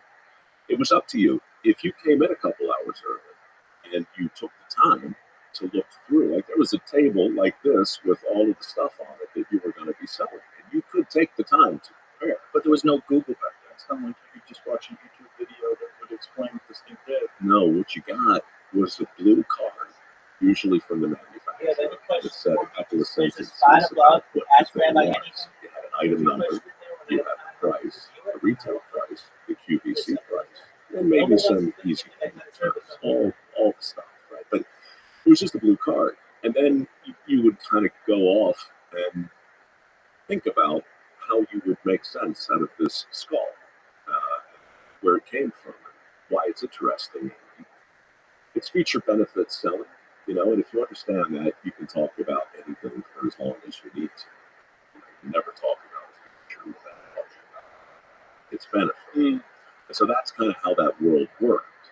So you don't say it's a pencil for 99 cents. You say it's a yellow number 2 pencil with an eraser that is of the exact proportion necessary to last for the life of the pencil. So when this thing is down to the nub, you'll still have enough eraser left. It's really a monument to efficiency and ingenuity. And it's not just yellow. It's yellow because you're a busy professional, but you need a pencil, Joe. If you open up your drawer, you don't have time to root around for some vaguely beige colored writing it. And then you let that canary yellow pop and you can pick it up, right? And it's a number 2 pencil. It's not 3, that thin, wispy line that you can't read, or that thick, disappointing skid mark of a number 1, right? So you just like train yourself to fill dead air with nonsense. While you're wondering, like, when your next meal is and who you're going to have it with. And you wind up making friends and essentially hanging with other people who live in that same weird, like, shadow land. Yeah, shadow. That's a good way to put it. I have kind of an experience with overnight. That's not the same. I deliver newspapers. And so at least one day a week on Sunday, I would basically show up Saturday night at 3 in the morning. Right? Because I would deliver Sunday papers. The Sunday papers were just a huge 100 people at the top. Oh, I forgot the top.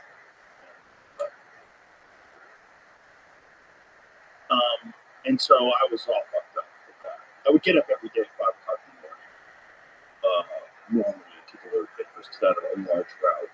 Yeah. It was my way to make money without having to do a job where I had to listen.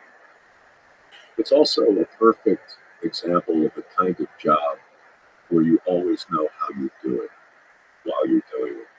Like lots and lots of little visual, undeniable cues, right? You got your bags or your baskets full of paper or your car or whatever you're doing. You're tossing them out one at a time.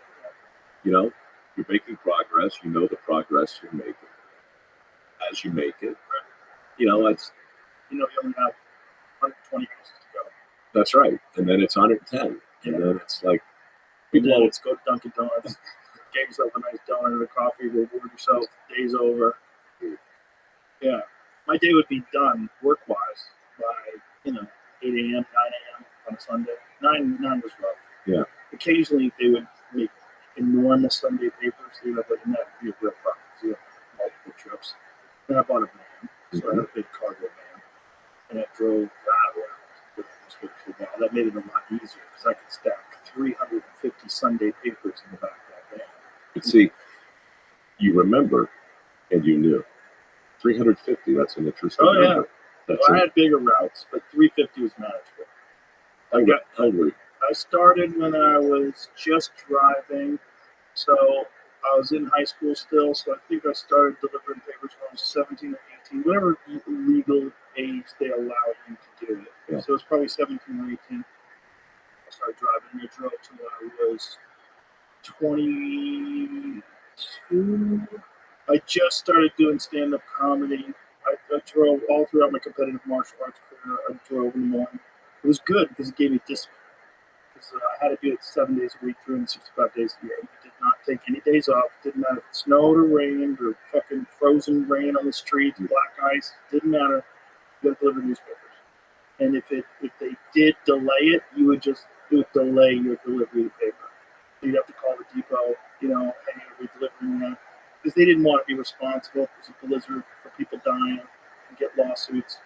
So they didn't make you deliver papers. It was unbelievably bad out. But for the most part, we drove every day. So you had a sense of consequence too. Yes. Like you Discipline, consequence. Didn't deliver papers, didn't get paid. It was very simple. It was a very simple job. You would show. I don't even remember how they trained us. I think that maybe they trained us for like one day. We were taught how to fold the paper. 1, 2, stuff in the bag. You have plastic bags you bring because you chuck them out the window and you'd never damage the paper.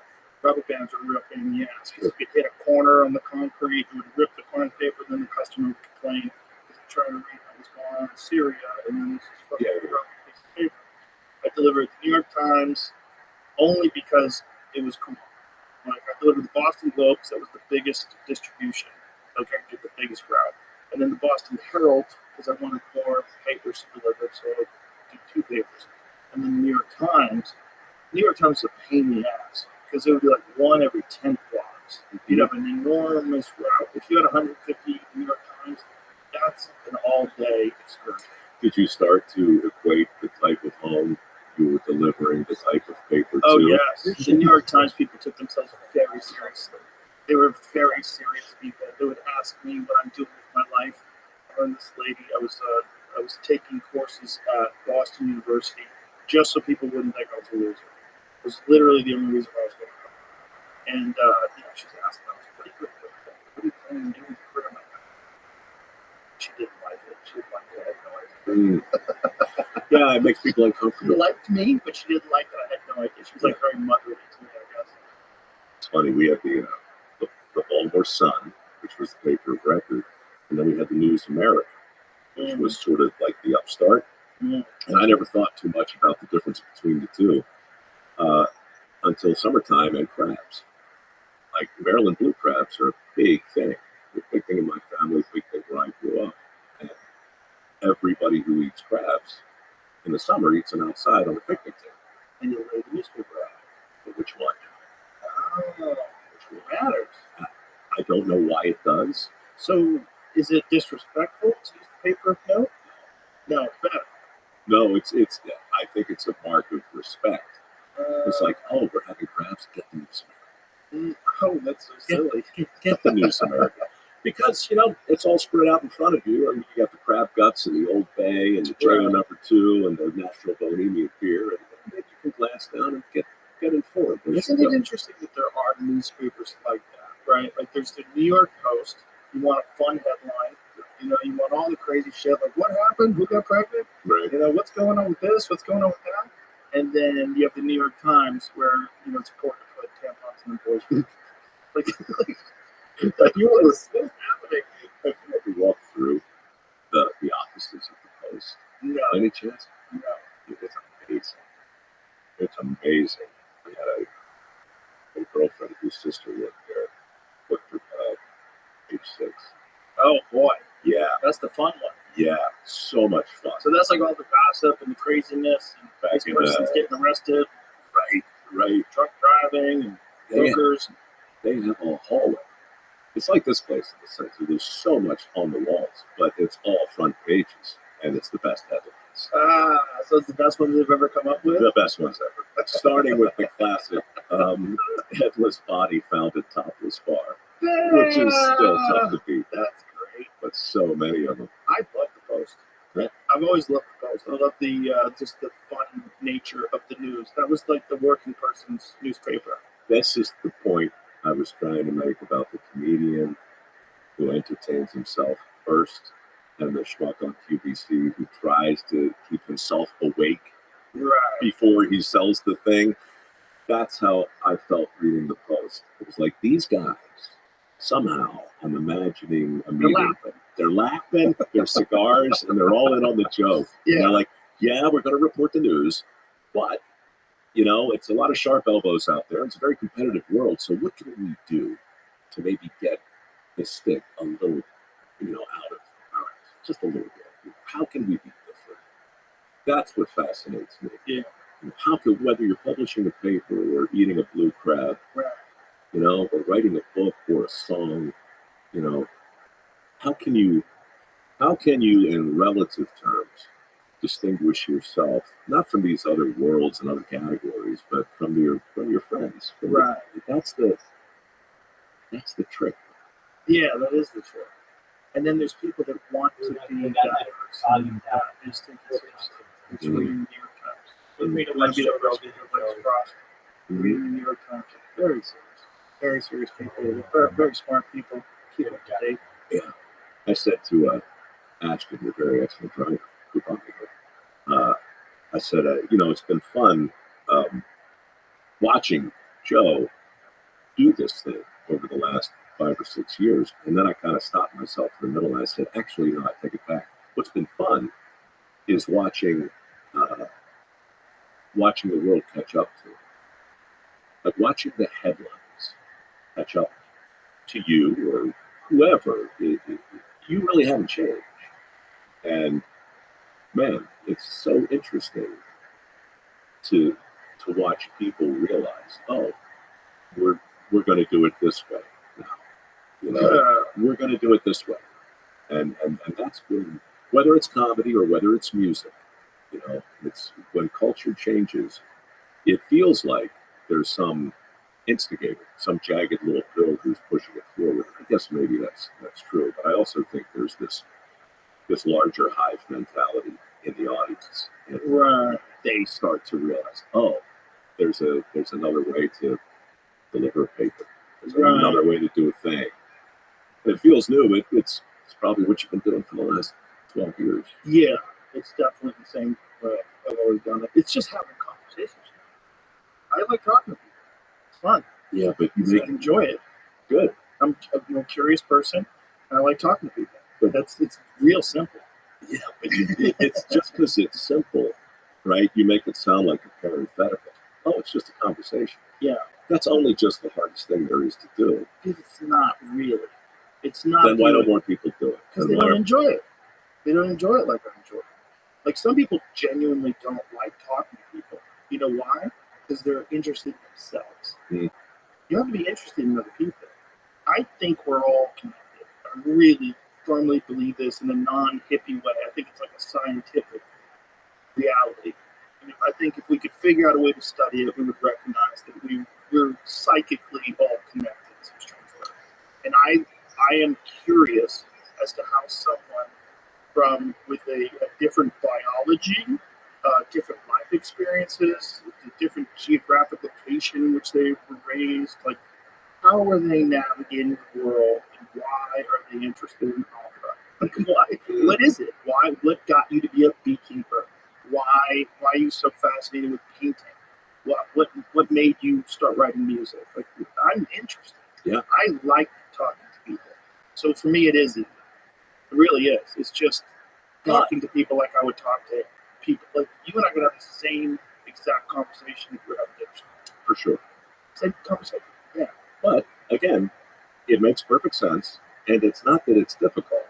It's just that very few people do it. And if your explanation is because very few people genuinely enjoy it, I can't disprove it. You're probably right. I think that's what it is. You're I think probably I right. just got lucky. I think I just got lucky and I found a job that I would have been doing anyway.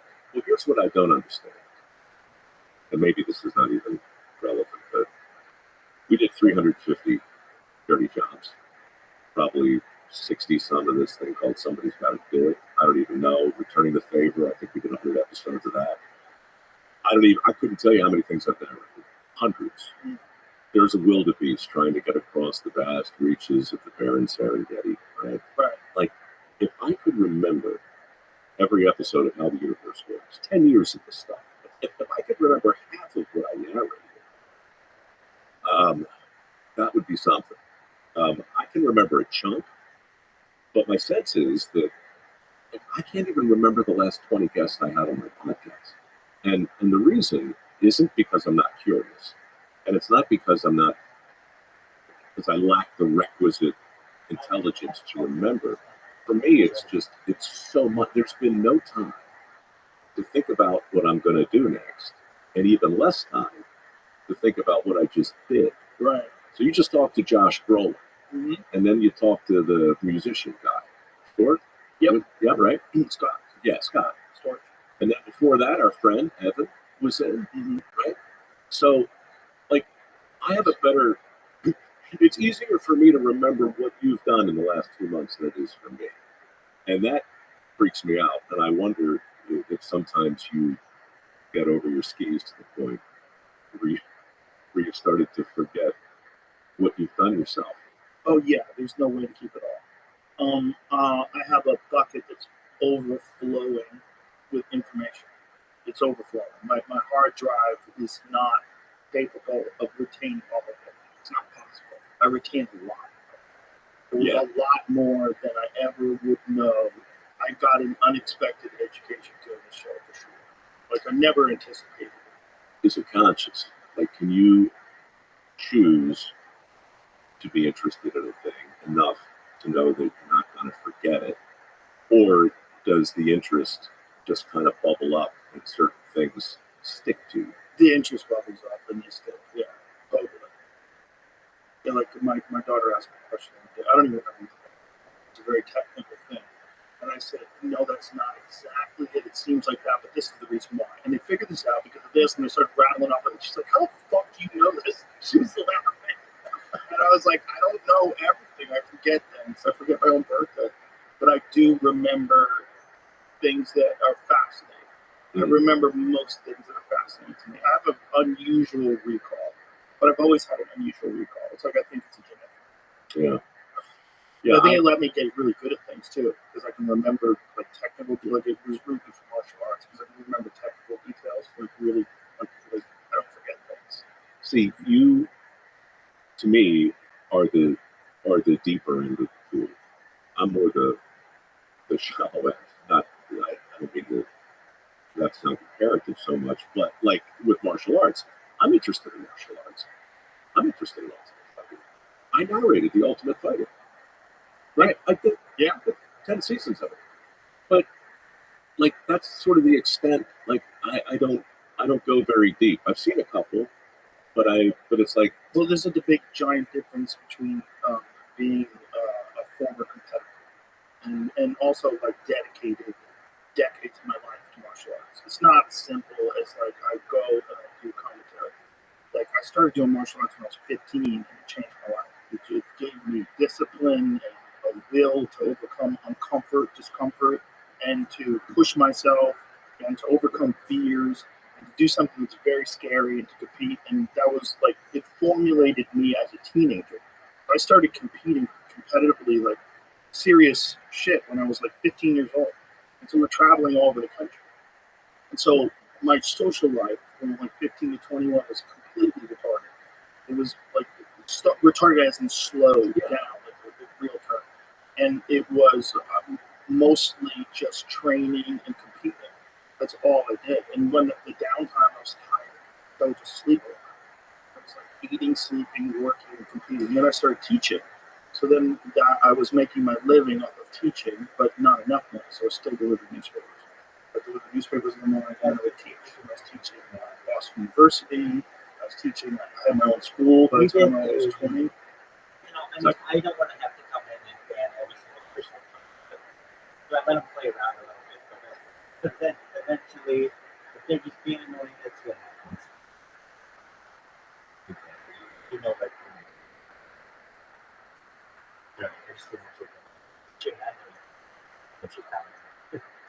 Wanda? Yeah.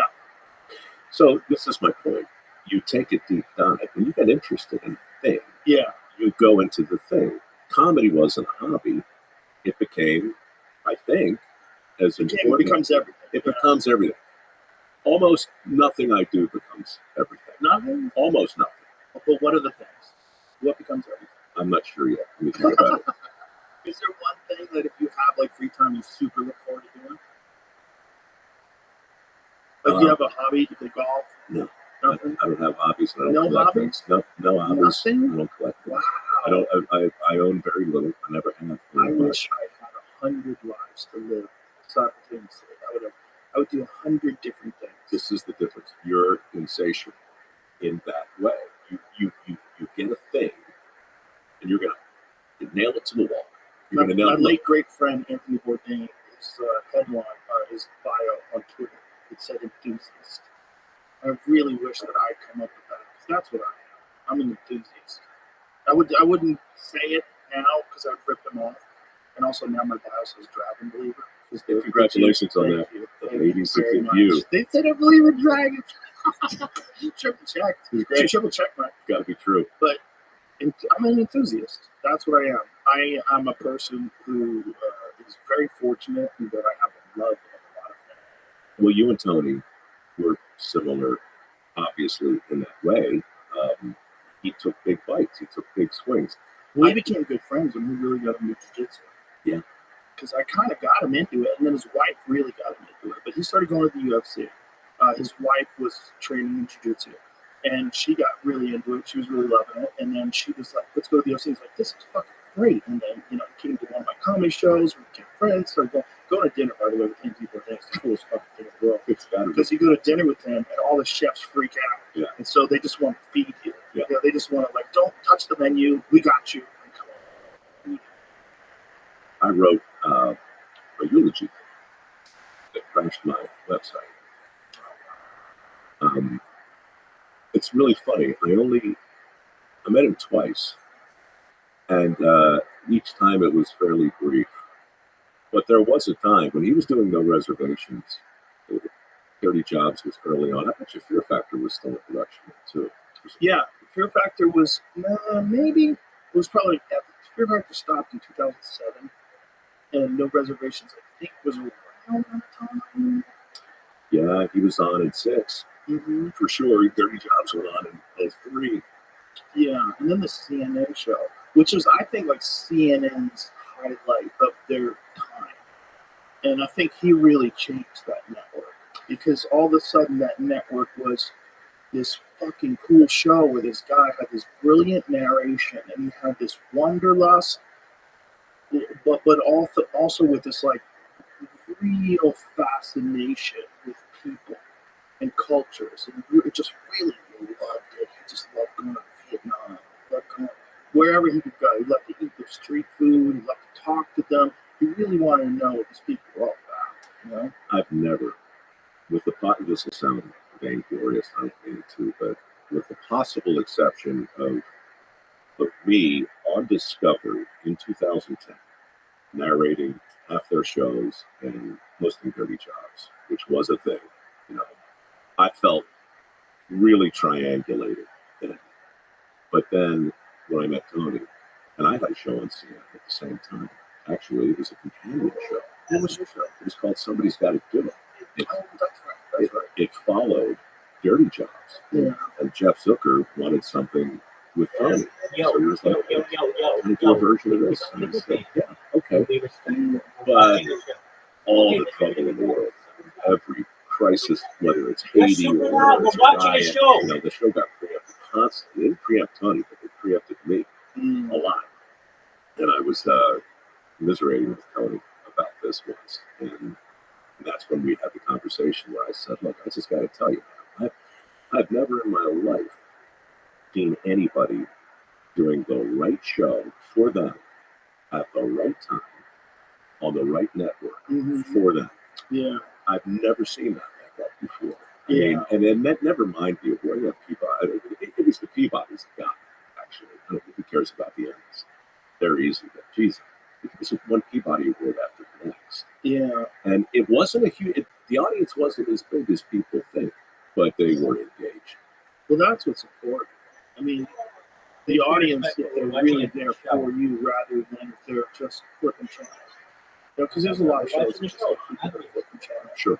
But we used to, when I was on news radio, everybody wanted to shot the spot after Seinfeld because it was Seinfeld and Friends were on the same night, and it was just this murderous Thursday night lineup. It was an unbelievable lineup, and if you got lucky, you were Sex in the City or the Single Guy. And what Paul Sims, the producer of news radio, called a shit sandwich, because you had your brilliant show, and then a terrible show, and then another brilliant show, and another terrible show. But if you got those time spots, oh boy, you know those spots. People are gonna just keep tuning in. They didn't tune in to news radio. News radio wasn't really successful. You were in the slipstream. You know what? Yeah. You were in the. Well, we weren't on Your show. my show, so it was a different Number one production. warning. Christine Gray. So So would like to they watch. didn't have a best interest in us being successful. You want to have So a conversation or do it somewhere else?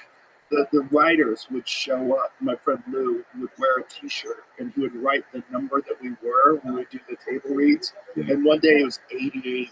And I was like, There are a bunch of other DCs you can go in, like, but as of right with now, a bullet. We thought we were going to get canceled literally every year except the year we got canceled. okay, The well, year if you're we cool, got like, canceled, I was should get other shocked, people because in that it was as like well. the year after Phil died. And then John Lovitz took his place for a season. And then they canceled it after that. And like in the perfect thing for our show, we never even hit the 100 episodes for syndication. They had to sell it at like 98 episodes. That was like our show. Like we were always like barely hanging on. You know, it was just, I mean, it was a funny show. It was a really good show with talented people. I love that show. The people I was super lucky to work on, and it ruined me because I could never work on another show after that. What did you look? What was the big lesson of news radio, if there was one for you? Well, it was just fortune. The lesson is that you could just be fortunate. You know, because I was not a trained actor at all. I did a set on MTV, half-hour comedy hour. There was a comedy show. I did a set, and then MTV offered me a development deal. And then my manager said, this is terrible money. They're going to lock you up for like 3 years for like $500. So it was crazy, ridiculous bad money. He said, I'm going to take your tape and tell all these other production companies that MTV wants to sign a deal with you, and then we'll start building. And he was brilliant, and he did it, and that's exactly what happened. And the next thing you know, I couldn't answer my phone because my phone was just calling. People, agents and people would just call me. Yeah. And like some guy called me from Universal. I was like, what? What's going on in this shitty apartment on my way out the door to play pool? And this guy is telling me he wants me to get on a flight that night. We have a flight at 10 p.m., leaving out of LaGuardia. I was like, what are you talking about? And so then I called my manager. Hey, this guy just fucking called me from me. He goes, hey, don't answer your phone. Like, go play pool. Get out of here. I'll take care of it. Next thing you know, I was in Hollywood. It was like that quick. And I was on a show called Hardball. It went 6 episodes. And the only reason why I stayed in California, I wanted to go back to New York. I hated it. I hated actors. I just couldn't deal with being around these weirdos. There were these weird, phony people. They would say, good to see you, because they couldn't remember if they met you. So instead of saying, nice to meet you, and fucking up, and go, I'm sorry I met you, I'm sorry I fucked up. They didn't want to be real. So everyone said, good to see you.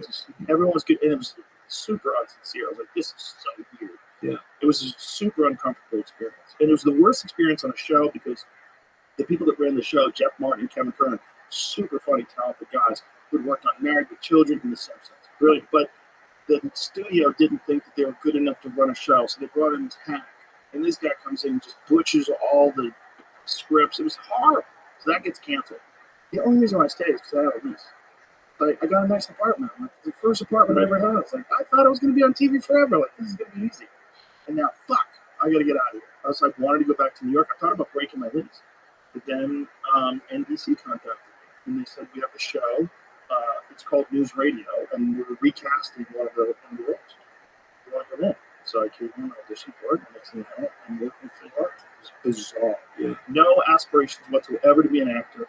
Never wanted to be on TV. And then I'm working with Andy Dick and Phil Hartman and Maura Tierney and Candy Alexander, Vicki Lewis and Dave Foley. Like, this is crazy. From the kids from Second City. Jeez. Yeah, he was brilliant. Dave Foley, by the way, was the secret producer of News Radio because they would give him full autonomy, so he would completely rewrite scenes, like on the spot, come up with punchlines for everybody. We all did that for everybody.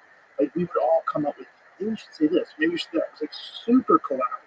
So just fortune, complete, utter good fortune. Because I had friends that were on terrible sitcoms. They were living in hell. Yeah. And we'd hang out at the Comedy Store. And, they were living in hell.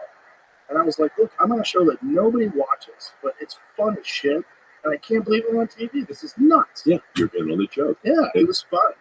It was really fun. But it was just fortunate. I could have easily never done any of those things. Easily. I thought for years that really a sitcom had to be the best gig in the world to do a play every week. If it's a good sitcom. If it's a good sitcom. If it's a bad sitcom, it's hell. Sure. Those guys who do a lot of coke and buy nice cars, they're all bad shows. They just want to give themselves something to reward themselves for this fucking slave nuts. I wouldn't say slavery. I just like you're a slave to money. It's not you're compromising who you are for money. You don't really want to do that show, but you're on it and it sucks, and you have to repeat these terrible lines. That's what I'm getting. See, for me, it came down to that. I finally got a chance to do one. I played Tim Allen's younger brother on Last Man Standing for a turn. I never saw that show. That was a weird one, right? Because they got mad at him because he was right. Yeah. It's so crazy. Did they cancel it? It was the number one show they canceled, then Fox picked it up. That's so nuts. They canceled it because they didn't like his politics. Yeah. Wow. So, that basically happened to Dirty Jobs, too. Really? Oh, yeah. Yeah, it was mind-boggling. But the point was, I finally got a chance to... I don't want to gloss over it. I want to come back to that. Okay. I want to hear that. All right, yeah. No, that's a great... We love this. But Tim is great, by the way. We became friends. Chemistry on camera. Everybody loved it. And when it was over, I was like, well, do an honest inventory. What did you love?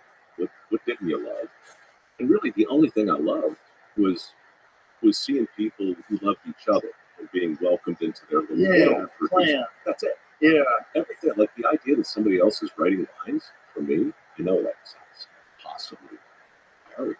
But I was so used to really writing for me. Dirty Jobs was truly unscripted. Everything I ever did, there were never any lines.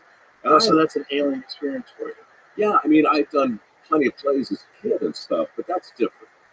That's different. Once you're in Hollywood and once you're sort of in the machine, it still lingers. I mean, it's the whole reason I crashed the audition for the opera. I was just trying to find a sitcom at some point, somewhere.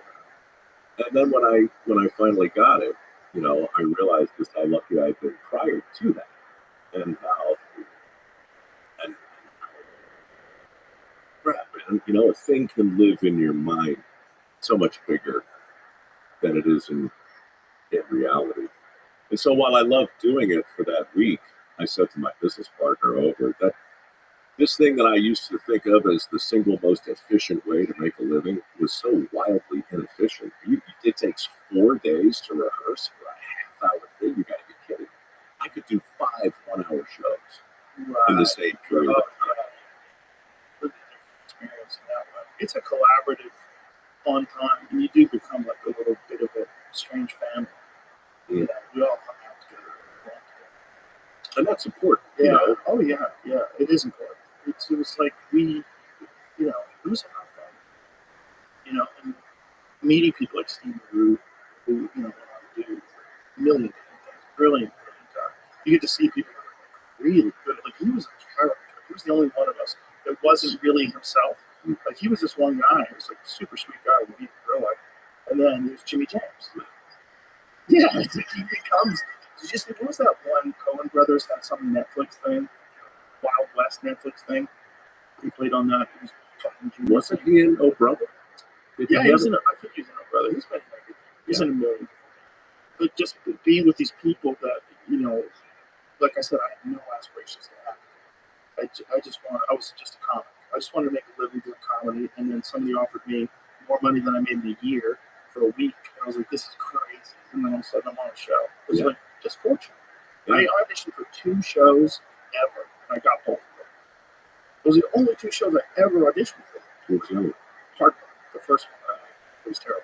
Yeah, that was the baseball show that got canceled, and then I auditioned for these radio. So it was nuts. It was just. I was just stepping in shit every step of the way. It didn't make any sense. So I never had an agent except for a very brief period when I did. And it was, you know, Sean Perry over at Endeavor. You guys ever cross paths? No, his former assistant turned out to be his wife later, Nicole Taylor. They're living great. They live up in the hills somewhere. I think that's a live with your former assistant.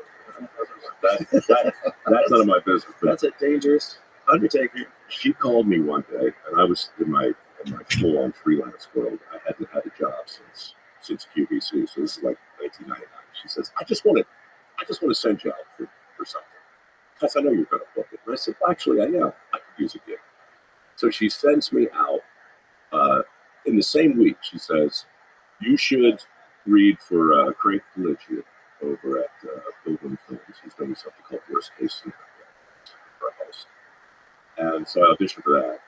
And then later that week, she says, this guy from Asheville, Michael Orkin is his name, who I worked with years earlier, not Nashville, Memphis.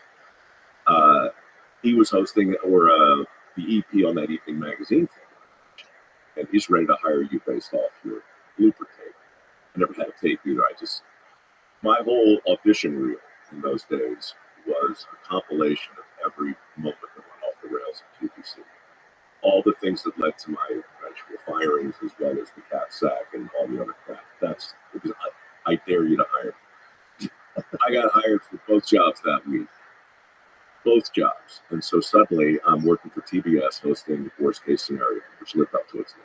And then I'm up in San Francisco hosting Evening Magazine. And there was no conflict of interest? Oh, no. Like you were totally negotiating both at the same time? Yeah. Wow, that's cool. Yeah.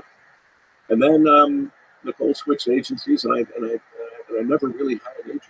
You know, prior to that, that's fortunate. Or since super fortunate. Financially, it's great. You know what's fortunate? Remember? Okay, so my mother calls me. I'm at Evening Magazine, sitting in my cubicle. My granddad's 90 years old. Remember this? I didn't close the loop on this. But that's to answer your first question. What happened was my mom called me and said your grandfather's going to be 90, and before he dies, would it be great if he could turn on the TV and see you doing something that looked like work? But yeah, my mother's a savage. She just finished her 4th book, by the way. Wow. Yeah, she's written 3 bestsellers after 80. That's incredible. She's out of control. That's incredible. So she was like, she wanted to do something impressive. My mother wrote every day for 60 years. No agent, got published in like the News American and all other stuff, local stuff, some horse magazines. We were horse people kind of growing up. And her dream was to write. She finally got a book deal when she was 80. Went to a number 4 bestseller. And everything she's written so far. So that's recently. Back in whatever it was, 2001, she was just a pain in my ass. Because she was saying, wouldn't it be great if your granddad, this guy whose shadow I grew up in, could see you doing something? It's like my pop. He'd seen the opera. He'd seen QVC. He'd seen every godforsaken infomercial. He'd seen, you know, I've done a lot of things, probably 200 jobs in the whole career. And so I was 42, and I took my cameraman from Evening Magazine into the sewer of San Francisco the next day to host the show from a sewer. And what happened in the sewer, Jeff, was, I mean, it changed. I wrote a book about it. It changed my whole life. The roaches, the size of your thumbs, there are millions of them. They crawl all over you. The shit comes at you in a chocolate tide of unending disappointment. And it's filled not just with all the stuff that comes out of your body, it's filled with stuff that comes out of your medicine cabinet, your plastic products, and rubber private condoms stuck to your rubber suit. You know, it's unspeakably vile. You can barely breathe. And what happened to me then is I completely failed to host the show. All the stand-ups went wrong. Laterals exploded. We were all getting hit in the head. It's like a shooting gallery. There was a rat the size of a loaf of bread that crawled up. I lost my footing, fell into. I was baptized. I was baptized in a river of crap. And at the end, my cameraman threw up at one point. An enormous puke. And I'm squatting at the filth, you know, looking at the camera, trying to open the show. And when you see your cameraman vomit float past you, as you're trying to articulate a thought. My God. And meanwhile, the guy who was like my minder was an actual sewer inspector. And he's in the background trying to do his job, which is to hammer out the old bricks that are rotting and replace them with new ones. Now it's 105 degrees. It's just it's the seventh level of hell. It's clear I can't do my job. So I go over to this guy. His name is Gene. I say, hey, what are you doing? He's like, bricks in. I said, need a hand. So I start mixing the mortar, and we start talking, just like people, you know, not like a hosting thing, but like what you were saying. Just what would happen if you had an honest conversation, totally unscripted, with a guy who didn't really know he was going to be on camera? But what if you film it and put it on TV anyway? What would happen? Well, what happened a week later when this thing finally aired was I was fired. It's because people sitting down to hear the heart-tugging story of the three-legged dog up in Marin overcoming canine kidney failure. And it's me, a smart-ass 42-year-old crawling through a river of crap. I mean, they're trying to eat their meatloaf. You know, it was the wrong segment for that show. But talk about fortunate. The mail that came in as a result, and some people said it was funny and they liked it. Some people were repulsed. But the letters that changed my life were the ones that said, you think that was dirty? The way you see what my brother does. The way you see what my cousin does. My mom, my sister, right? And I'm like, oh my God. If the Bay Area is any kind of a microcosm for the country, I'm not saying it is, but from a TV standpoint, I was like, this is new. No, I've never seen feedback like this. I've never seen curiosity among the viewership like this. And so that's where the idea came from. It's like, what if the viewer programs the show, A, and what if B, the host of the show, is the person that I meet who welcomes me into their shithole or wherever they work. And what if I'm not a host after all? After 20 years of impersonating a host, what if I'm a guest or an apprentice or an avatar or a cipher, right? Like what if I just think of myself differently than this guy who hits the mark and looks at the camera and tells you the cat's out is 29? I mean, what if you just let all that go?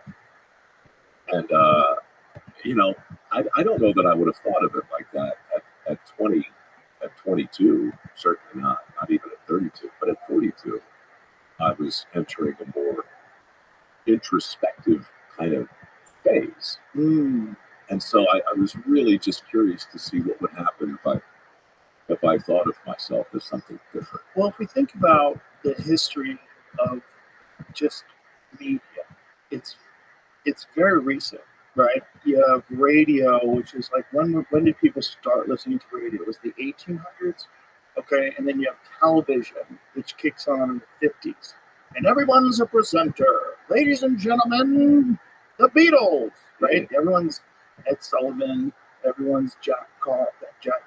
Like there's these type of people that do this job. It's like you ever do a morning radio show? Oh, yeah. I'm sure you have. Morning DJ boys. Hey, 5 o'clock on the hour. Let's go with Bon Jovi. There's a voice that they have. A strip club DJ symbol. There's a voice. Anchorman. But now, yes, the news. Especially local news. They have a very specific thing that they're doing. Yeah, well, it's fake. It's not a person. No people act like that. If you had a guy like that over your house for dinner, you'd be like, what the fuck is wrong with Bob? Bob's a psycho. The guy's got people buried in his fucking basement. Who talks like that, right? And so I think the internet opened up a lot of room for unprofessional people to thrive. That's me. So, like, I can't do No. but that's what it is. You're not unprofessional. But it's like, I mean, in that regard, like, I'm not. So I wasn't trying to do something that had already existed. I was just doing like a guest on Opie and Anthony show. That's what it was like. Like when you're a guest on Opie and Anthony, that's how you talk. Everybody would just hang out and talk. That's a fun show, wasn't it? Anyway, that opened my eyes up to podcasting. And then, Anthony Cumia had his own show that did in his basement, live at the compound, where he'd sing karaoke, holding a machine gun, the fucking maniac. And then the other big one was doing a Tom Green show, because Tom Green had his own sort of internet talk show he did out of his house. Sure. I remember that. Yeah. That was huge. So that also helped too. And I actually was in negotiation with the people that were doing his show, and I was thinking about doing something around, but then I was like, I gotta do this. Quick sidebar. I don't know if this is a business. Jamie, forgive me, because I don't know if I'm supposed to ask you to do things, but I sold the first karaoke machine ever in this country. On QVC? Yeah. Oh, let's see that. It's out there. It's out. I'm not proud of it. You should be proud of that. But That's a statistic. It was like 12:15 in the morning, and they sent me one of these things in my apartment. Is this even fun? Like, look, they're everywhere now. Obviously, we've gone through. It's kind of crazy though that you're like the godfather of karaoke. Well, I'm among them. So what year is this? We were talking. Look at you. 91. Wow.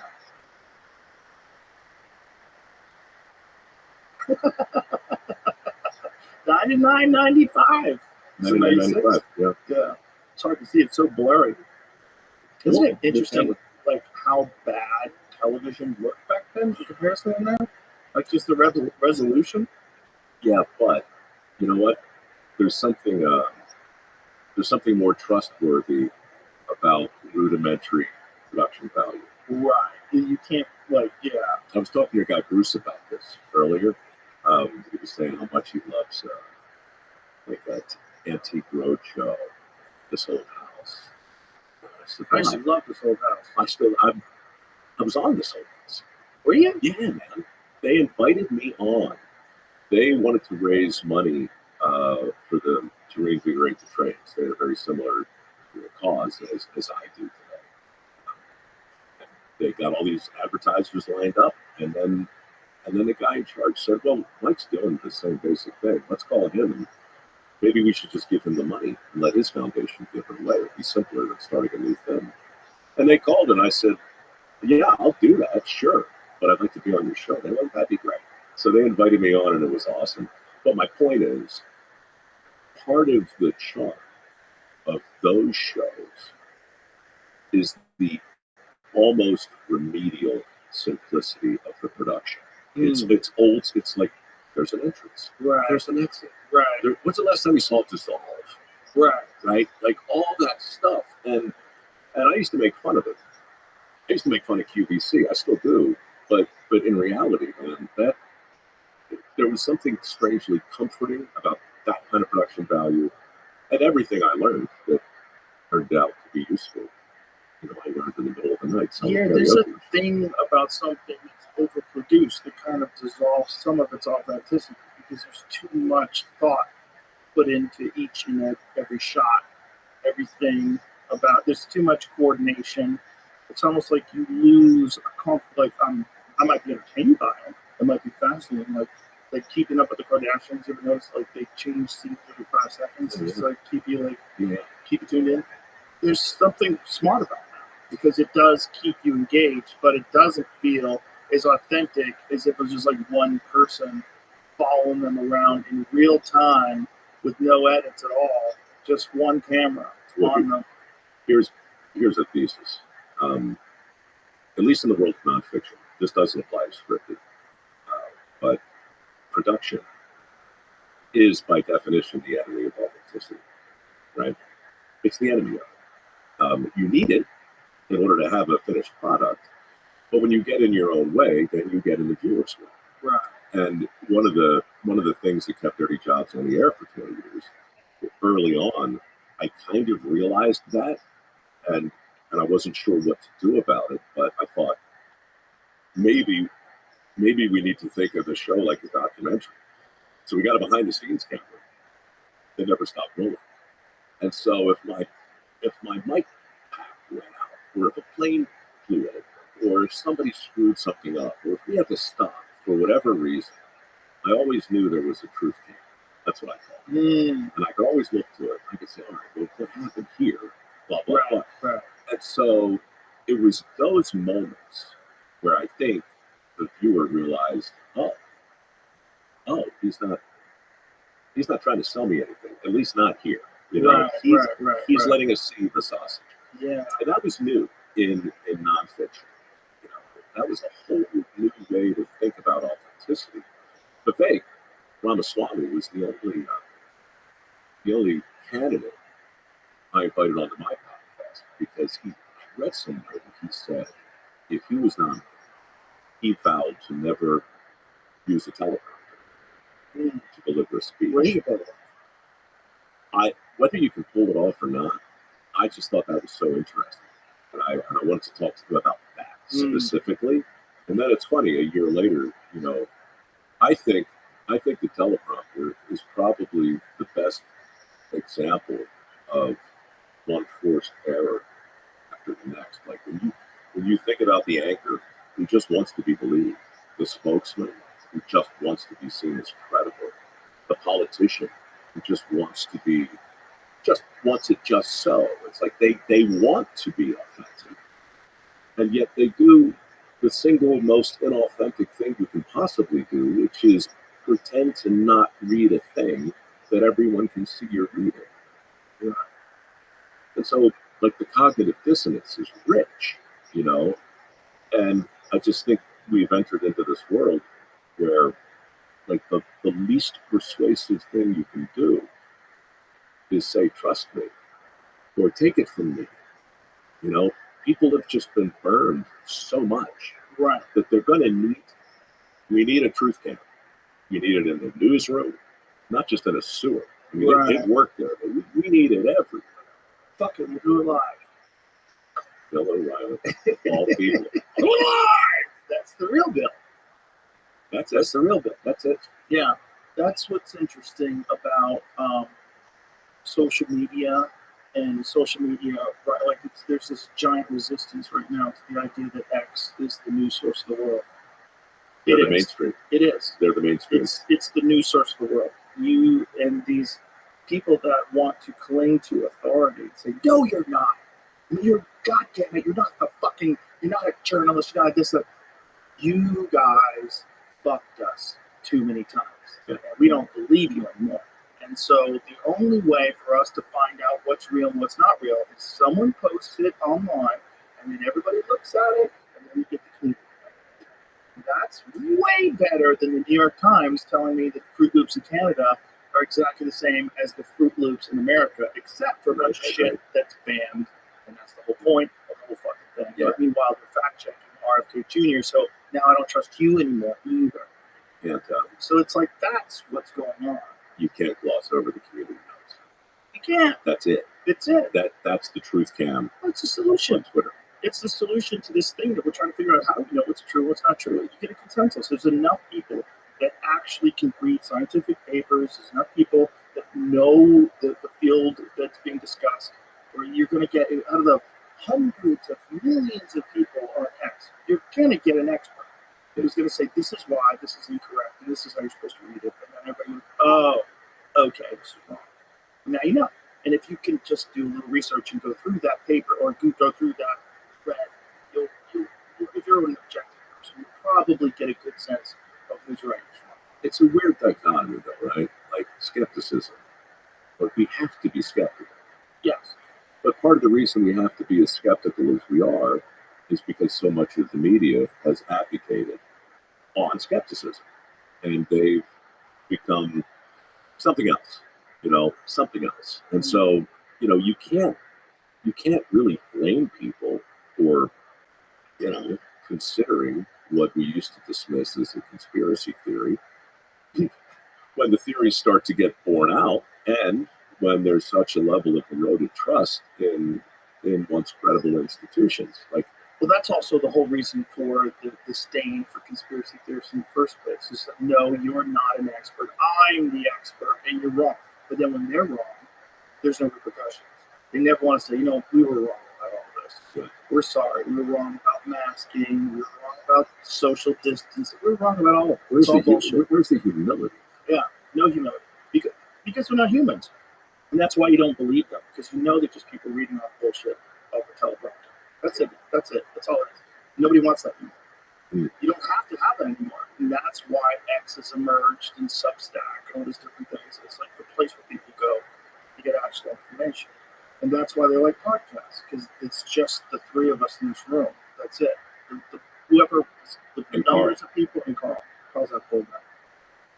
But the numbers of people that are listening is like, it's just this crazy number that are all just listening to three people.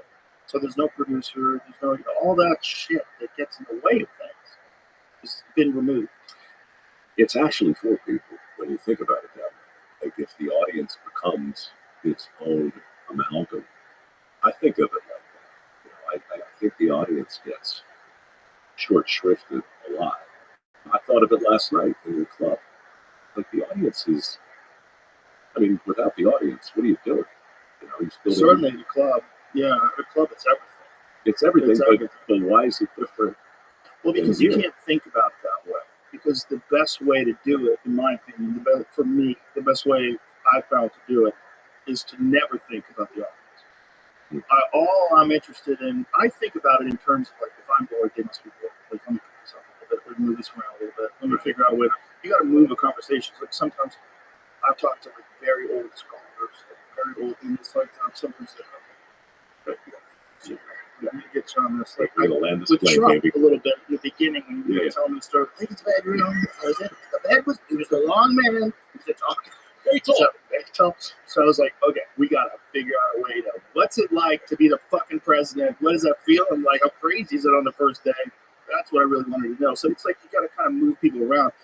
But that is for me, like as an audience member, I'm not thinking about the audience because I feel like the best way to do it is for me to actually 100% be engaged and interested in what this person's talking about. But don't you think that that's you are the proxy for the audience when you're at your best? Yeah, for sure. In my view, Yes, when I'm listening to you, when I like high five you virtually, it's when you ask the question I was thinking. And I really tried to do that in the sewer.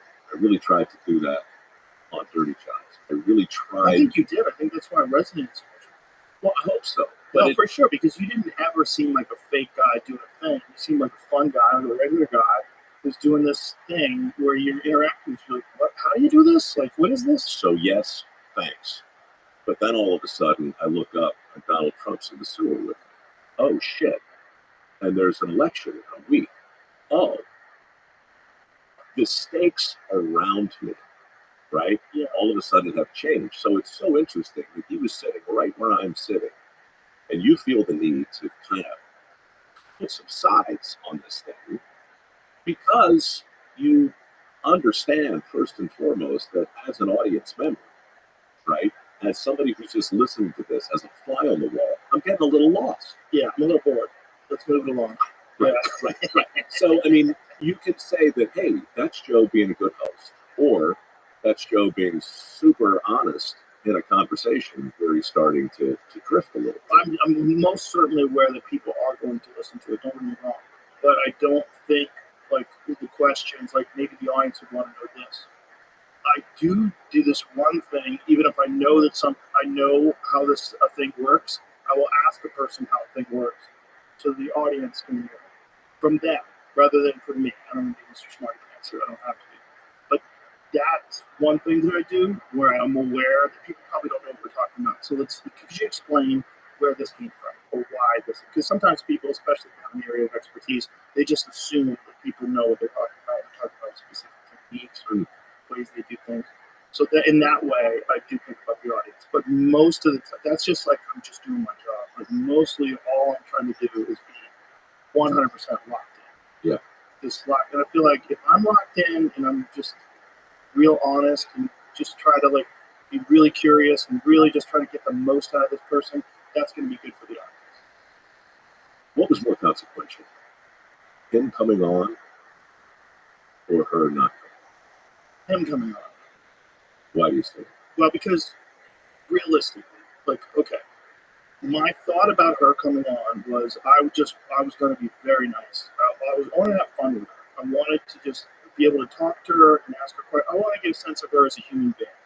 And if it's policy talk that bothered them, like there's a few things they didn't want to talk about, marijuana legalization. They initially didn't want to talk about internet censorship, and then they changed the tune and they wanted to talk about it. Right, internet censorship is important to talk about. But whatever, she wanted to talk about fucking riding bikes. I don't give a shit. I don't give a fuck what you want to talk about. I want to talk about cooking, rock climbing. I just want to just get a sense of her as a human being. Just as a human being. What is it like? Like, does it freak you out? Does it freak you out when you fuck up a sentence and you ramble and you go, I know what it's like. You know, when you know that people are listening and you're like, I gotta fucking bring this home and I don't know how to. And you sort of repeat these key lines, or maybe there's some new word that you become enamored with. You know, When you realize over and over again. when you realize you're in the middle of a sentence with no obvious ending, Yes. that's it. That's QVC in a nutshell. Yes. Okay, that's what it is, Yes. right? And when the teleprompter breaks, Yeah. that's when you get to know the person. Right. And Right. so that's why I'm asking. I wonder. You know, I mean, I listened to the interview and I asked myself, well, is anybody going to vote differently as a result? I don't think so. Are some people going to vote who otherwise might not have voted? Maybe. But for me, when you started to talk very casually about the fact that her campaign had stipulations, they had demands. I think there was a lot of people That- that were. She had made a bunch of blunders. There was a lot of concern that she was going to make blunders here. This is what I was going to get to. She might have. It might have been a mess. Yeah. I might have asked her about immigration. Might have had a conversation about like what is the goal? Like why hasn't this been? This doesn't. If we can, launch rockets and land them at the same time as we can't control border, that seems not real. That doesn't seem real. One seems way harder, and that's happening. He's Right. fucking catching rockets with robot arms. Yeah. Okay, if that's happening, how come this can't be fixed? Because this didn't used to be like this. So why is it like this now? Why does the Red Cross have these stations set up where they're giving people maps and instructions? Why does China have these places in Mexico where they only have Chinese menus, Chinese writing, Chinese everything? And these people are coming from China specifically to the spot and making it across the country. What's the purpose of this? Has anybody ever examined what these people are up to? Why they're doing this? How is it so organized? Like, what is that about? Maybe that would have been a disaster. Because that's something that I felt like if she didn't want to talk about marijuana and didn't want to talk about internet censorship, immigration's an interesting one, right? Yeah. It's very interesting because, like, first of all, I am pro-immigration. I am the grandson of immigrants. My grandparents came over here during the Depression. If they didn't do it, I wouldn't be here. the entire country, other than the Native Americans, are immigrants. It's all of us. We are a country of immigrants. So we should have some stipulations, though, about who gets in and how you get in and where you come from and what is your past like. Are you a murderer? Are you a gangbanger? Or have you been selling fentanyl for the last 20 years? Like, what are you doing with your life? Inquiring minds want to know. We want to know. I think that's reasonable. Do you see a difference between an immigrant and a settler? Well, it all is the timeline, right? Yeah. It's a timeline thing. Yeah, I mean, not only that, you're an invader. Like, if you're one of those people that comes over in 1820 and you're making your way across the plains and you encounter the Comanche, you're a piece of shit. You're not supposed to be there. That's where they live. You're in their yard. You're some fucking weird, scruffy American looking for gold. You know, what are you doing, bro? You're the problem. You know, and now all of a sudden, that's Texas. Right? That's where we are. We live in. This is my land. Right. This is where I live. Right. I got this now. Well, you know, it's weird. I mean, we're all invaders. And at one point in time, every human being that's a nomadic person that's made their way across the country, you probably entered the place where people were before. Every freedom fighter is a terrorist. Yes, right. That's who wins. History gets to decide all that. Sure. If we didn't actually, if the founding fathers didn't pull it off, you know, we would be these wild, renegade English people that decided to come over here and just fucking create havoc. So, yeah, man, there are a lot of ways to go with all this, but I'll just come back to the teleprompter and say, if that's an essential part of how you communicate, and if that's if that's part of your image, right, you know, then you can't be on this show. Right. You can't. You can't join me in the sewer. Right. There's no room for the contrivance. There's just no room. There's just no time. I just wonder if that's what they make them do. Like, if you make me do that, I'll suck too. You know, I can't read over teleprompter. Yeah, I'm not interested in doing that. It's not my thing. But if you make a person do that, like if you're going to be a politician, right? Okay, and you were a senator, and you just, you know, you don't get that kind of exposure that you get if you're a vice president or you're running for president initially, right? Like, that's a totally different scene. And there's probably a bunch of people that coach you how to do it right, and you don't know what the fuck you're doing. And if you're not a powerful person, like a big personality like Donald Trump, who could just do it, but also coming from a world of entertainment for most of his life, he's been a public eye and hosting The Apprentice for 14 years. He's used to being in front of the camera. It's a normal experience. He has a massive advantage. That's what I meant by production becomes the enemy of authenticity. Yes. When you rely upon it to the point where you can't function in the midst or in the wake of a glitch, well, in a world of glitches, you're in trouble. Right. You know, and I think the audience, not just yours, but the country, I just think they're just exhausted by people who have been managed and focus grouped and weighed and measured and tested and then put out there. I think it's also the evolution of culture in general, because if you just go back to, we're talking about media, go back and watch a film from 1950 versus a film from 2024. The way people communicate now is much more realistic. There was a way of talking, like, Hannah, what did you do? Right. You know, there was a weird performative aspect to it because they didn't know how to do it right. In sitcoms too. In everything. Father Knows Best. Yes, all that stuff. And then as time moved on, it changed. Like All in the Family was all of a sudden this realistic portrayal of a family where you got a racist dad and the son is, the meathead, the son-in-law, and the daughter's a hippie, and the mom just can't. What are you doing? It's a fucking amazing show. Well, watch it. It was an amazing show. You had Sanford and Son. Sanford and Son is another one. You know, it was a comedy, but people talk like people would talk in real life. And then as culture moves on, songs change, books change, everything sort of like moves into there's a much greater understanding. If you had a show and you tried to do Father Knows Best today, it would almost be like you were putting on like a parody.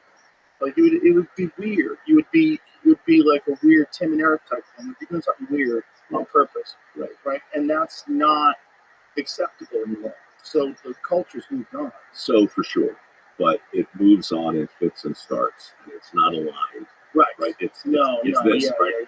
Just So- like the climate. Right, Yeah. right. So like the changes in podcasting, like it's happening right now, right in front of us. You can see so many different types of podcasts. Yeah. See so many different kinds of scripted dramas. I mean, oh my God. Yeah. Can you imagine Breaking Bad Right. 30 years ago? Right. But it's impossible. Right. A whole lot of things had to happen in front of that for that thing to. The Sopranos had happened. That's right. Yeah. And something had to happen before that. Yeah. Well, in my world, and in the world you're describing, that was the age of authority. That's when Eric Severai could talk to you like this. That's when, like Discovery is a good example. You asked about it, and I'll tell you, first of all, John Hendricks, a friend of mine who created that channel, you would love. He did this in his garage, basically. I mean, the story's incredible. How he talked Malone into getting some transponder space, or maybe his Westinghouse, and mortgaged his house to buy some documentaries from Australia and started beaming all that stuff down. I asked him years ago, like, what was the guiding principle behind this business model? And of course, Discovery has since purchased Warner Brothers. They're the biggest entertainment company in the world today. And it started with John Hendricks saying one goal: to satisfy curiosity. That's it. Everything I do must line up with the traditional definition of what a discovery is. It's the satisfying of curiosity. Yeah. And so when I pitched Dirty Jobs, I was coming in on the heels of what you're talking about. There was still in nonfiction, it was Richard Attenborough, it was Jacques Cousteau, it was Jane Goodall, it was, the Discovery brand was very much a reflection of some of the greatest naturalists and historians and astrophysicists in the world. They deferred to experts, and then they hired guys like me to narrate shows, and we could sound even more official. And so you had this production dance, where you had a credible sounding voice and an expert at the center of the thing. Dirty Jobs was not that. Dirty Jobs was, what if the expert is a septic tank technician or a welder? What if the expert is a skull cleaner or a golf ball retrievist? It's a job. Or a sheep castrator, an oral sheep castrator, which we can get into if you want.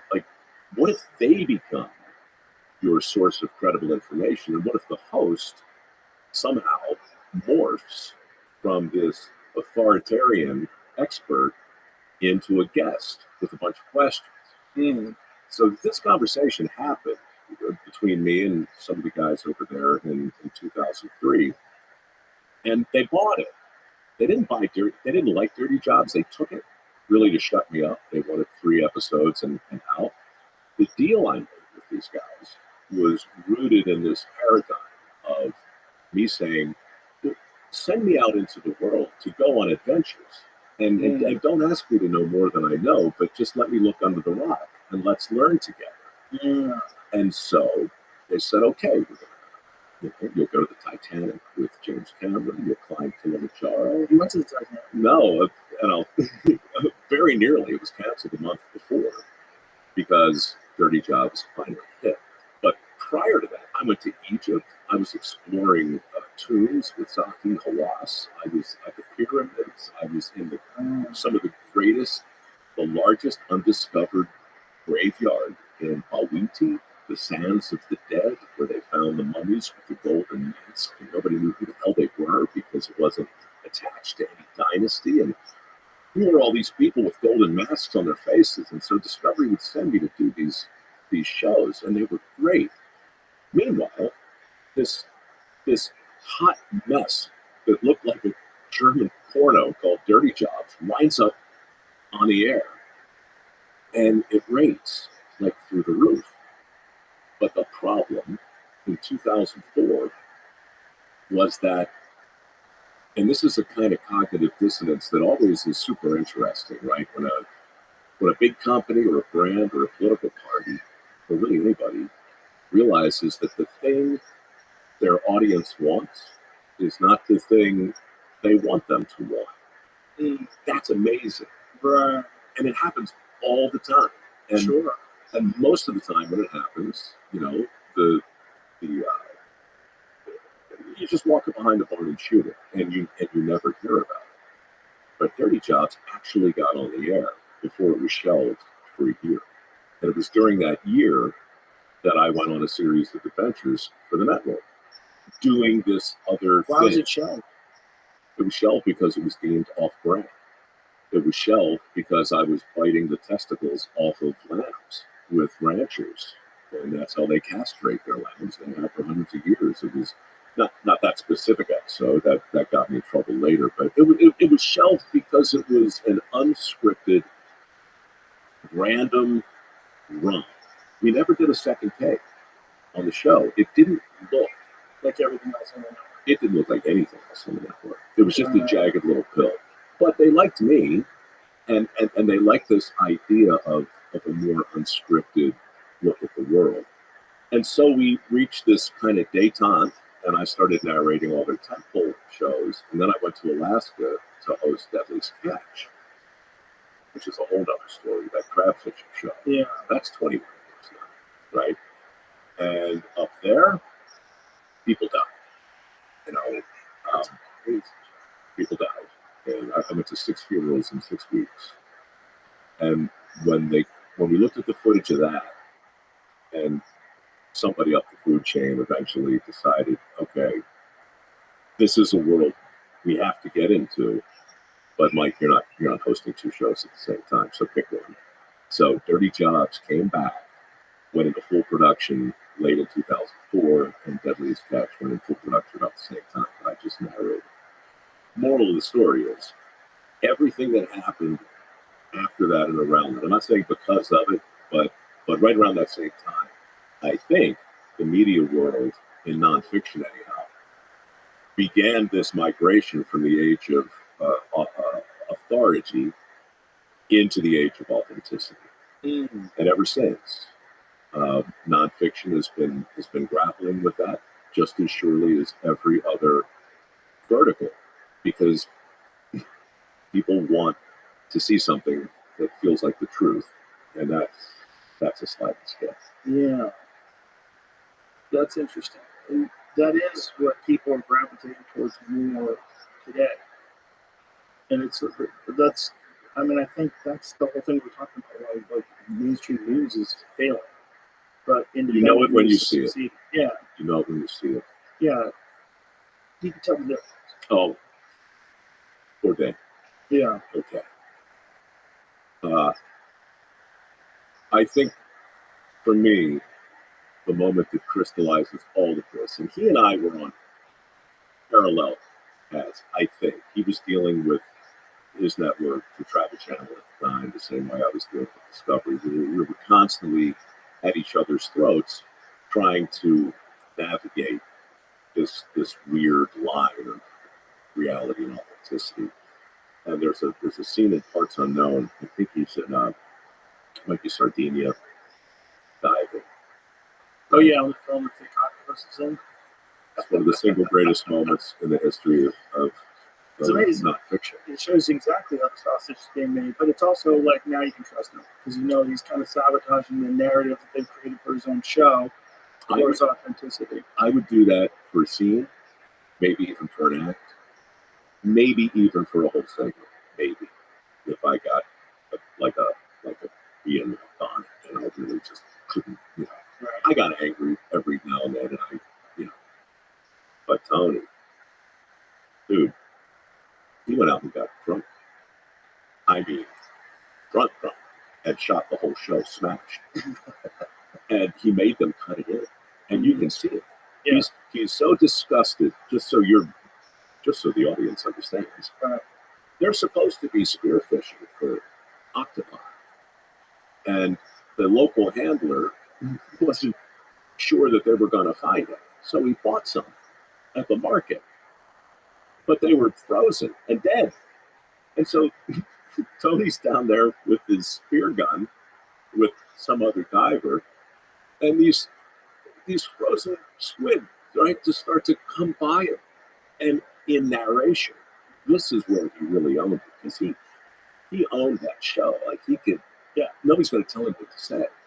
So his real rant happens months later in the VO book, when he's just describing the heartbreaking insincerity. Don't they know who I am?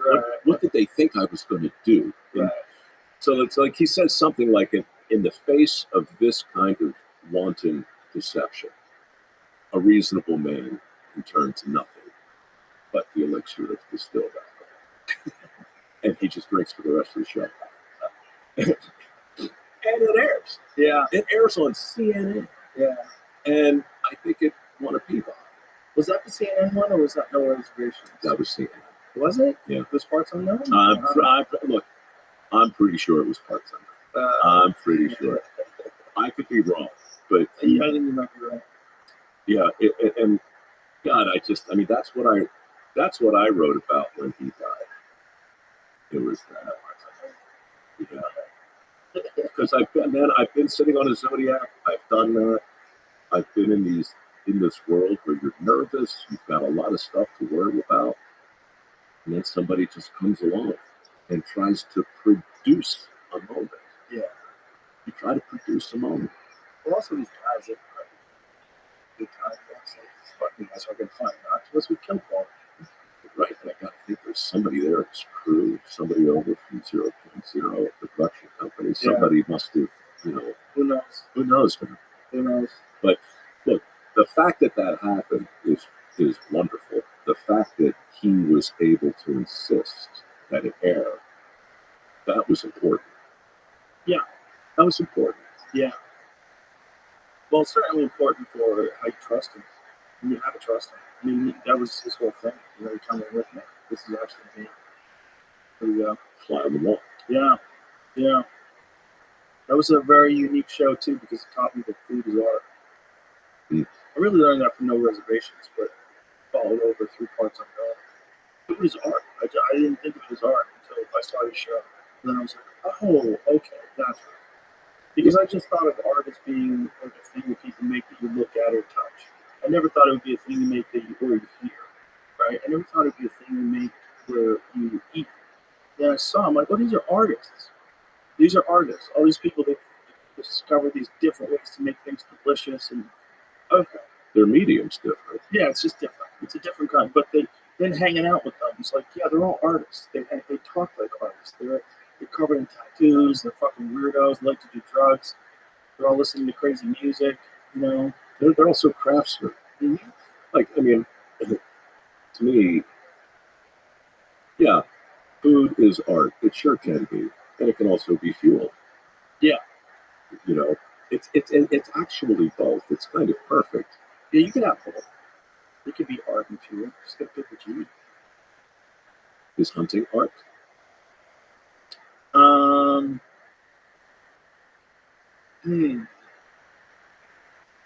It's a discipline.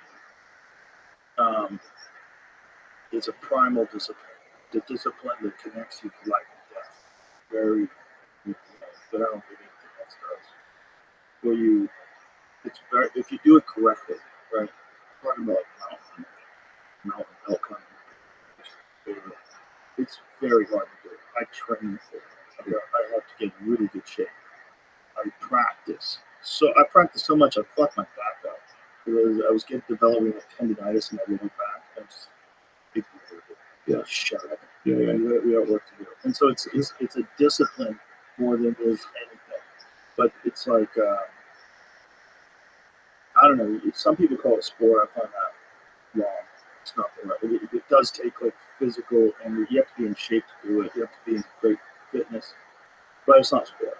It's a discipline. It's a discipline that's very, very, very primal. It taps into something you didn't even know today. It's like people who've ever gone fishing.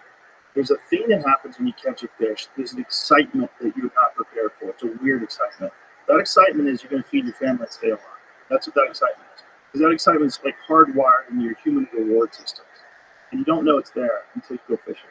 And Oh, there he is. Get him in the net. Get him in the net. Oh, my God. Yeah. And hunting is not times 100. Hunting is that. Hunting is way. It's you're defying their protective senses. You have to make sure the wind is going in the right direction. You could go all the way around if it's not.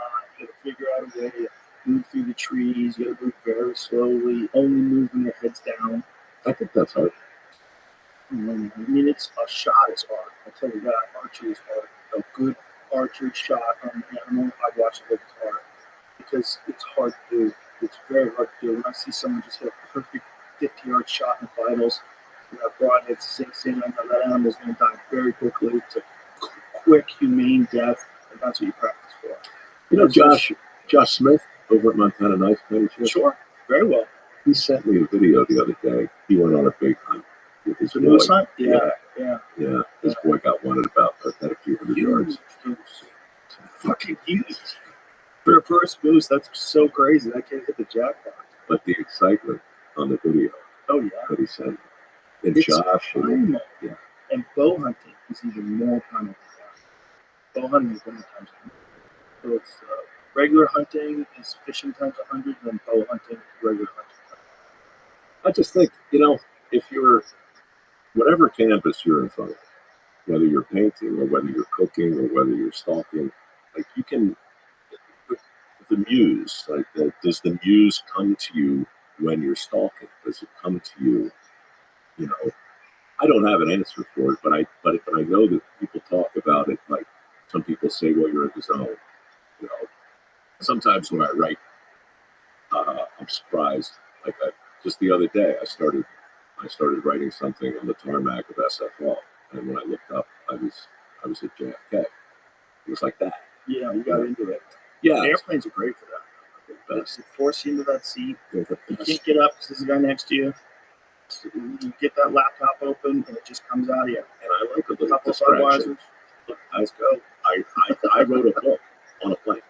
I believe it. I really did, and I did it mostly in moments that I don't really remember when time gets compressed. Yeah. And I think that can happen when you're fabricating something, when you're hunting something, when you're painting something, maybe in the middle of a set, maybe in the middle of a fight. Yeah.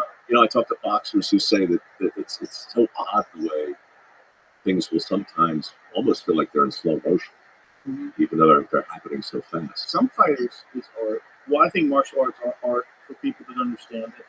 If you watch it, it's beautiful.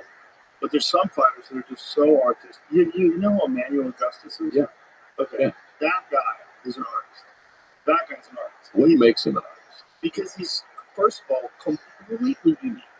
Okay? Doing a thing in this beautiful, deceptive way. He's dancing.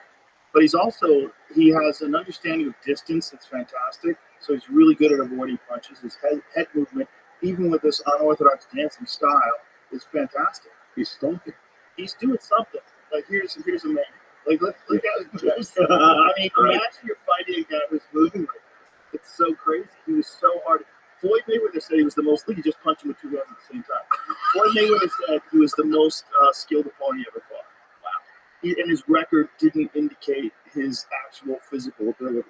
His abilities were incredible. But it's just like, it was such a wild style, so unusual. It's like boxing a bobblehead. Right. Like Prince Nassim Hamed had a kind of a similar thing going on when he was in his prime.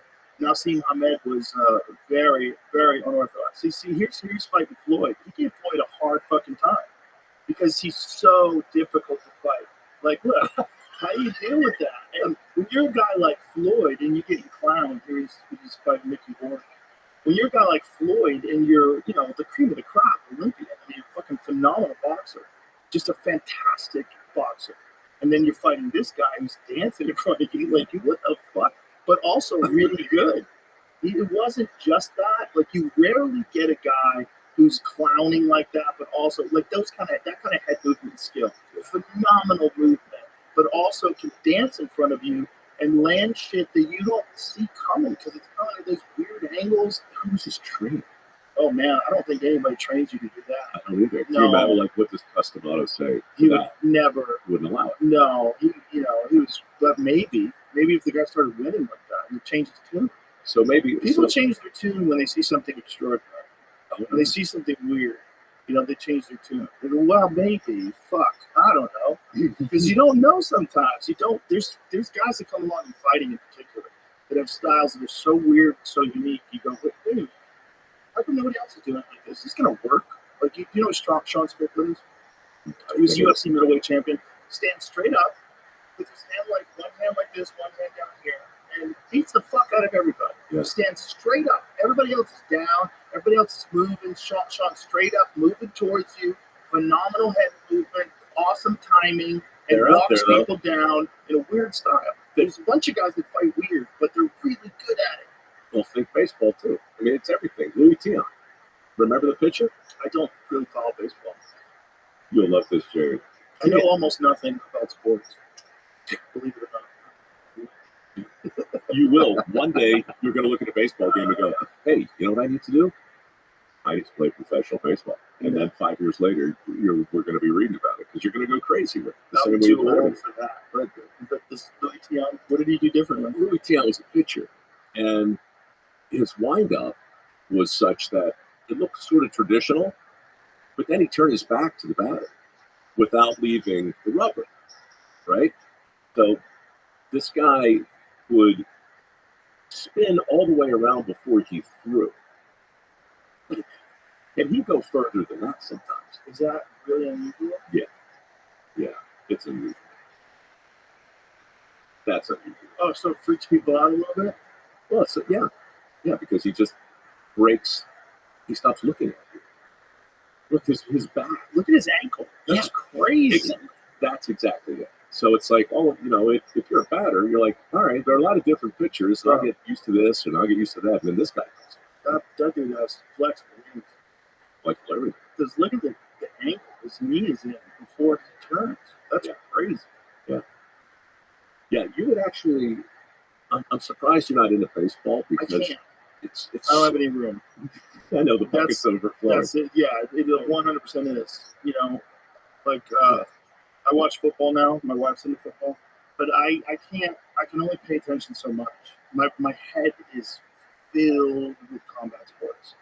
I have to follow jiu-jitsu, Muay Thai, MMA in the UFC, MMA in the PFL, Bellator, ONE FC. I've got to keep track of 1,000 fighters, like literally 1,000 fighters. Right? Maybe casually, some of them, like some of the glory kickboxers, casually I'm watching. Badr Hari's fighting. This guy's fighting. That guy's fighting. I know who these people are. I watch them fight. I'm watching fights.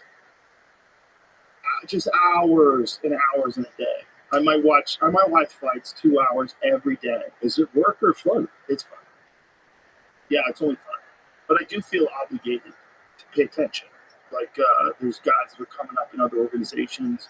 I see guys have a specific skill set that's unique. I contacted Conor McGregor in 2013.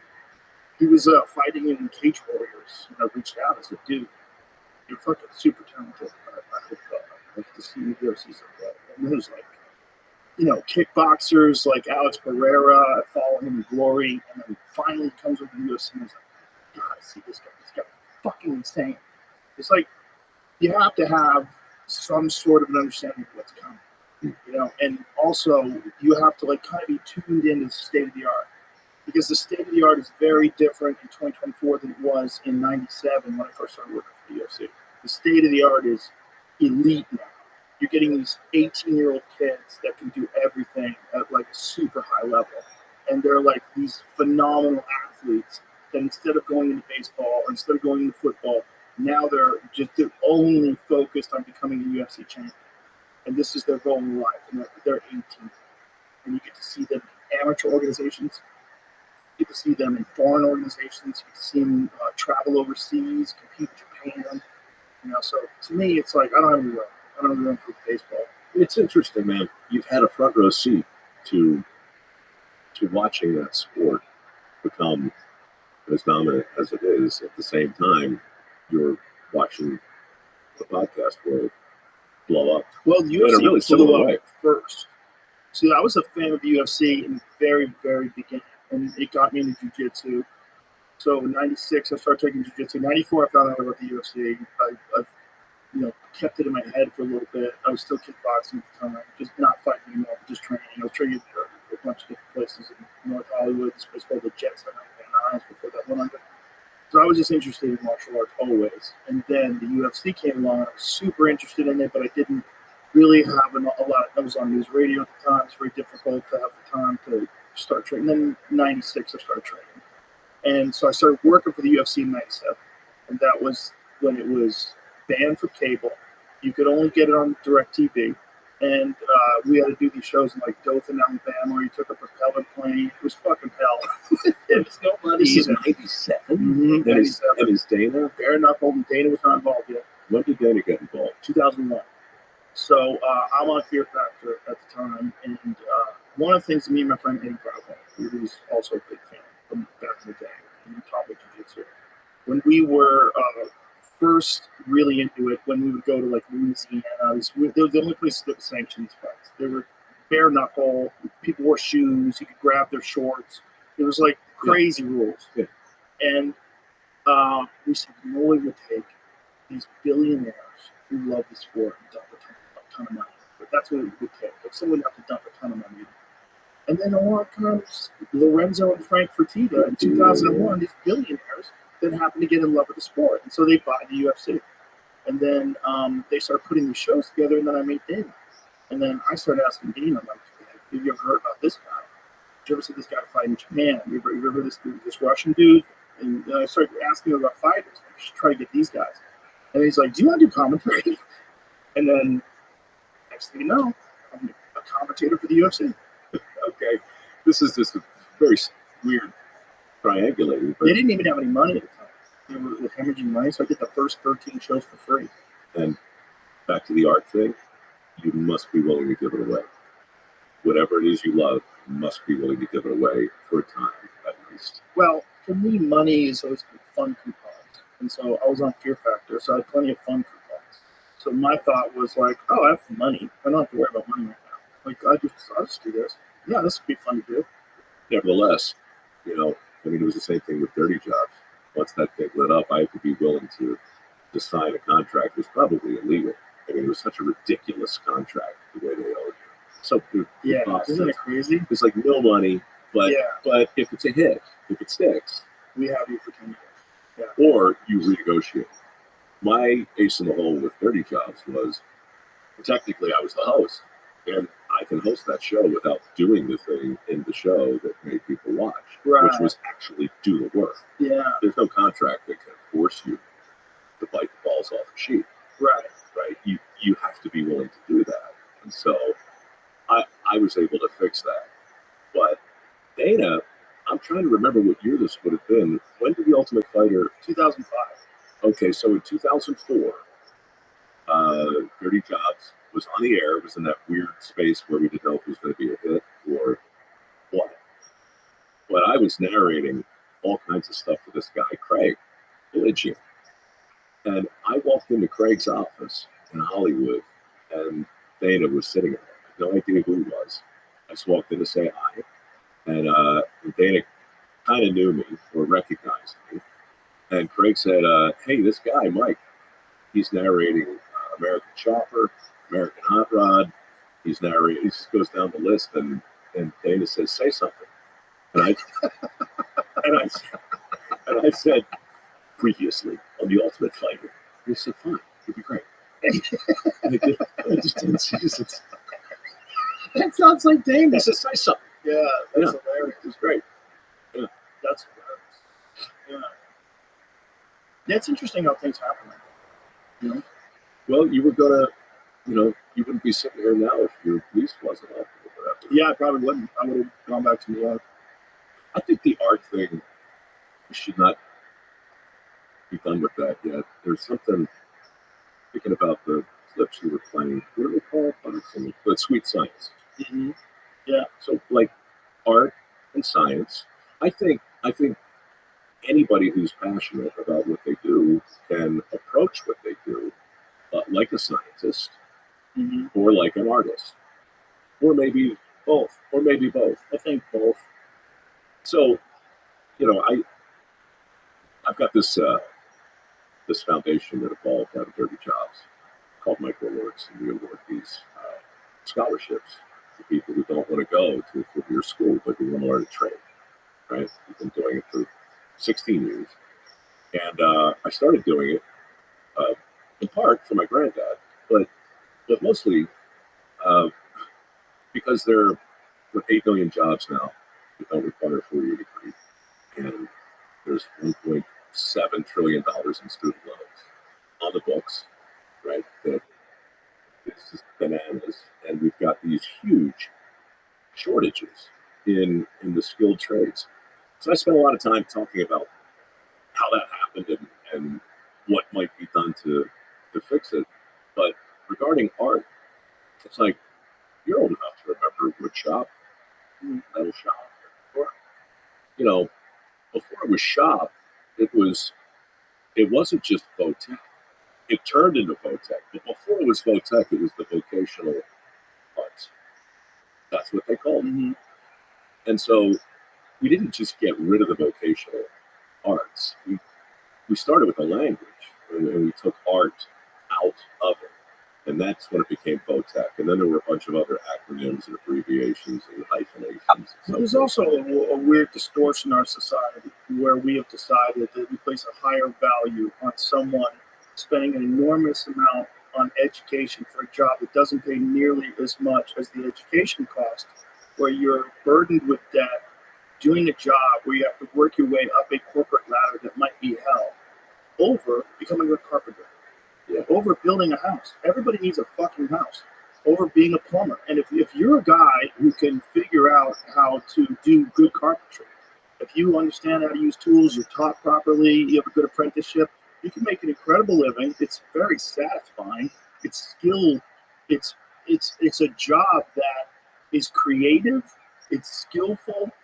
And when you're done, you bring satisfaction to other people that live in that house. Like there's a great benefit to it, but our society has got this distorted view of tradesmen, and it's a really dumb thing because it fucks you up. Because if you're a kid and you go through the university system, you get a degree that's kind of useless, but then you get a job and you're making $60,000 a year, and you're like, oh my god, I have $200,000 in student loans, and I'm doing a job that's not very satisfying, and I'm kind of stuck. I'm working my way up, but it's going to take a long time before I make enough money where I'm not burdened by this. Or you could have a successful construction company by then. I mean, you could get a small business loan, and you could start like hiring other people. You could have trucks with your name on it. Like, I know people who've done that. They live very well, and it doesn't mean you're dumb. Like, a lot of these people that live very well are very self-educated. They read books. They watch documentaries. They're interesting people. And they're entrepreneurial. But we've got this bizarre thing in our head that if you didn't go to a school and get a degree, you must be a dumb person. It's weird, and it's not smart. It's not good for anybody to think that way. Well, I very rarely play the devil's advocate in this argument, but I do think I know why it happened, or at least how. And I was in high school in the late 70s, and there was a very concerted push for what we call higher ed, which, by the way, already sets the table, right? Yeah. It's higher ed over here. I guess we have lower ed over here. Right. You guys, the language is awful. But the PR, and to be fair, in the 50s, 60s, 70s, we needed more doctors, we needed more engineers, we needed more people matriculating through, 4-year schools. But what happens with PR, at least from what I've seen, is that it always goes too far. And it wasn't enough just to make a persuasive case for that path. We had to do it at the expense of the jobs you're talking about. So if you don't go this way, you're going to wind up turning a wrench with a giant plumber's butt crack and some other ridiculous stroke. So it's a lot of stereotypes and stigmas and myths and misperceptions that started to swirl around the trades. That, I don't know when it happened, but especially where you grow up, grow up in a place that's highly educated, like Massachusetts, where I was, Boston, very, very educated. Yeah. So if you're a person that pursued the trades, you were fucking good. This is like all you could do because he couldn't make it in school. And yet, we loved this whole house. Yeah. Which is a love letter to the Trades. It really is. Every single one. Oh, Every I single one. love watching people make things. Yeah. Even dumb things. Like there was a guy, I think it was a video show, where he would make tubes and like do like stuff the way people did like way back in the day. Like he'd make his own planer, and make furniture and shit. Yeah. I didn't have any desire for furniture, but I loved watching this guy because he was really into making furniture. It was his art. He was an artist. And it was authentic. He actually loved it. You could tell.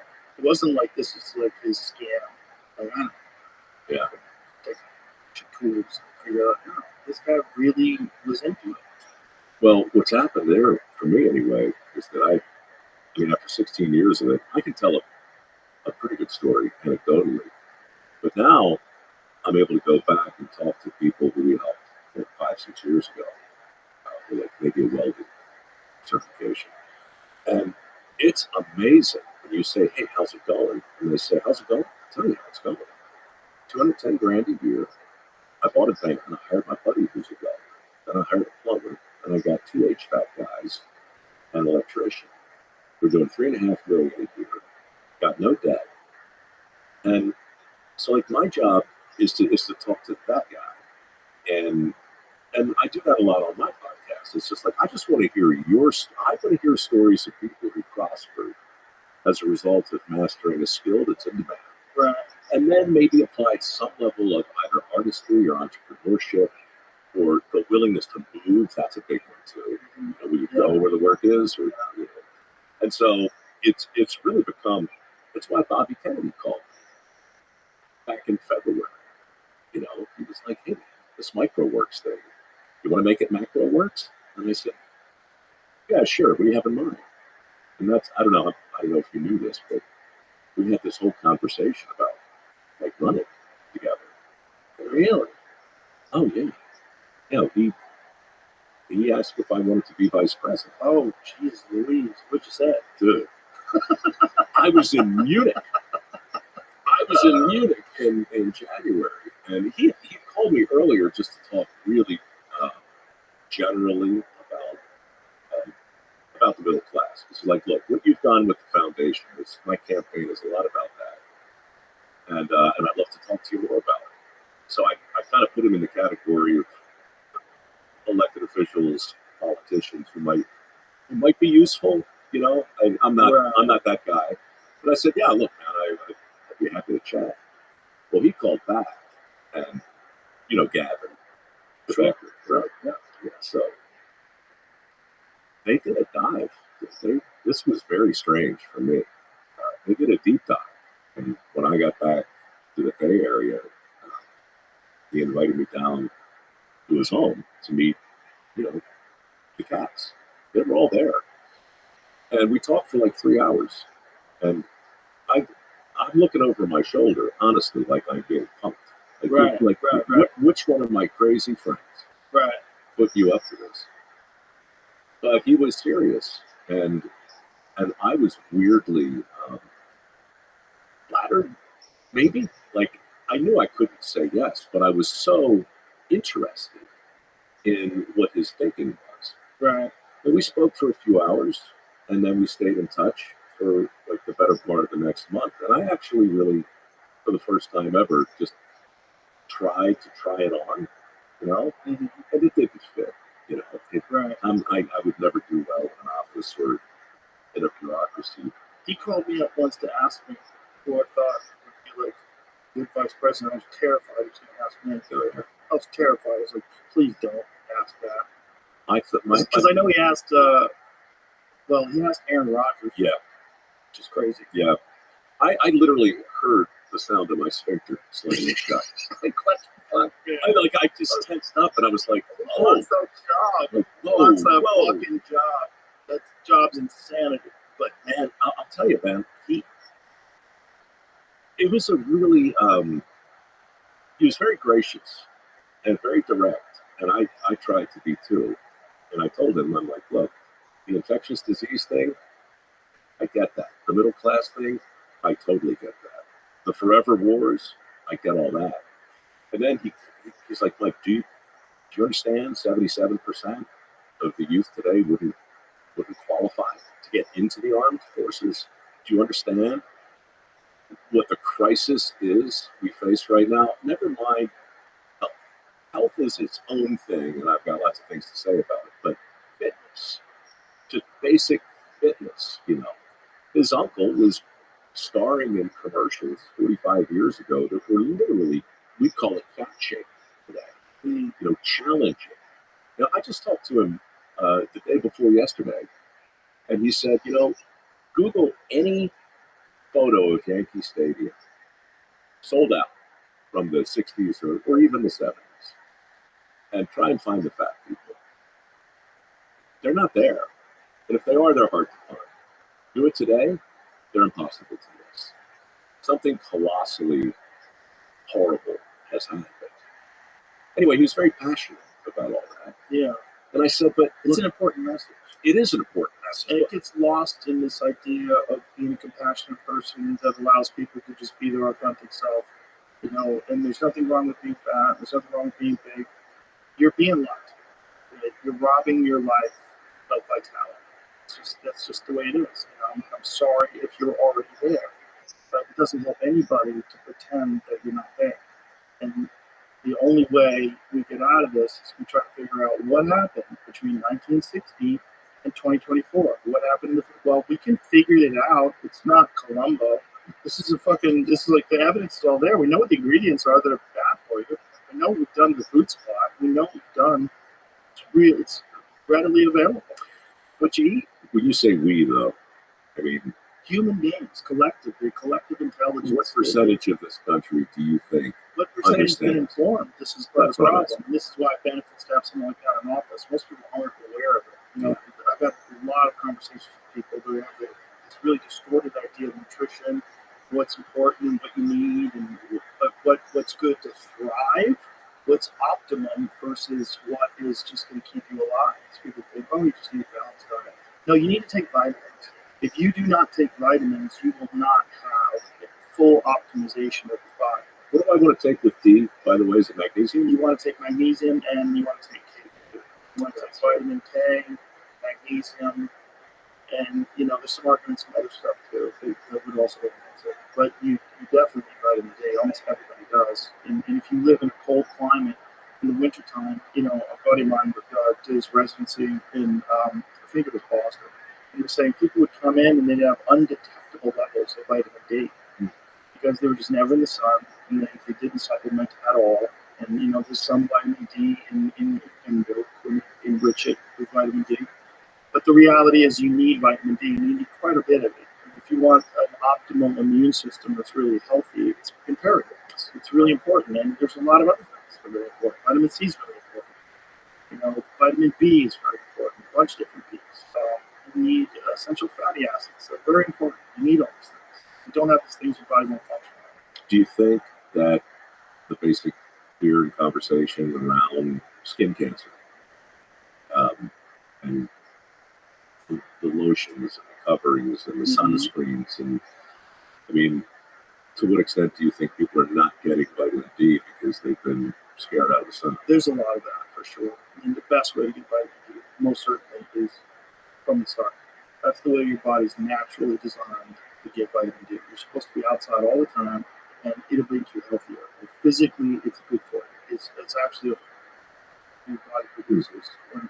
Vitamin D is a hormone. It's or a precursor to a hormone. But what it's doing to your body, like George St. Pierre when he was fighting, would tan. And he would tan specifically not to look good because it's actually better for your health and fitness. You get more vitamin D that way. Yeah, and there's a reality to that. That's why people are really fucking depressed when you live in the Pacific Northwest. It's raining. You're not getting enough vitamin D. It's actually bad for your psyche. It's bad for your mind. It's bad for your health. Your again, overall vitality. You want to have a strong vitality. You need to eat nutritious food and take vitamins. And you need to exercise. There's no ifs, ands, or buts about it. You need those three things. 100%. No shortcuts. No shortcuts. I don't know that probably not many silver linings to the lockdown, but I started walking. I've always been active, but I kind of back off of the gym as I got older and started walking every morning for 8 miles. And then, Mike Easton, he became a friend, the Comfort Crisis, and I started rucking. Yeah. And so, that's great. Yeah, yeah, Mike's a big proponent of that. big time. Yeah. In fact, when Bobby called, it's hard to understand sometimes. I was impossible to understand because I was gasping for breath. I got 65 pounds on my back, walking 8 miles every morning. He's like, "What are you doing?" I'm like, "Dude, I'm dying. I'm dying. I'm rucking." But yeah, I think there's really something important in that book that Easter wrote, and I think it's not the specifics of what we can do. This idea of what do the Japanese call it, on the sogi, a quest or a challenge of sorts that you should challenge yourself to do every so often. Yeah. And one of the criterion is you should have a 50% chance of failure. Right. So it's a real push into uncertainty and discomfort. And that's why I run. It's it's voluntary uncomfortable. discomfort. Yes. Yeah. Yep. I think that is an exercise for that part of your mind the same way cardiovascular exercise works for your cardiovascular system. I think the discomfort exercise is a real thing. I mean, Andrew Huberman has talked about this. There's actually a specific area of the brain when you enact voluntary discomfort and do things you don't want to do all the time. It actually grows. Remember what that is? Nobody called that part of the brain? But, he speaks about it, of course. He's a nurse, so much more like that. But I think that's real. And I think it also makes regular life a lot easier. That was one of my favorite things in jiu-jitsu when I found out. It makes regular life easy because regular life is not anterior mid-cingulate cortex. That's what it is. Engaging in challenging activities can stimulate and grow this region, which is crucial for learning, leaning into and overcoming difficulties. Yeah. If your life is super easy and anything that comes up is a nightmare, it's ultimately because you're lacking a voluntary adversity to overcome uncomfortable moments. So uncomfortable moments are rare. And when you encounter rare things, generally people kind of have anxious moments encountering rare things. So, well, anxiety is a form of discomfort. Yes. And it's not just pain. It's not, I think most people equate discomfort or uncomfortableness with like physical pain, but the way Easter talks about it, it's also boredom. Like being bored makes people super uncomfortable because we're so not used to, especially today, this damn thing up and instant access to 99%. Well, you're robbing yourself of a lot of possible ideas. Sure. Yeah, because the best ideas come when you're bored. I used to have some of my best ideas when I had no radio in my car because I'd just be driving and my best ideas would come while I was driving. So instead of being entertained, I was just thinking. Like you're constantly thinking. And when you're involved in, an ordinary activity like driving, where you're just sort of like plugged in, like take your blinker, change lanes. You're so plugged in, so you're in like this weird mindset. And then if there's nothing entertaining you, your mind just starts thinking about it. Right, because your mind, your brain will find whatever you send it out to look for.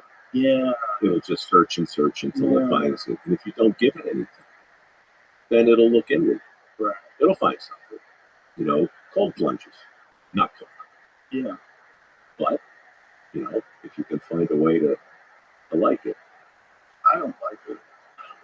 I do it every day. I hate it.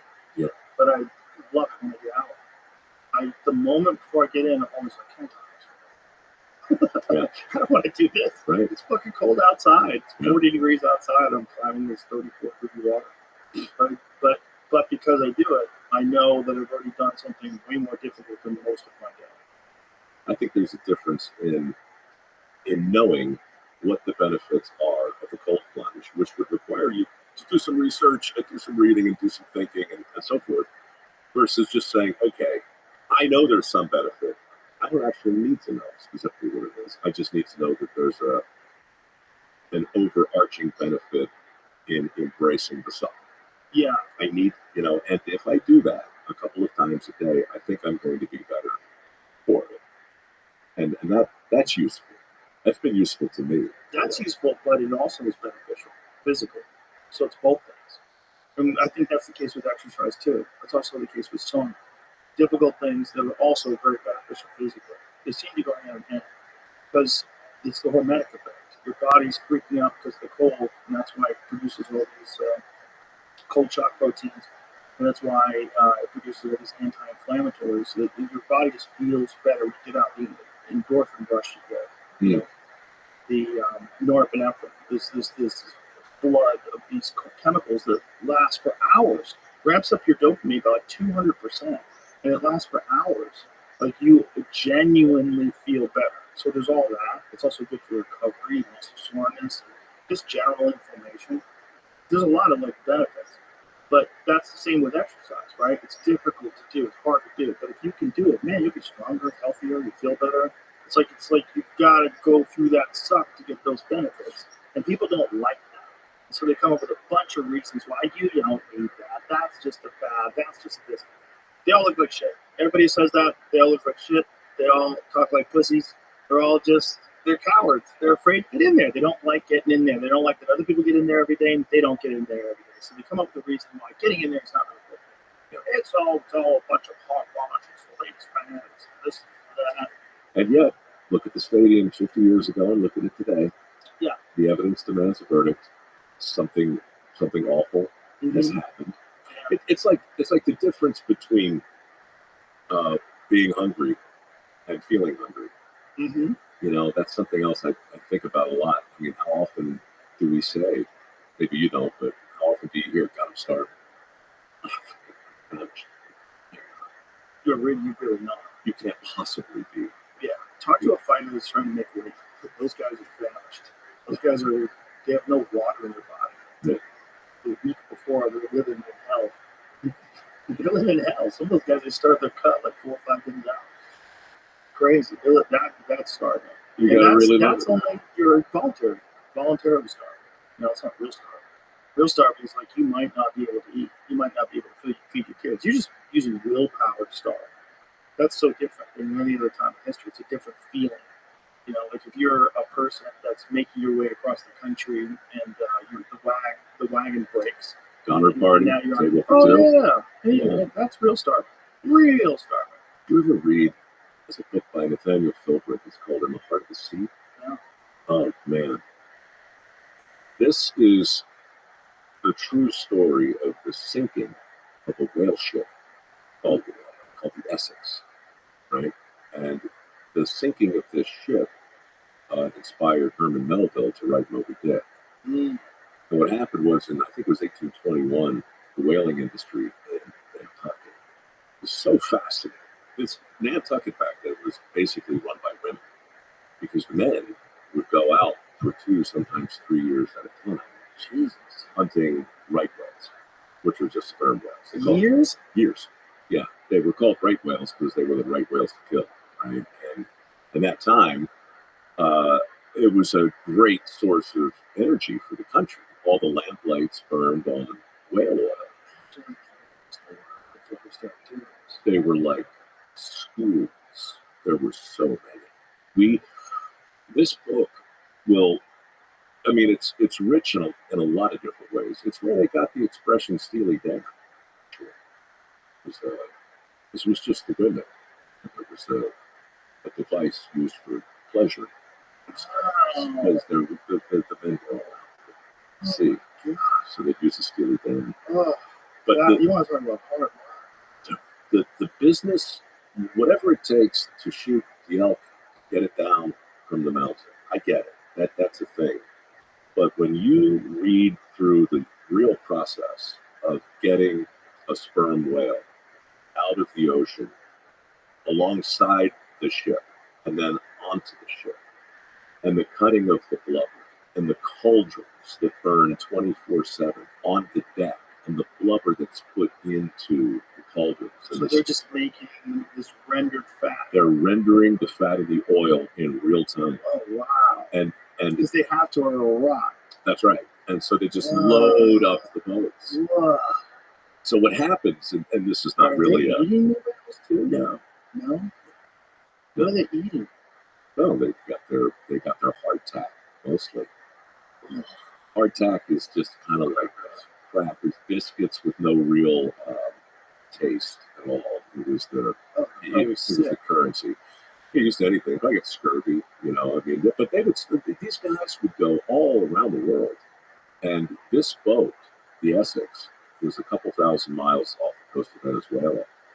And what happens is that it's the ship is the main ship with the guys on it. And then when you see a whale, right, you basically put the whale boats in the water. These are smaller, maybe 22 feet long, and men row them, right? And so you harpoon the whale. And then you hang on and go for what they call a Nantucket sleigh ride. So the whale would just drag the whale was under. Can't go under much further, can't pull two boats down. And it doesn't. They tend to swim in a straight line after the harpoon. So you just hang on. And then when it tires itself out, you row it and you back to the whale ship. Do you kill it first? Well, no, it's killed back at the ship typically. You don't want to kill it when you're a mile from the ship, because you got to drag it back. We didn't know anything, but isn't that crazy? That's a couple of 1821. Isn't that nuts? Well, a couple of years ago, the ocean's filled with whales. Filled with them, and like that. Because if you look now, they're hard to find, and nothing hunts them. No, I never even really thought about it. They were everywhere. I mean, I knew about it, but I never thought about it. We've talked a lot about the decimation of the fish population in the ocean. About like 90+% of all the big fish are gone. Yeah. Which is really nuts. I never really thought about it that way when it comes to whales. Well, you can make a really good, really controversial case. Yeah, Ron Howard made a list. Yeah, it's amazing. Look, I mean, they were everywhere. So these guys harpooned them from the whale boat. Then they get tugged along.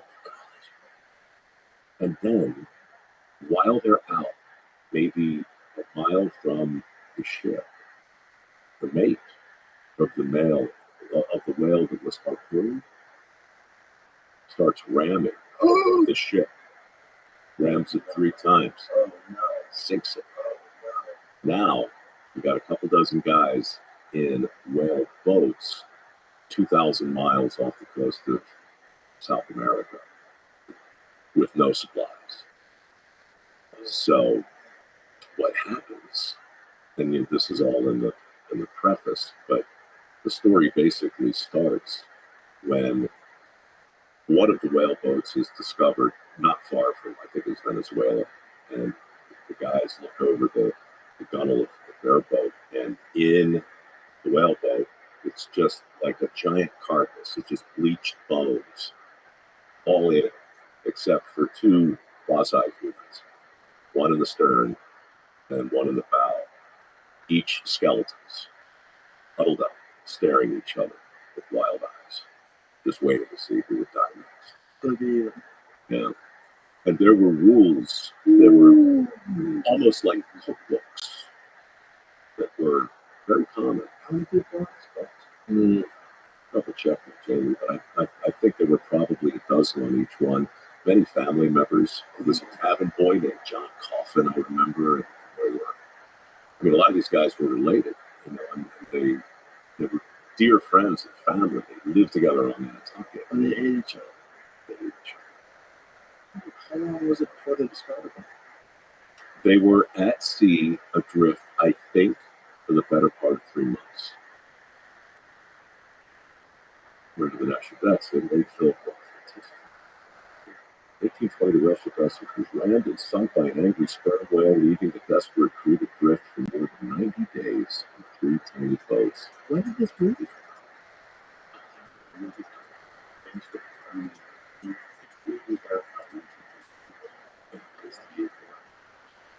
If you want to take a deep dive, go to the Whaling Museum up in New England.